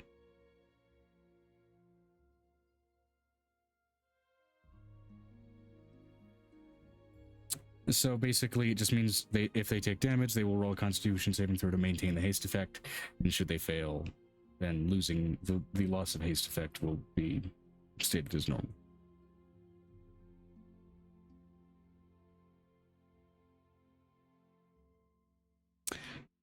And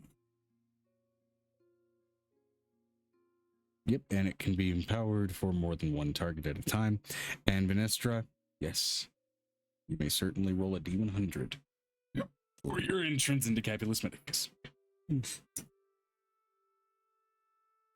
as I'm fairly certain you have not visited Merkest, so you are affected by this.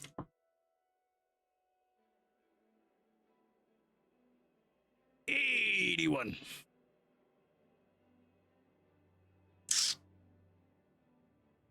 I'm gonna take a look.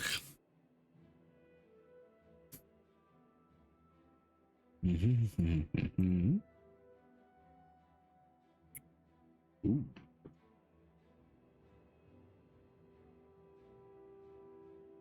Okay. Interesting. That's actually really helpful.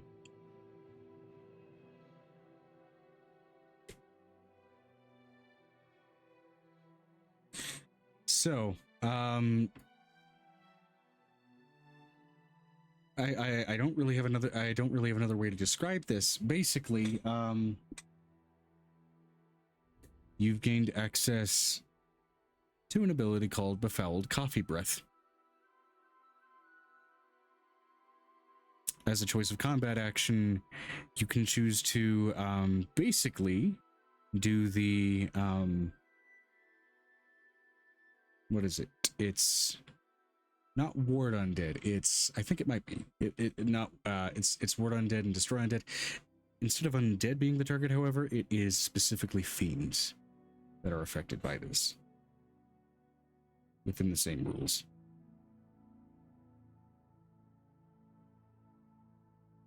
Of turn. So basically, yeah.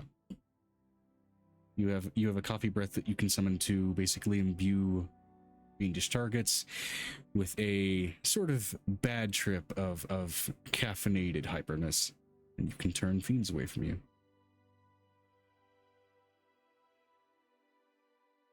Up to the limitations of how otherwise the equivalent of turn undead would operate. So the CR rules therein do apply.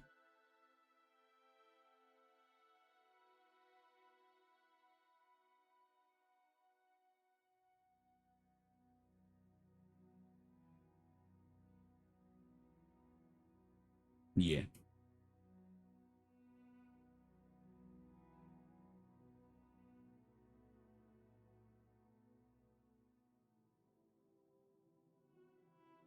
As for a moment as you breathe in the morning air, your sort of putrid morning breath does, and I will say at least how this kind of initially visualizes. A certain companion of yours in a mirror does for a moment recoil from you with the sheer strength of that aroma.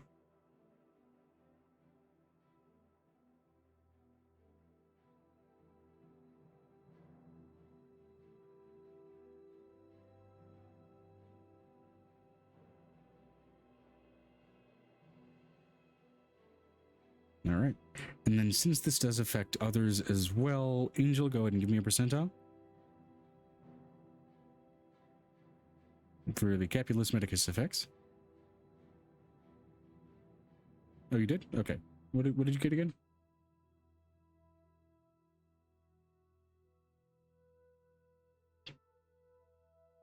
Oh, right. Yeah, basically it would extend the duration of flight effects by, I believe, double its duration.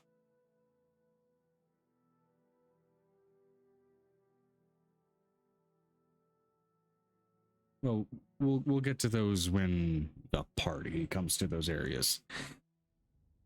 Basically.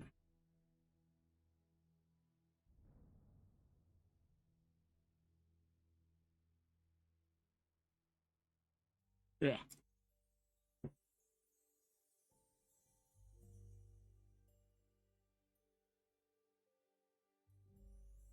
Anything from whom?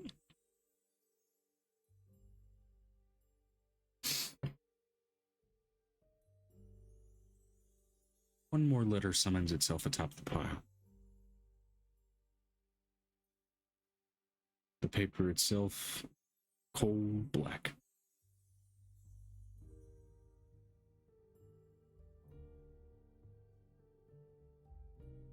The edges of the paper already kind of burning at their edges and slowly degrading. All right.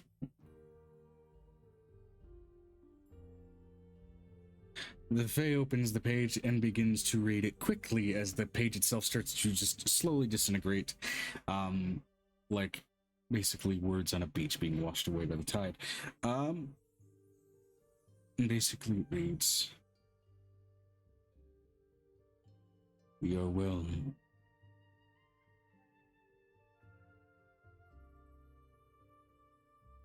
And the effects of the conflict in the Feywild have lessened, though not dissipated. Tasks still remain."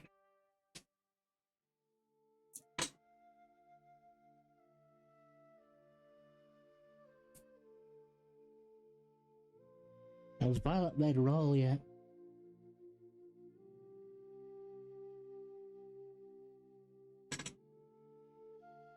D100.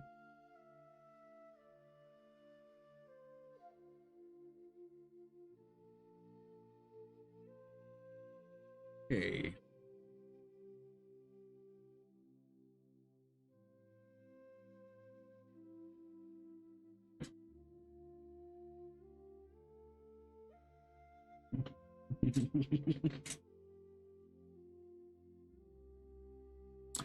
This is based entirely off of B as a character. Blitzed Bark.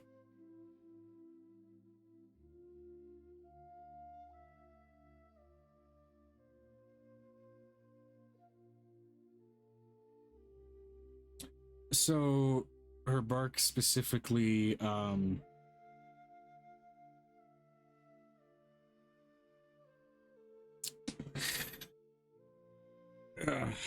basically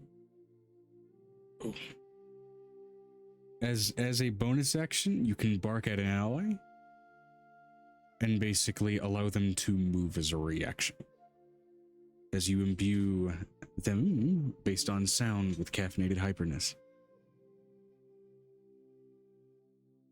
Caveat there is, of course, it will cost them their reaction should they choose to do it.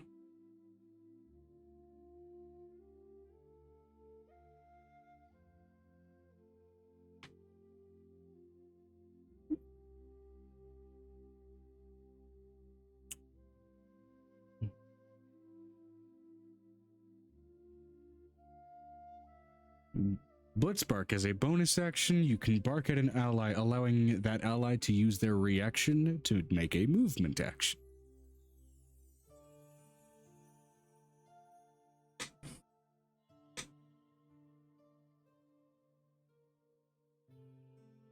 Yep, at an ally or creature. Well, or allied creature of your choice. Nope, just to give them the option to use their reaction to use their movement.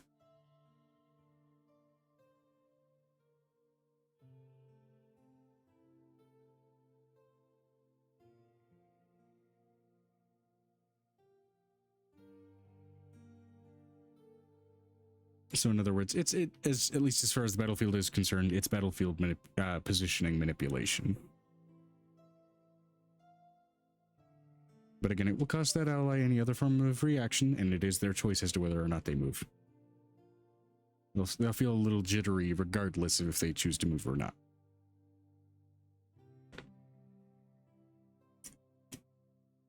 And blue dabba dee dabba die.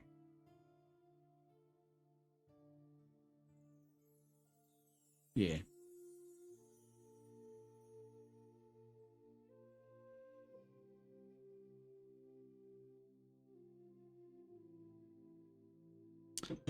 Blue got a 7, okay.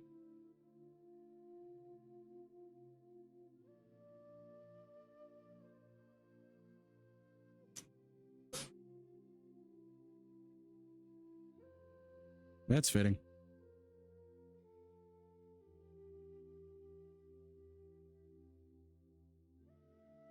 Okay, so Blue got a coffee version of Goodberry called Good Bean.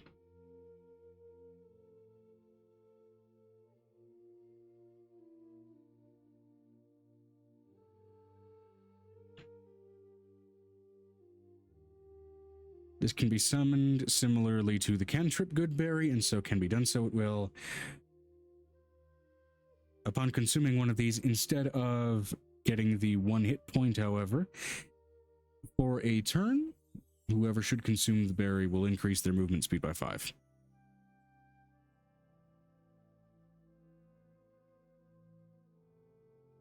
Which means it's only 1 extra square of movement, but that can be... it can be decent.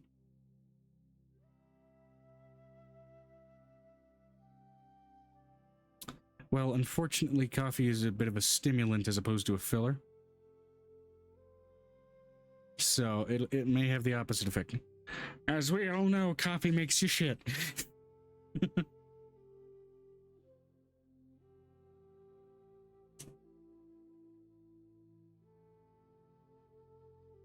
That's it. If you're on a diet, drink that cup of coffee to make yourself feel full. You know what I mean?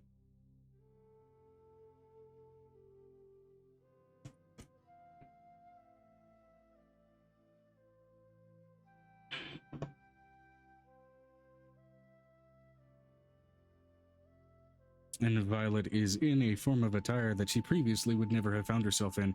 It's oddly elven in its patterning.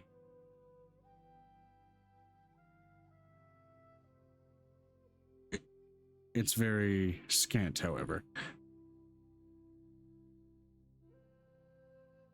I didn't put you in that. I simply told you to put it on yourself, and you were quite willing, I might add.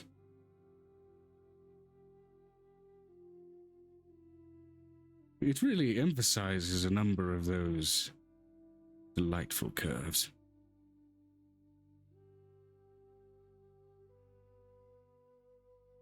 But you may want to put something on over your chest.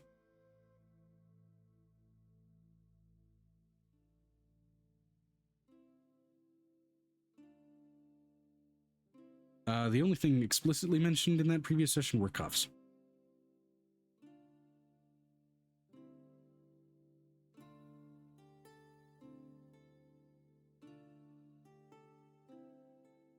Message, oh. She does have a bracelet at the moment as well. That, first of all, is a notion that we finally crossed the bridge, as it were. And secondarily, it does have a few scrying and location-based enchantments. Should I, for whatever reason, lose track of you when we go into the fucking abyss? You will have to take the hour to attune to it, though, as it is to be bound to your person.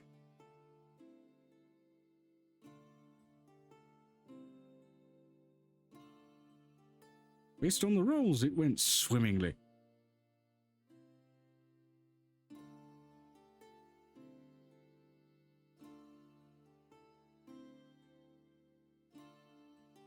I think you look quite nice like that.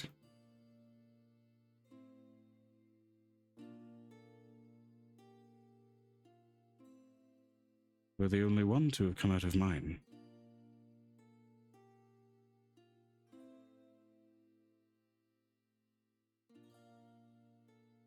I've never had a woman in my bedroom.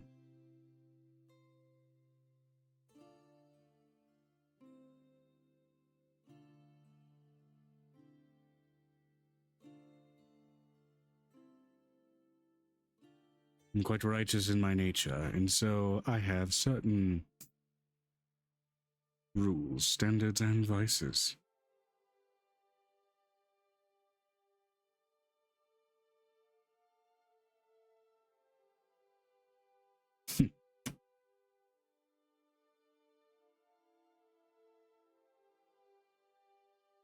Which one? That one. Not the one with the extra poles.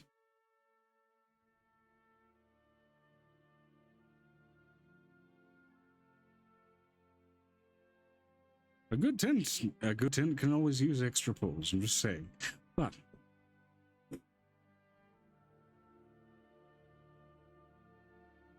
yes.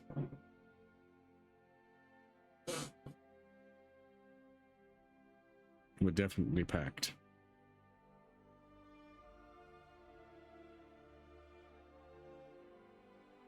You slept like a baby. I had time to put things together. and put things together, but that's for later.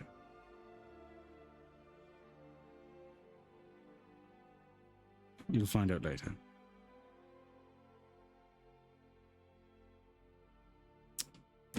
It's so cute when you don't know what I'm talking about. Don't worry, you'll find out later.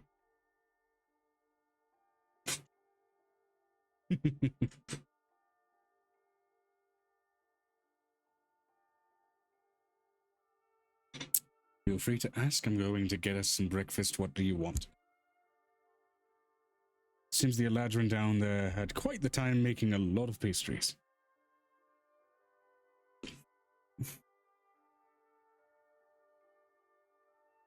Yes?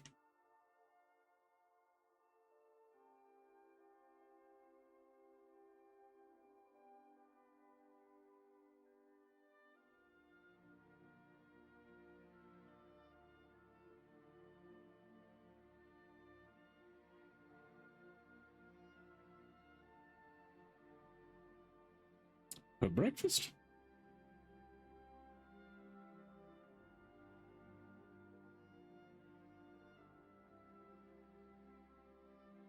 You mean gem candy? Jam. That's fair. Yes. I can get you plenty of that.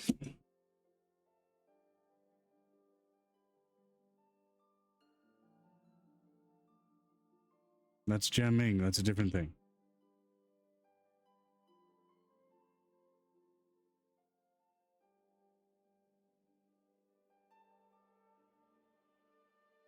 Okay. I think, honestly, here in the cresting of the new morning and everything else, given the dream events that everyone has gone through, I'd say this is a decent beat to go ahead and pick up on next week, as everyone will be recovering from a night's craziness to be venturing out. So, with that said, and with people making their exits, any suggestions for the episode title?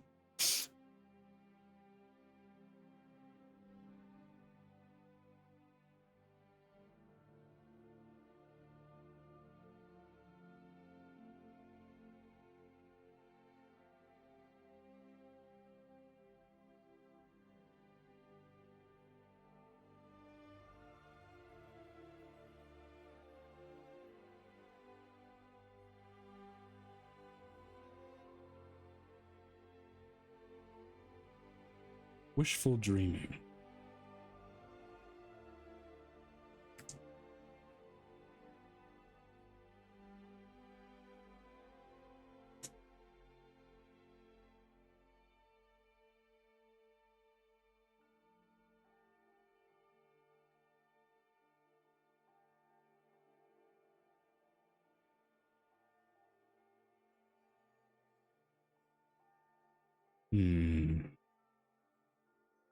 Any suggestions from you as well, Vinistra? Oh, Vinistra did the BRBs.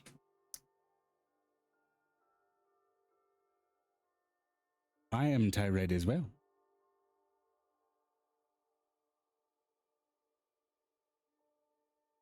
Nervous. At least as far as the dragons are concerned, this is the dragon god of the seas, the Tempest dragon, basically. Yep. In case he does have a visual in his humanoid state, not his draconic state, which the dragons would know him for, but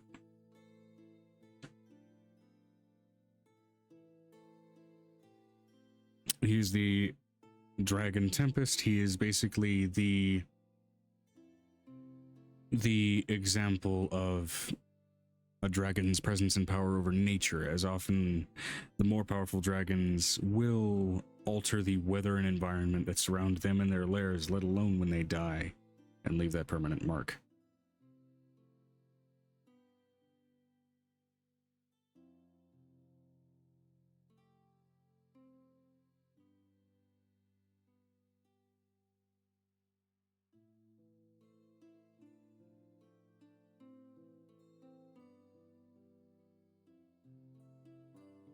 The pale dragon goddess of death. The reminder that despite dragons' feelings of superiority and all their great power, even they must eventually come to an end and confront one of the most disgusting things they know: mortality.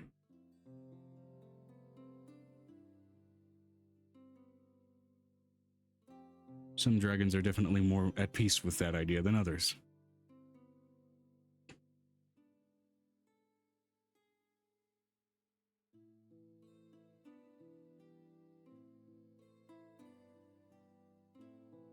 Alara, the opalescent dragon goddess of chance. The acknowledgement that no matter how much one may fight to create the inevitable, fight to move along with fate, there are things that will happen that no one can plan for. Random events that will summon forth a need to improvise, even for a dragon. The need to adapt, the need to survive, the need to change. To make sure that you keep a hold of what you can. Alara for dragons is that representation of greed and the need to adapt, to keep what you have earned, or for the more evil aligned dragons, to take what belongs to you arguably more than it does for another.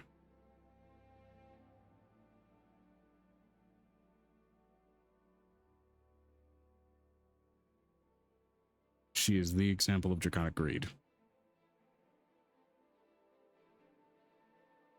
At least for dragons.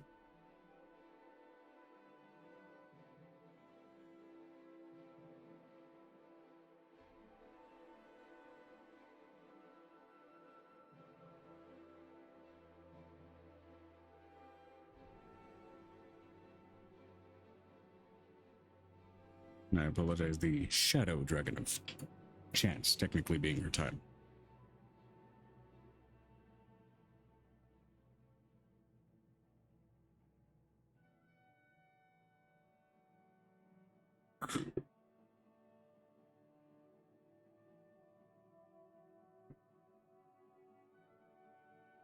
Timur, the dragon god of time. A more recently revived dragon, all things considered. But Timur represents basically the cycle of time, the development, and what sort of that represents for every dragon. And sort of how time will scale and equate to a direct growth and response of power. How time in and of itself is representative in almost equivalently to the amount of influence a dragon has. And to ignore time is utterly and in an utmost sense foolish, more so than anything else.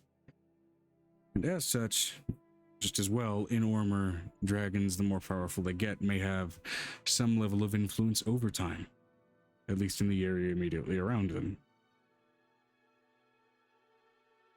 And so Timur does seem to sort of exemplify that idea of time equating to power.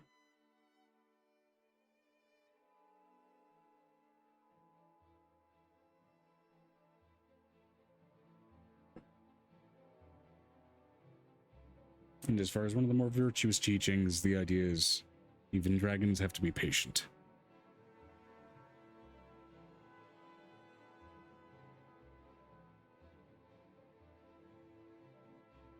Welcome back.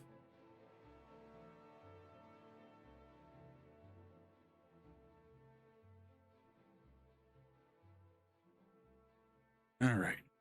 And Venestra, I suppose one final swing. Any suggestions for the session title, as we are now, at least for those of us in the United States, at a stage where we're fighting to keep our eyes open. But I think it's been a solid session of sweet dreams and crazy things.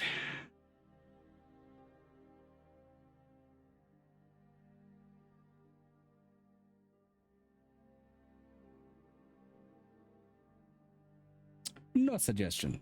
Okay.